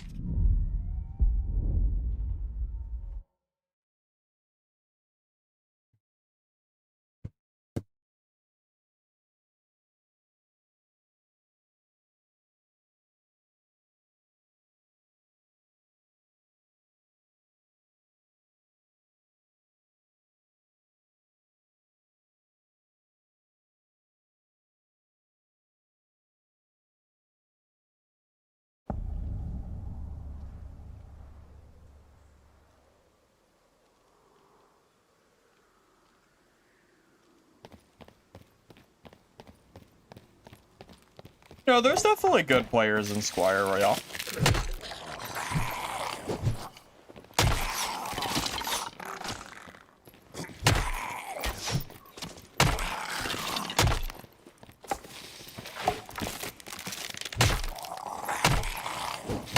I think the vast majority of players, just period, are in... You know, I think the vast majority of players are in Squire Royale right now, but, you know, maybe that just goes to show that people prefer skill mattering more than gear, and other games coming out that are going to have more of a weight towards skill and character progression is going to, like, and being more meaningful than the gear itself might actually be more popular in general, you know? Clearly not everybody likes legendary artifact gear being, like, the I win button that it can currently be, so, you know, maybe these other games coming out that have a different direction will actually be good for the genre, maybe? As far as, like, popularity goes. I just want these extraction games to be popular, man. That's all I care about. I just want an extraction to be popular enough that I can stream it and play it and have other players to play it with. That's all I want. It sucks when all these other extractions are releasing and they're always, like, dead on arrival and it's like, can't even play them, you know?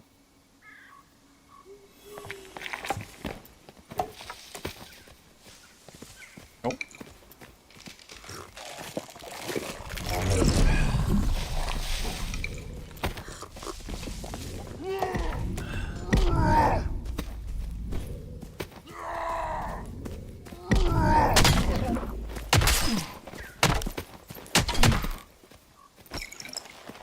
That was not even close.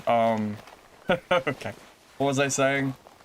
Oh, I'm referencing Hunger and Mistfall Hunter. We've been talking about that pretty much all day, so.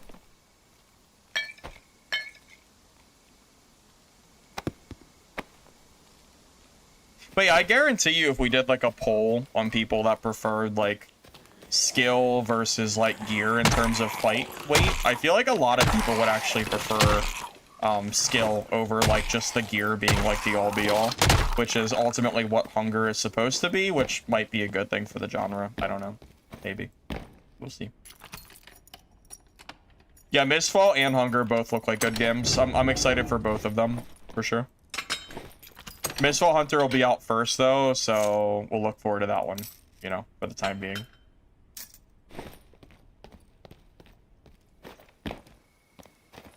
Yeah, there was a lot of extractions that have released way too early. Well, the developer had mentioned that I think Hunger's been in production for...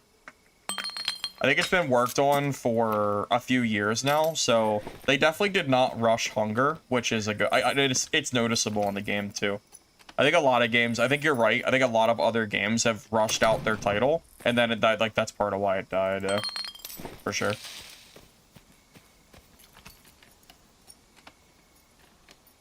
Yeah, Hamzok. The developer gave me some info on the release for Hunger. It's not guaranteed. It's still like up for change, but in the next 5 months, we're supposed to get a closed technical test. That's gonna be like sign up only. We're gonna get a open beta for a few days, and then we're gonna get a early access release. I think between now and 5 months from now, somewhere in that range is the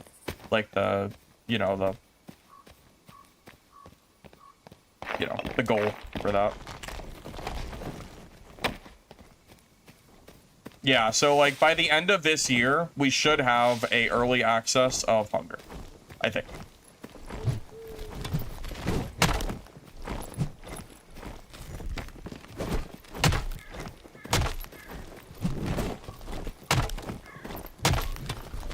I mean, Catalyst, you know why why he did so little damage to me?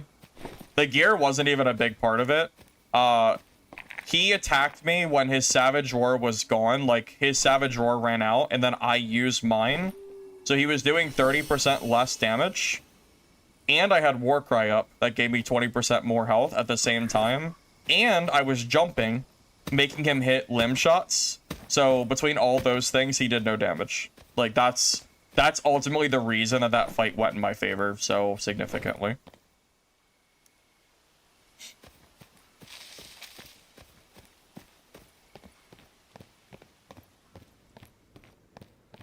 But yeah, that's the timeline for Hunger. Sometime between now and like 5 to 6 months from now, I believe, is the target goal for them, for EA. Oh, did I have a... Yeah, and I had a prop pot 2 up, right? I think you're right. Yeah, of course I did. I always do that by default. I'd be surprised if I didn't. Wait, I think I even had a protection shrine going too, didn't I? I think I did. I don't know. Yeah, Hunger is a new extraction game that's coming out this year. I got to play it earlier today off stream. It's pretty fun. I'm actually looking forward to it releasing now. So, looking forward to that.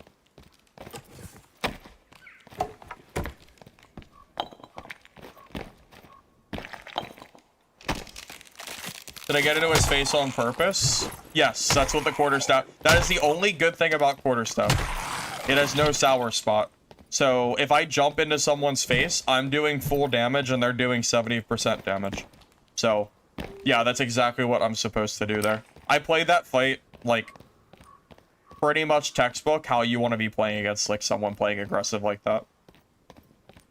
Pop your skills, jump around like a rabbit, hold your left click, and then just go for headshots. And you'll probably kill them.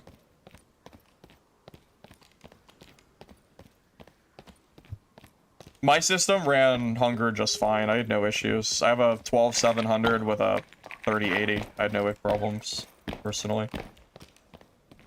Could be different for each person, though, of course. You're not running what I'm running.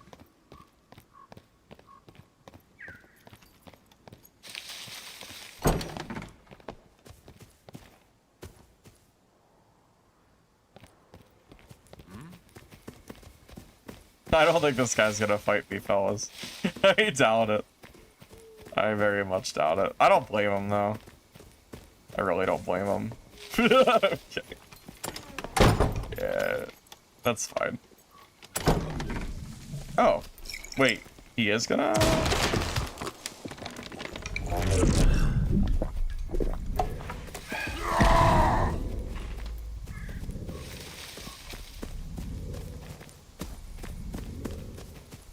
Okay, I guess we're never gonna fight.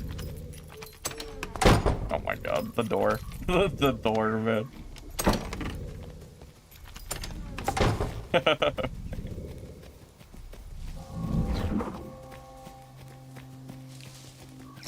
Well, you know, for some reason when he protection podded, I thought he would attack me, but I should have known.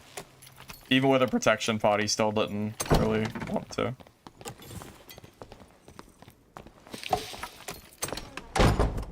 Damn. You can squeeze through that door, by the way. The game will actually glitch you. Yeah. Yeah, the game will actually glitch you through the door. It's like bad coding, but it's based on your head location, not your body. But I haven't, like, it's not really working at the moment.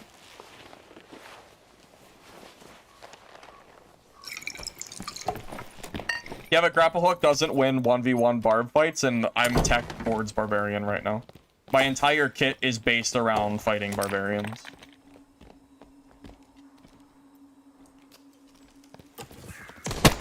Wow, that actually hit. I'm surprised.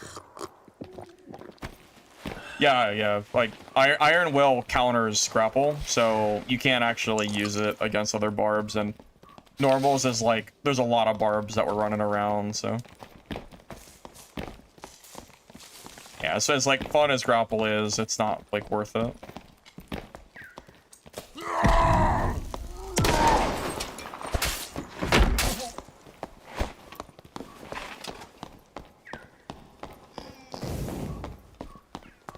Yeah.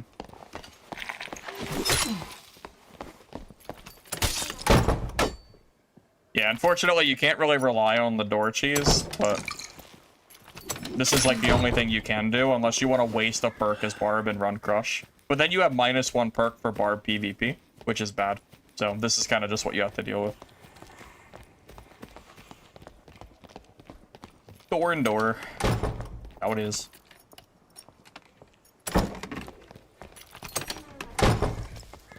Now, the moment he's locked in...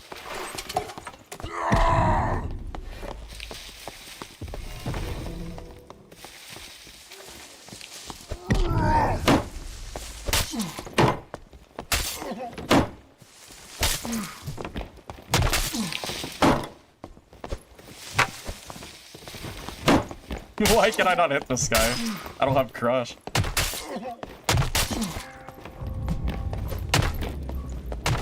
Okay. That dude's a god at blocking, huh? Okay. I guess if he keeps blocking my giant stick. It's actually kind of hard to hit around that heater shield. If you have Crush, I believe you crush the I think you crush the heater shield with Crush, but not a lot of people block, so like I usually don't bother. Well, it's one of the downsides of Quarterstaff. It's really easy to block. I mean, it's a giant, like, swing. It's very, very easy. Trust me, this weapon, there's a reason this weapon has fallen off meta, and there's, like, multiple reasons for it. It's very, very easy to be blocked, so. Crush would be nice for doors, but then when I have to fight barbarians in a 1v1 fight, I'm at a disadvantage. That's kind of the problem. Like, you can't run Crush for PvP, because if you're fighting barbarians, Crush does nothing. And if I'm gonna die, it's probably gonna be a Barb or me just throwing against some random heater shield, one or the other. But yeah, if I had Crush, that heater shield, I'm pretty sure it'll be broken. I don't think you can block a Quarterstaff. And then, like, that entire encounter doesn't even happen. But, like, then you have to throw a perk away with Crush, which is, like, pretty bad, so. Iron Bowl does nothing against Barb. Iron Will is the only way you do not auto lose against Forceful Shot Ranger. If Forceful Shot Ranger appears and you don't have Iron Will, you default lose the fight. You actually can't kill them. So, it's funny, Iron Will is actually taken for Rangers, not for casters, because casters don't really exist right now. Except for, like, you know what? No. Iron Will's good against Warlock, so it's still useful. And Warlock is still very much in the meta right now. But yeah, Forceful Shot Ranger would actually hard counter me for free without it. I would not be able to kill them.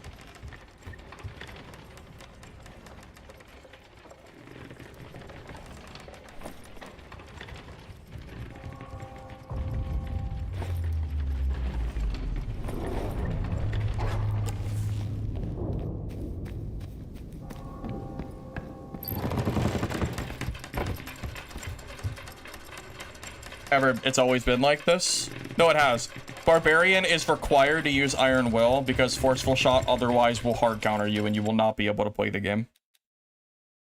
Regardless of the magic resistance, the knockback is single-handedly what makes that matchup not unwinnable for Barb. I am telling you, I do not know how a Barbarian would ever kill a good Ranger that is running Forceful Shot if you don't have Iron Will. I have no idea how you kill him.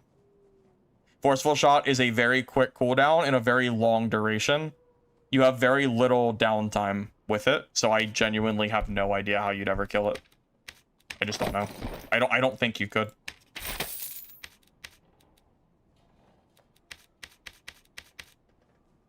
Which, you know, when you say it like that, it sure sounds like really bad balancing, doesn't it?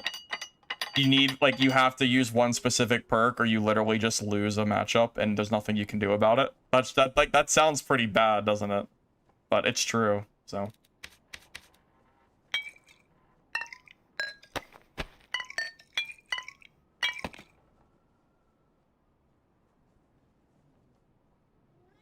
Yeah, you ever try to play Smite DP Cleric against Forceful Shot Ranger? That shit is actually so ass. It's so unfun. It's so bad. It's basically you holding a corner forever, waiting for the Ranger to get bored and leave, because you can never melee them. Because the moment you get into melee range, they pop Forceful Shot, and they knock you, you know, 20 yards away. And then at that point, after like the 10-second duration is gone, there's like a 10-second cooldown, and they just run the other direction and then come back and use it again, over and over again. Like, you like, without Iron Will, I don't know what the hell I'd ever do against the Ranger. I have no clue. No frickin' idea.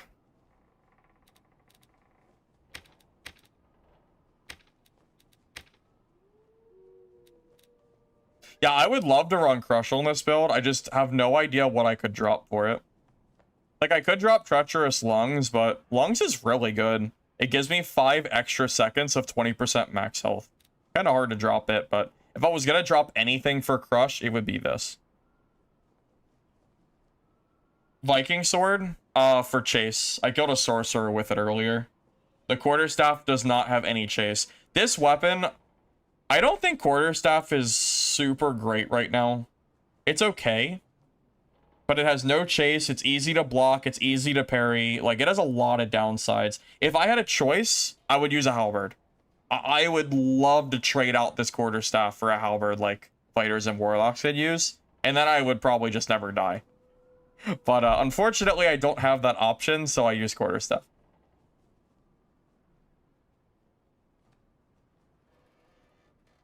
So yeah, that's kind of where we're at right now. Well, unfortunately, Warcry is just really bad. Yeah, Warcry has no real use. No, I'm sorry, not Warcry. I'm sorry. Warcry is great. War Sacrifice is bad. War Sacrifice is probably one of the least used skills in the game. And it's funny, +8 all sounds so good, but losing 10% of your health is, it's not good. I haven't seen a Barb run that in so long. It's just so miserably bad. They even buffed it too, and it's still bad. You'd have to remove the downside of health, and then, like, maybe it starts finally seeing some use.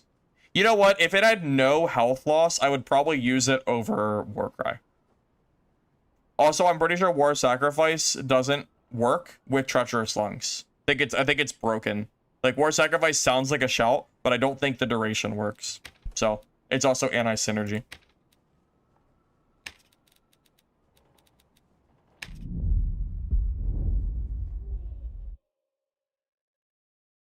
Bordish is way better than Stick. Honestly, you're right. Bordish is better. Hey, Demo. No rage.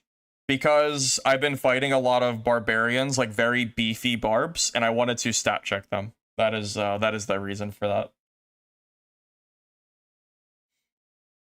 Yeah, if we fight any barbs that are running like rage, they will just get stat checked and die. Because Warcry plus Roar will just stat check almost anything in the game, melee-wise, as long as you're not getting blocked or parried. Yeah, this is the anti-barbarian tech because I've been seeing very geared barbarians in my lobbies. Yeah, like this is actually really bad against a lot of other classes. It's bad against Sork, Wizard, Ranger, but it seems like Barb is like what everybody seems to be playing, so I'm just playing into what I'm seeing pretty much. Yeah, if everybody else wants to play Barb, I'll play Barb, but I'll play like, you know, better Barb, pretty much. Now, if we start seeing, like, Ranger, Sorcerers, Wizards and shit, I'll throw Rage on and we'll just, like, run them down, so take your pick. One or the other. Now, it is pretty risky running a kit like this because there's certain matchups that are almost impossible. So, like, you're really all-inning here, you know?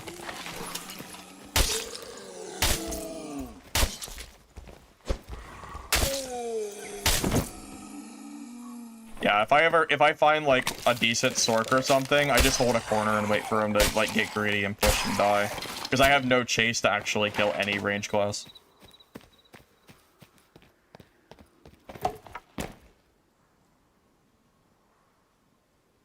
Likely ban evader. Alright, I'm guessing that is...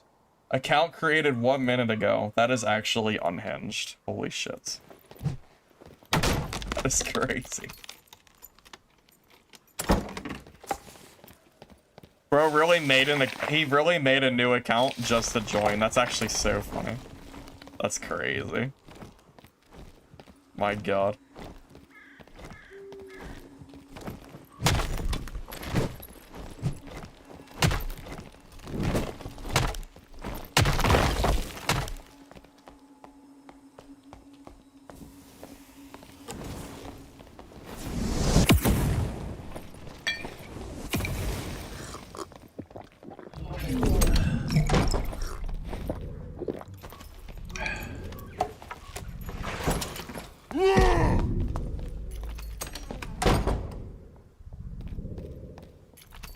Yeah, anytime we fight any caster, it's usually like a very long, drawn-out fight.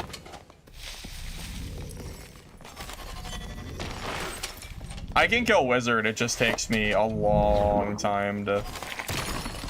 I can't believe that actually hit me.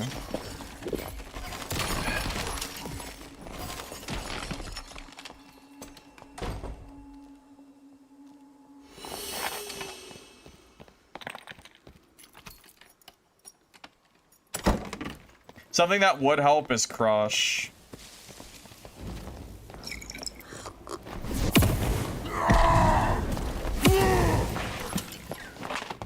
Yeah, this is like the big problem with running like this kind of kit is, yeah, trying to kill anyone is... You can also spam Frannies forever, but this isn't really a good answer either because, like, he'll just run forever, right?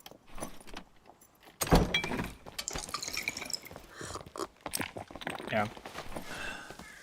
This is kind of the downside of running a build like this. Like, you literally cannot kill... He is actually unkillable, believe it or not. As long as he is not, like, being dumb, I can never kill him, but he also can't kill me. So, you know, welcome to Stalemate's Phil, I guess. Yeah, it's just a waste of time. I'm not chasing a naked wizard around. There's literally no point. Crush over lungs? I could, but then I'm worse against Barbarian. And I need to be good against Barbs. Yeah, I mean, he's not even worth... I don't need to kill him anyway. He's Squire. Who cares? He can't kill me. I mean, like it's a stalemate. Like I'm not worried about him. So. But yeah, I'm not gonna go chasing around a naked wizard. There's no point.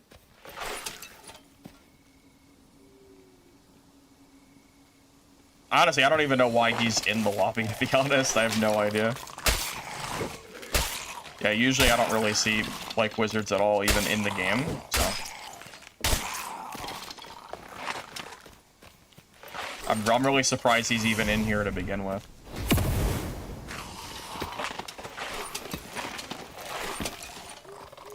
Well, Goblin Cave's HR is better because mobs are so obnoxious in other maps. Normals is like the one place where I can actually play other maps and not feel like it's a chore to like make my way through the game, you know? That's like really the big reason. I like Ruins, it's just that the mobs are annoying.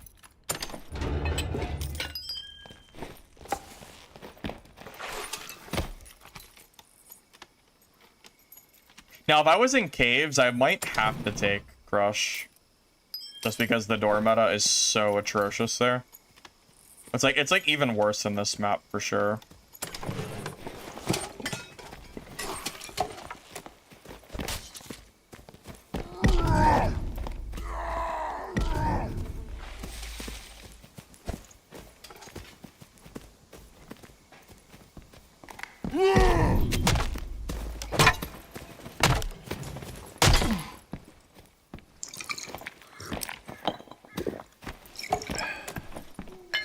That's what it...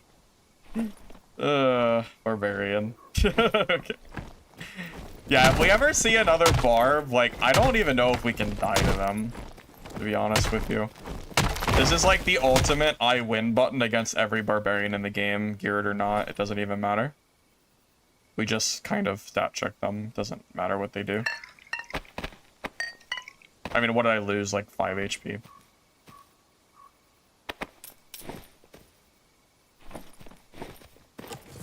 That's how you feel playing the game? You mean this lizard Barb? You feel like him? Yeah, something like that.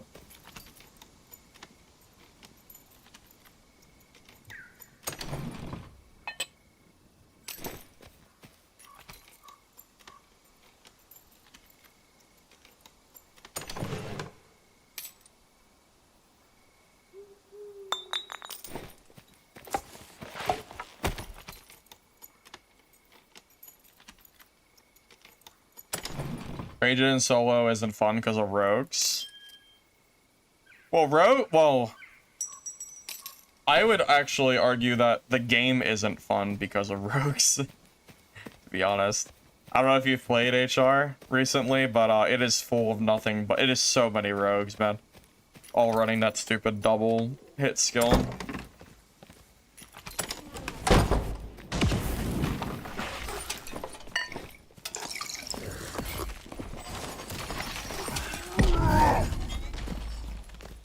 This fight is such a waste of time.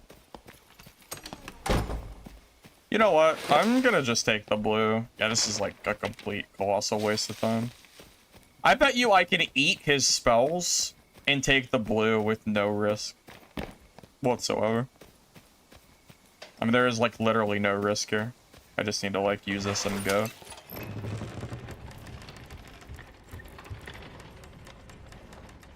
Kind of wish this lever didn't take so damn long, but...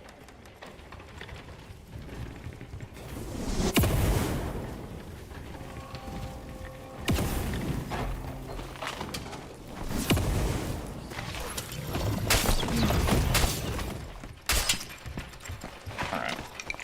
I wanted to use the bridge, but...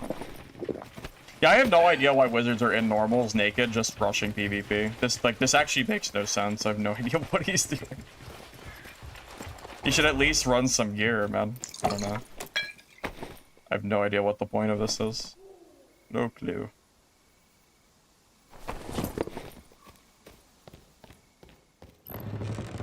He finally, like, gave up and fought me. Oh, wait, you know what? Now that he's dead, I can actually just go, like, the crypts. It's fine.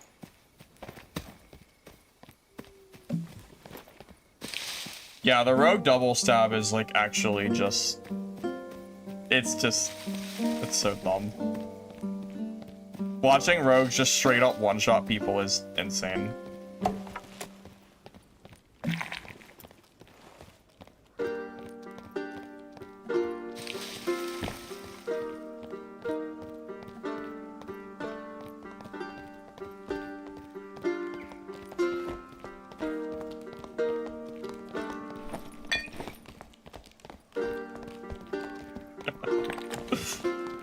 I don't think he's interested.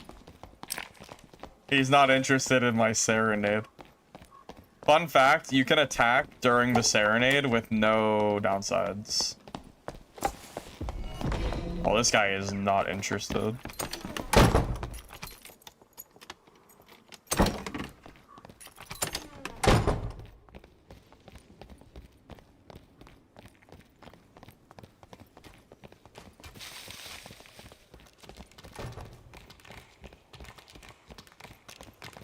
This is also another reason why High Roller's super unfun chasing, because they aggro mobs and then you have to deal with nightmare mobs. Like, this is such a common thing for HR, where they run away, they shut the door, and then you have to fight the mobs left over. That shit's also really obnoxious. I'm kind of glad that is not really a thing in normals. Don't have to worry about it. Specifically rogues. Rogues and their speed of doing that kind of shit.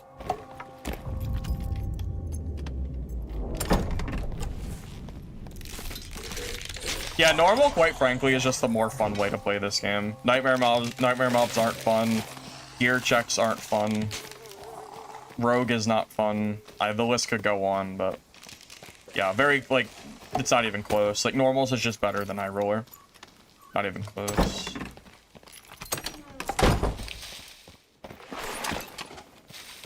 Yeah, normals is significantly more balanced, for sure.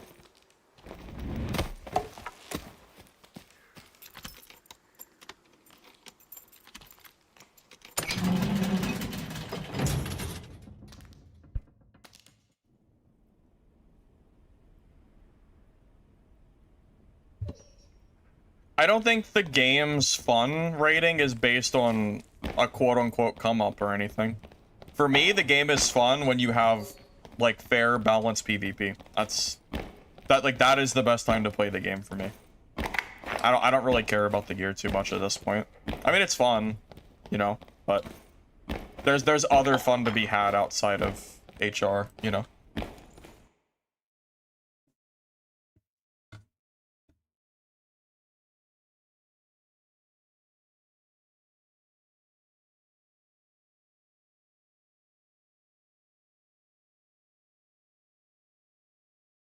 Ultimately, I've accepted that this game is probably forever going to be focused around gear. It kind of has to be, because this game has no, there's no progression on characters. It's all gear progression. You level up to 15, you unlock every perk. You start with 2 skills. Like, there's no skill trees or anything. So, oh, I forgot to put that stuff in. Oh, it sucks. But yeah, like, there's literally no reason to, like, there's nothing else to do, you know? Kind of, progression-wise, I mean. Like, the gear is the progression, which is honestly kind of a problem, but I don't think it'll ever change.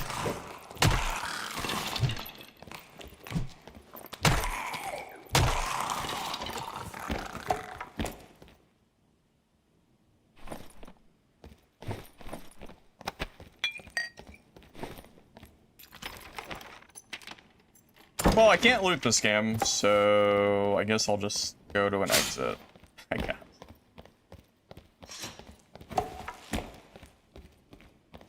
I don't even really find Arena very fun, to be honest with you. Arena's not really my thing. Yeah, if Dark and Darker had a legitimate training skill tree, like, maybe that could have maybe made up for some of the, like, gear difference, but as it is right now in the game, like, gear is like the big difference, you know? This is what it is. Like, the game is based around, like, gear, whether you like it or not, you know? Mm-hmm.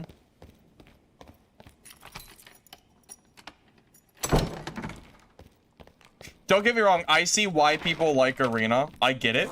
I just don't really like it that much.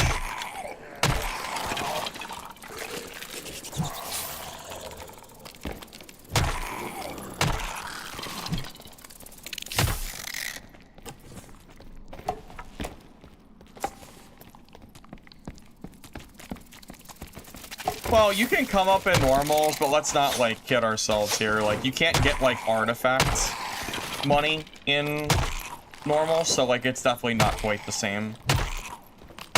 Being able to kill someone with an artifact is, like, pretty, you know, it's pretty great.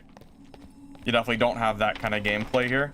It's more like small wins over time, which is good, consistent money, but that's about it. You live for Arena?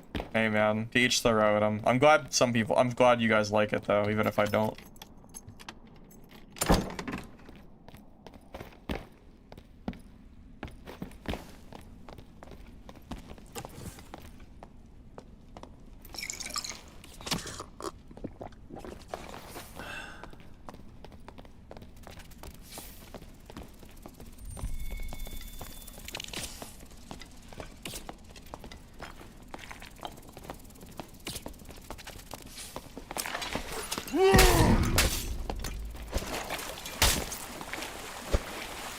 I'm too slow.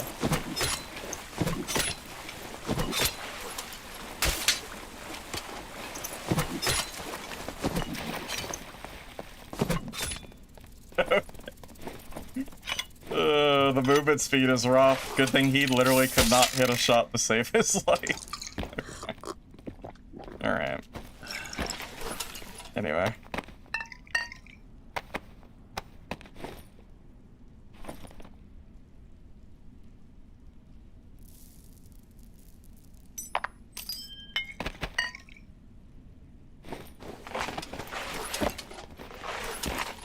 Nobody runs artifacts in HREU. I've seen a couple artifacts on East servers, but it's pretty rare. It does happen, though. I killed a Pestilence Ranger the other day, like last week.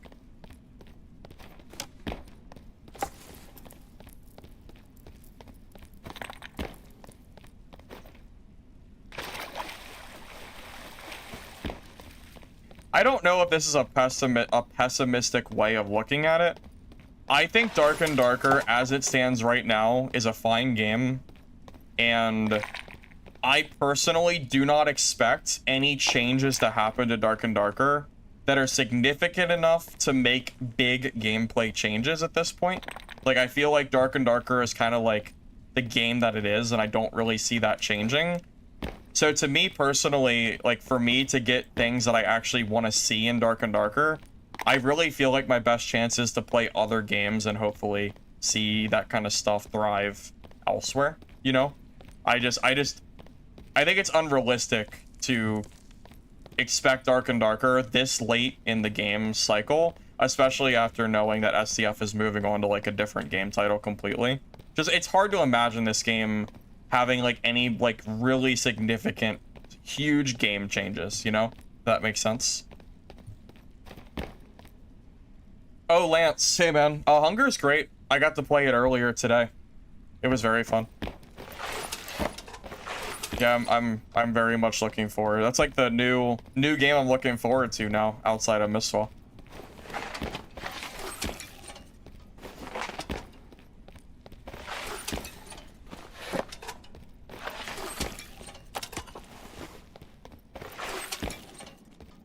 But yeah, instead of sitting there going like, man, I wish Dark and Darker had this or this or this, I'm kind of to the point where I've kind of accepted that Dark and Darker is just going to be the way that it is. And, you know, if I want to get something different out of a game, I think I just have to play a different game, you know?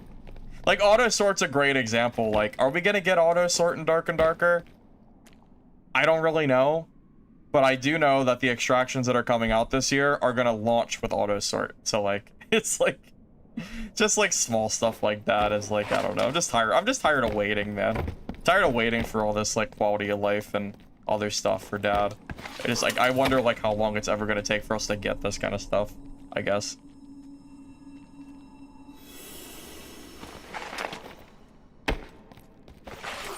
No, Lance. I got to play with the developer in a call for about 3 hours, so he was like answering questions and all that for me while I was playing. So I got a lot of information out of him about like the game and everything upcoming. Like I got a lot of info, so that was pretty good. I know, it feels like I'm just like sitting here waiting for simple quality of life features in Dark and Darker, and that is basically akin to giant major updates every couple months, and it's like we might get like one quality of life feature, and then like that's it, you know? Like for example, workshops. Workshops were a great idea. It's something I've been wanting to see for a while, and then we get it and it's almost unused by the community, and like I feel like it's still not really in a super great spot. Like I don't know, it's just, it feels like it's always one step forward, 2 steps back with Iron Mace, and I wish it didn't feel that way.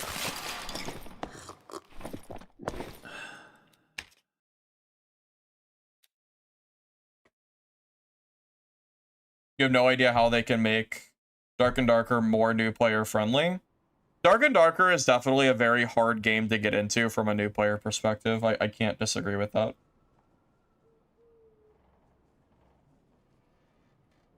Yeah, I definitely can't say much about that.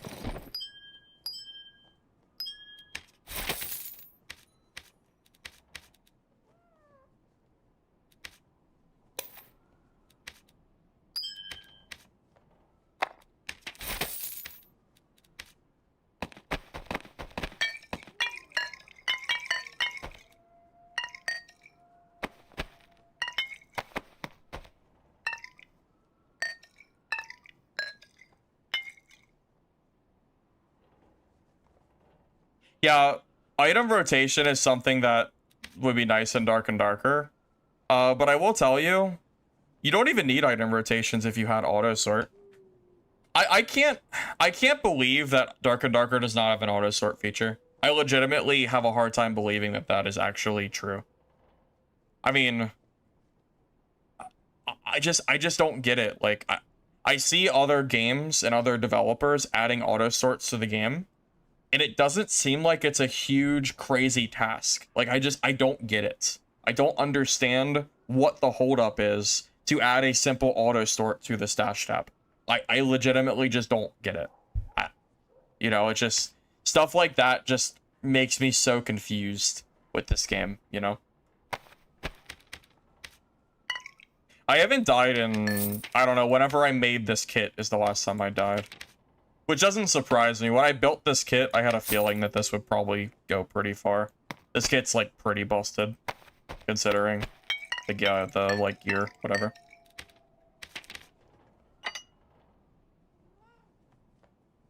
Yeah, I guess slightly infuriating, I guess, is like an answer I could, I guess, like the feeling I could give. Just, it doesn't make sense to me why other games and companies are coming out with auto sorts, and like Dark and Darker is still sitting here trying to like play catch up on these other games. It's just weird. I know, I wonder, like, is Dark and Darker spaghetti code so terrible that they legitimately cannot make auto sort even if they wanted to? Because that's what I feel like. I feel like Dad was made in such a weird, bad way that they literally cannot add it even if they wanted to, because as much of it's a joke, that one inventory guy that apparently knew everything about the game left the company, and they just haven't had any idea like how to do anything since he left, as far as inventory goes, you know?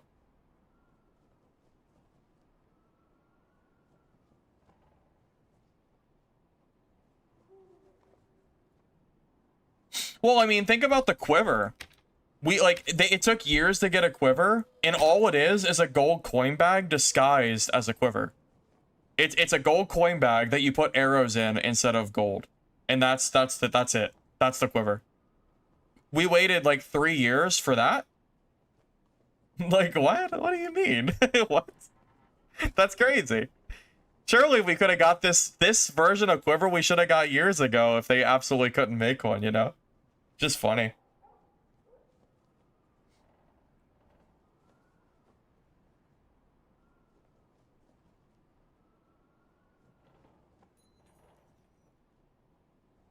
The Quiver explanation made it worse than you thought.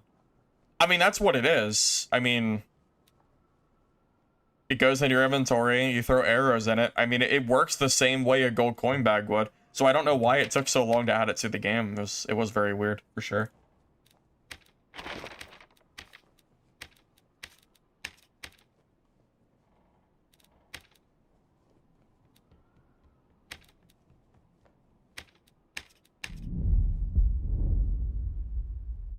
You keep getting an error code for the game? I have no idea why. I haven't had any issues personally.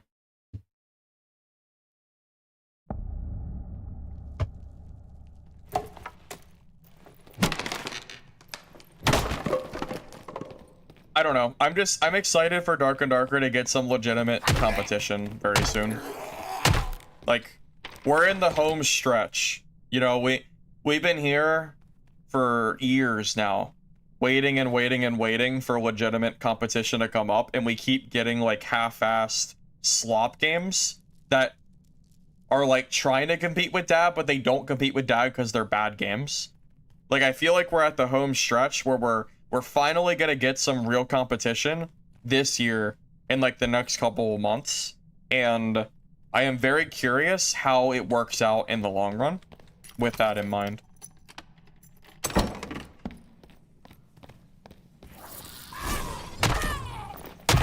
I mean, for us extraction players, like, this is a big year, you know? If you are someone like me who doesn't like just like Dark and Darker, but likes all extraction, like, this is really big for us. I mean, I am very, very hyped for this, very hyped for this upcoming few months.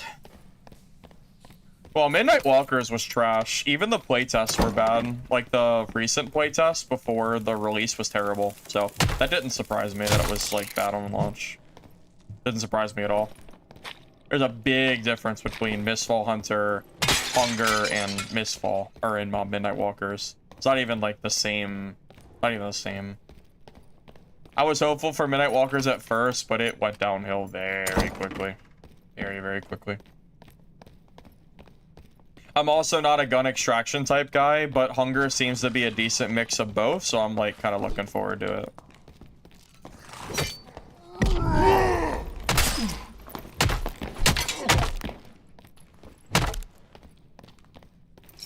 Now that guy got cock blocked by a Skelly. That's tough. That poor guy, man, he couldn't go anywhere. He must have not had Phantom Eyes. If he did, he would have got out of that.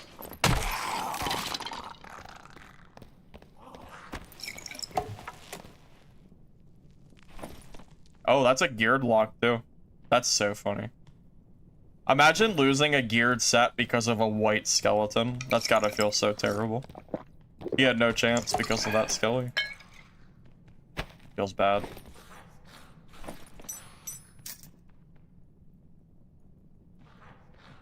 It's not even a bad kit, honestly. I could just straight up take that kit and play Warlock. Honestly. That's a good kit, I think.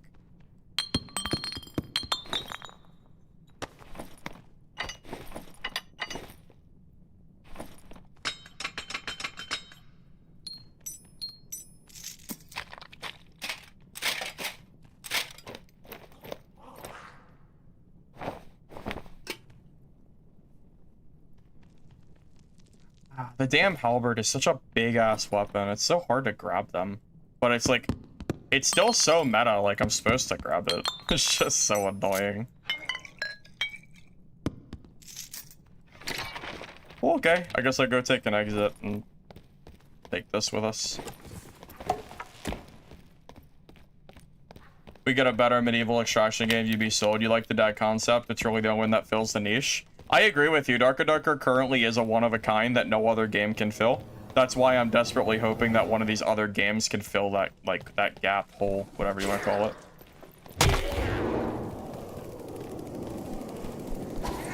Well, the Chris and the Ball are probably super cheap. I'm not worried about those. I'll just grab my own. Think Quarterstaff's better than Bardiche? No, I actually use Quarterstaff because I like the weapon and I think it's fun. Bardiche is probably better.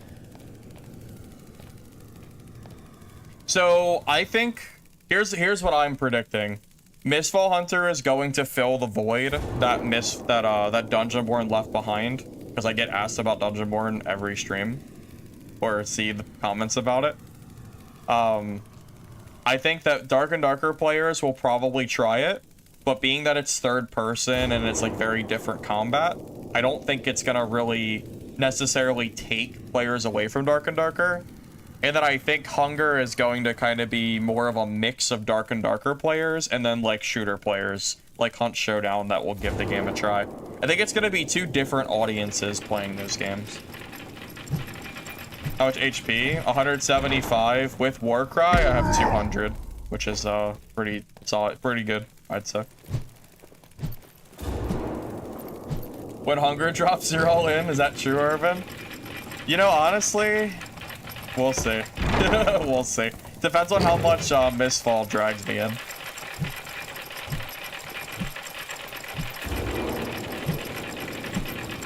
Yeah, it was about 5,000 gold for this barb kit, and it's lasted me for hours. This kit is monstrous.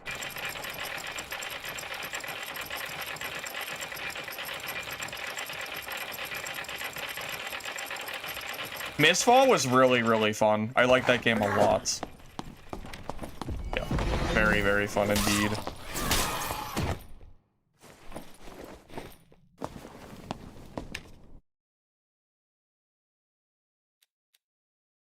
Hopefully it has a good launch. Dude, I hope all these extraction games have a good launch. We've been getting...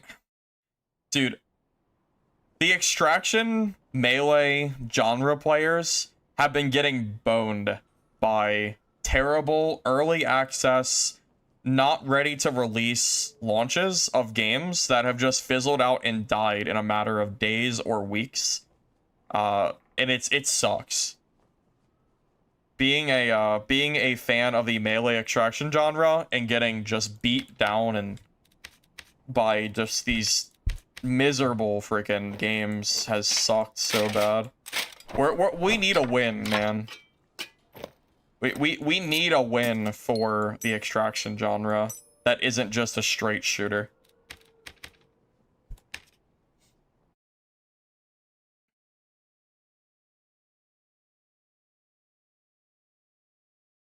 I haven't played around with Sling Cleric at all. Not recently, at least.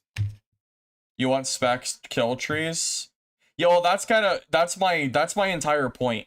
When I said that I feel like I can't wait for Dark and Darker to add the things that I want, skill trees is something that Mistfall Hunter and Hunger both have, and Dark and Darker doesn't have it, and they don't seem to plan to ever give it to us. So I feel like if I'm ever going to get the game that I want to play, which is a game that has more character progression with skill trees, I feel like I have to play a different game because Iron Mace is not supplying what we want. Also, thank you, Straw Hat Berto, for the 48-man raid.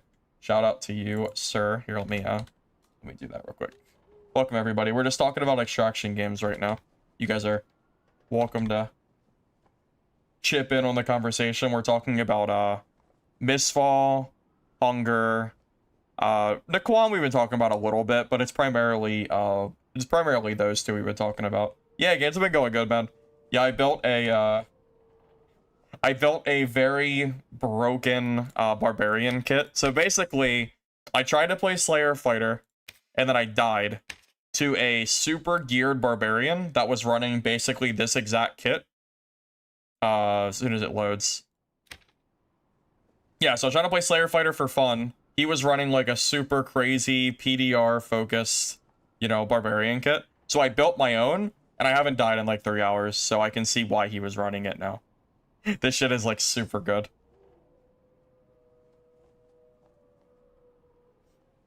Dungeon Stalkers has 5 people playing it. Dungeon Stalkers closed. That game is shut down. Yeah, dude, I'm telling you. A lot of extraction games that have released in the last year or two, they've all released and died. All of them. It's like the extraction genre is like allergic to releasing games when they're ready to release, we just keep seeing all these slop games that are just terrible. And it's why Dark and Darker has been like the only option for us that like Extraction Melee, because no other game can compete. All the other games that have released have been terrible. Like you freaking wonder why Dark and Darker is like the only game you can really play for this kind of gameplay, and that's why. Like, it's just so funny. Been waiting for ages for new melee extracts to come out, and we are still waiting. But this year, knock on wood, apparently.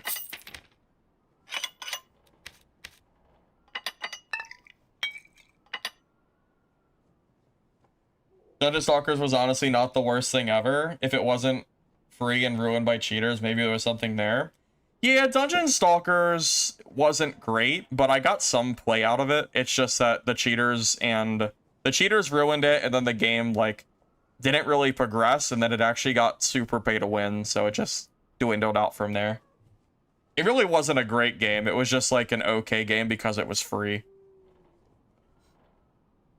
I know if I could make a giant list of extraction games that have come and gone, and it's crazy to think about how many they are. I mean, we have Midnight Walkers, which is basically dead now. Actually, what is Midnight Walkers looking like? Because they're still technically alive, but I don't think they're. I think they're cooked, dude. I think they're done. This game is done, man. I don't know how Midnight can come back from this. Yeah, they're sitting at 80 players. Like, this game is, I don't know, man. This game does not seem like it's coming back anytime soon. So, we have Midnight Walkers. That's pretty much dead now. Dungeon Stalkers closed. The Cube, which was a joke anyway, closed in like 3 days. We have Legacy Steel and Sorcery that renamed to Eldegarde that closed recently. Dungeonborn died. Greed is Good died. There's probably more, but there's 6 of them that I can think of off the top of my head. There's probably more though. Marauders? Oh yeah. Yeah, I never played Marauders, but yeah, I heard that game kind of screwed up too. Oh, the Cube was terrible. The Cube was actually so bad. I played it for like 2 hours and I quit because it was just not fun. Yeah, Legacy, Steel, and Sorcery, that game was so doomed, man. That game, basically the entirety of that game was focused around, like, the sweats.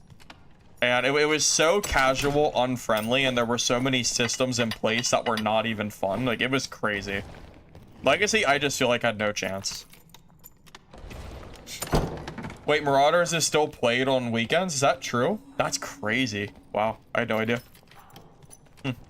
Okay. Take your word for it.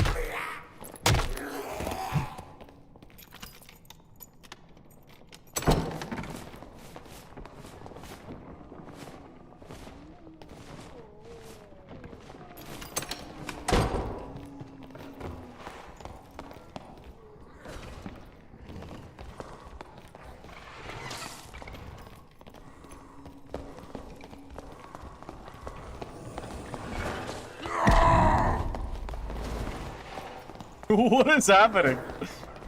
Why are there so many people?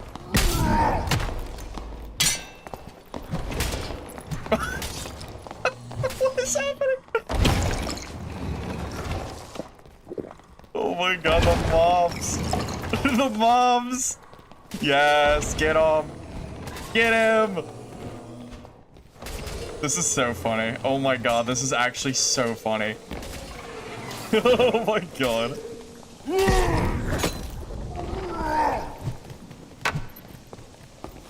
Oh my god, he's like he's a whole blocker. This whole block forever.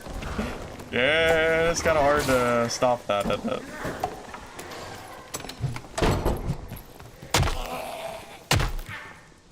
It is kind of hard to stop someone that holds block forever, for sure.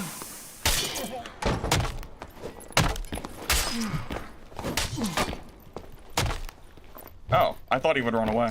Okay, anyway. Yeah, when he's sitting like around the wall like that, the quarterstaff will bonk the wall or I'll give him a parry. So.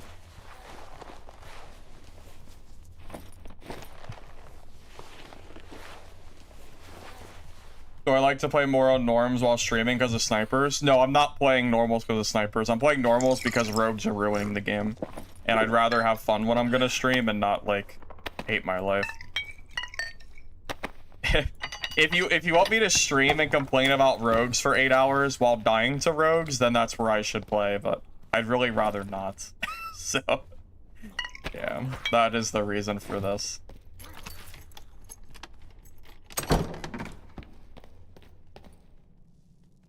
Yeah, rogues are single-handedly ruining that mode at the moment. It's really not fun. Same old tale, right? Not like that's a surprise or anything. Rogues have been ruining solos for literally years now, so I'm used to it.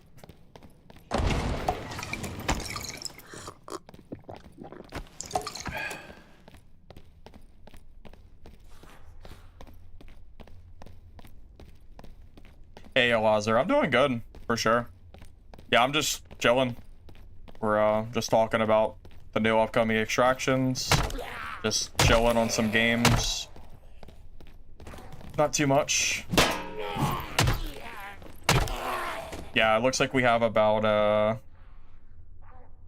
2 weeks, 2.5 weeks until we start streaming other games right around there. So, yeah, all good.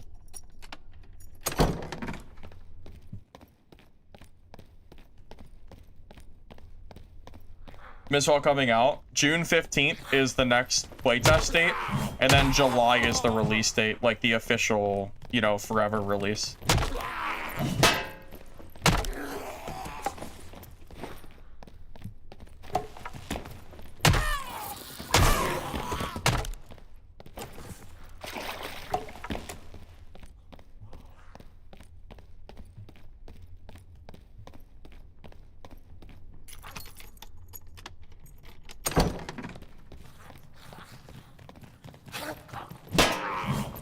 You really like that game? Me too. Me too. Thought it was very good last I played it. Yeah, I very much am looking forward to it. You know what's so hype? The fact that, don't forget, Mistfall Hunter is balanced around solo, so not only are mobs balanced specifically based on the fact that you're solo versus trio, like harder mobs, like higher health, stuff like that. So between that and the skills and perks being balanced, I'm hoping that Mistfall like makes for a very good solo experience. That'll be kind of nice. Kind of hard to imagine Marauders ever coming back in full capacity. I never got to play it, but I totally would if it had like a lot of people on it or something. Or if it had like real development coming. One or the other. I just never played it, so I can't miss a game I never played. No. You know what though? The answer to HR being, oh well, you don't want rogues to one-tap you, so it's fine. Just like play Warlock and like insta-kill them instead. Like that's still not like a good answer. The reality is it is not fun to fight people when the fights devolve into who can one-shot the other person quicker. That is not fun. I just don't enjoy that kind of gameplay, so, you know, like, if the answer to me playing High Roller is, okay, I gotta build a, you know, a Cactus, BOC, Warlock, or whatever, and then I can finally kill rogues, like, okay, but, like, it's still not really fun to me, so. Yeah, Mistfall had a really good anti-grief mechanic, so bossing will actually be a thing, like, real bossing and not just, like, just everyone sitting and waiting to grief. It's kind of nice. Be a good change of pace for sure. Like, I'll probably learn how to boss since it'll be like isolated spots.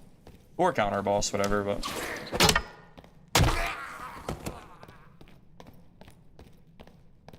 Yeah, I mean, like, games like Call of Duty, I mean, I haven't played COD in like 10 years, but old Call of Duty, you know, when you have, like, really quick time to kill, like, it's not really a problem because you just respawn and it's fine, you know? But, like, extraction games, when you're dying in like literally half a second or 1 second, like it's just not fun. Like it's, if I'm risking gear, like I'm expecting to have a real fight, not like this weird like who can one-shot the other person first mechanic, whatever, you know?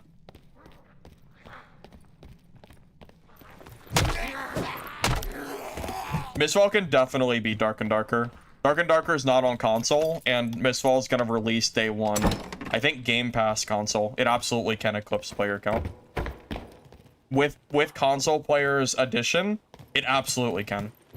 You are kidding yourself if you think that a day 1 console melee extractor can't eclipse player base of a game that's PC only. That's crazy talk.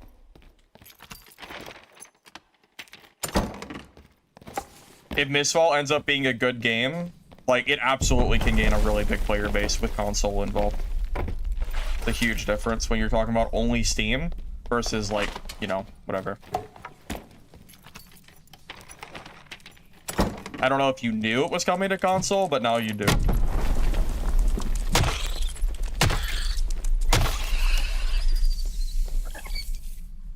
Check above message. I mean, I saw your message, but like the peak player count for Marauders is still like 30, so I would be, I mean, it doesn't really matter what the post numbers are if it still only has 30 players, you know? It still needs an active development team, is the problem.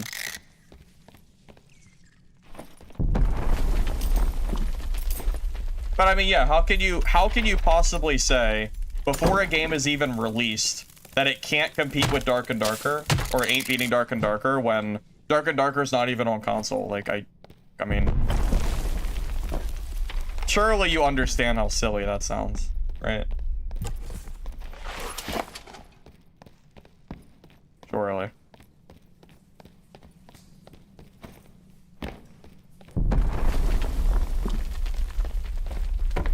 I mean, what other extraction game do you have as an option on console? There is none. As like extraction melee, I should verify. Like if you are someone who like likes the extraction genre and you like melee focused combat, like Mistfall is going to be your only option for console. That easily could like pump numbers up, right? I think so, at least.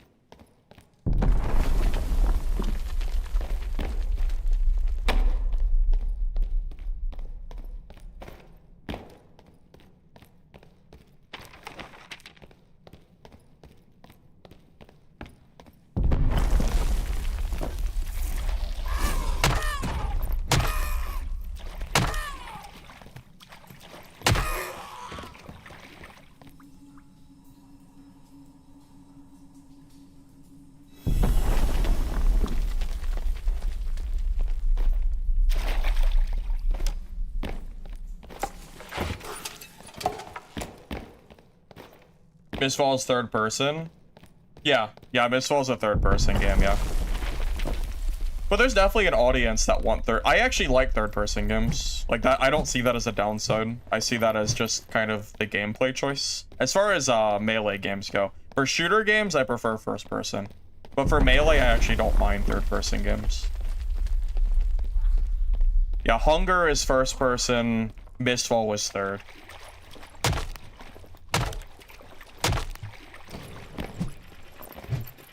No.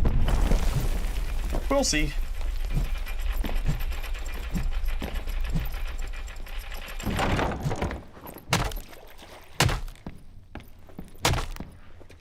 Yeah, I want to say during the beta of Mistfall, I think there was about 10,000 players on. I'd have to double check the numbers, but I think it was around 10K.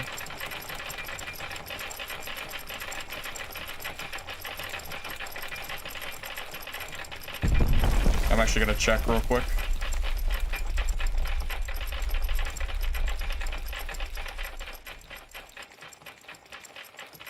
Yeah, so Mistfall Hunter back in March of 2025 had a 10,000 player peak. And then in September, it had about 7K. So, I guess there's two arguments. One, 10,000 for a beta is pretty good. Argument against it is, I don't know why the player count necessarily went down. Could be lack of marketing. People just didn't know that it existed. Hard to say. But regardless, I mean, clearly there's an interest for the game, so it'll just kind of depend on how that goes.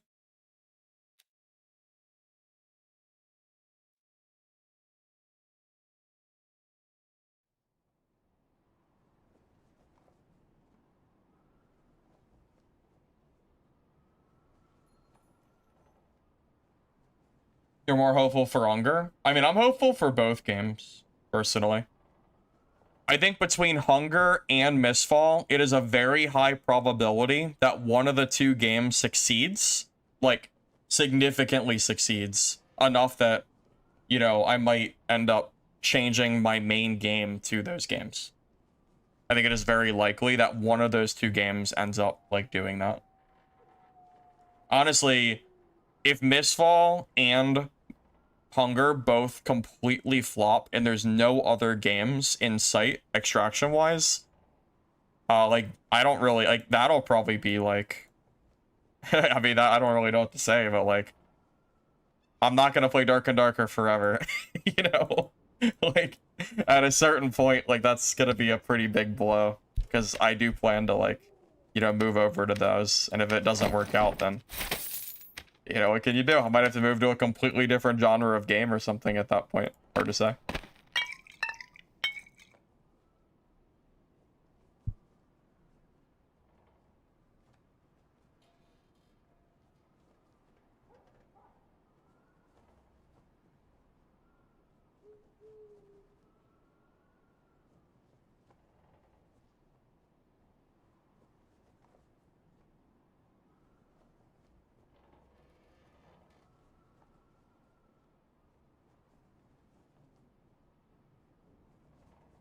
I like the circle.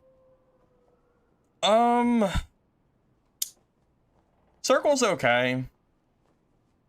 It's all right. I don't really have like a really direct answer for it.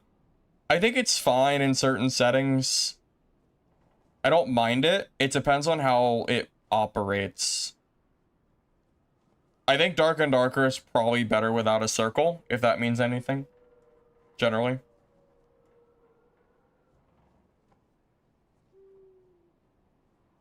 So 2 weeks from now is Mistfall. That'll be June 15th. So that'll be like the next like big game that I end up streaming. By the way, guys, it's pretty late. I should probably call it there. Let me see if anybody else is streaming. And I'll raid out.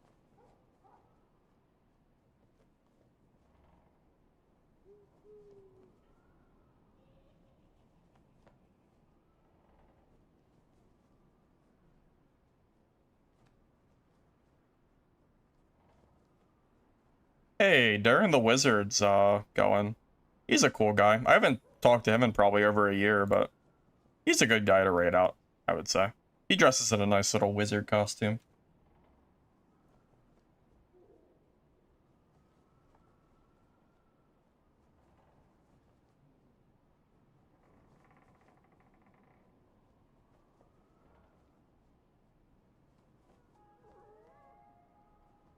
Oh my god, the raid now button is like going crazy.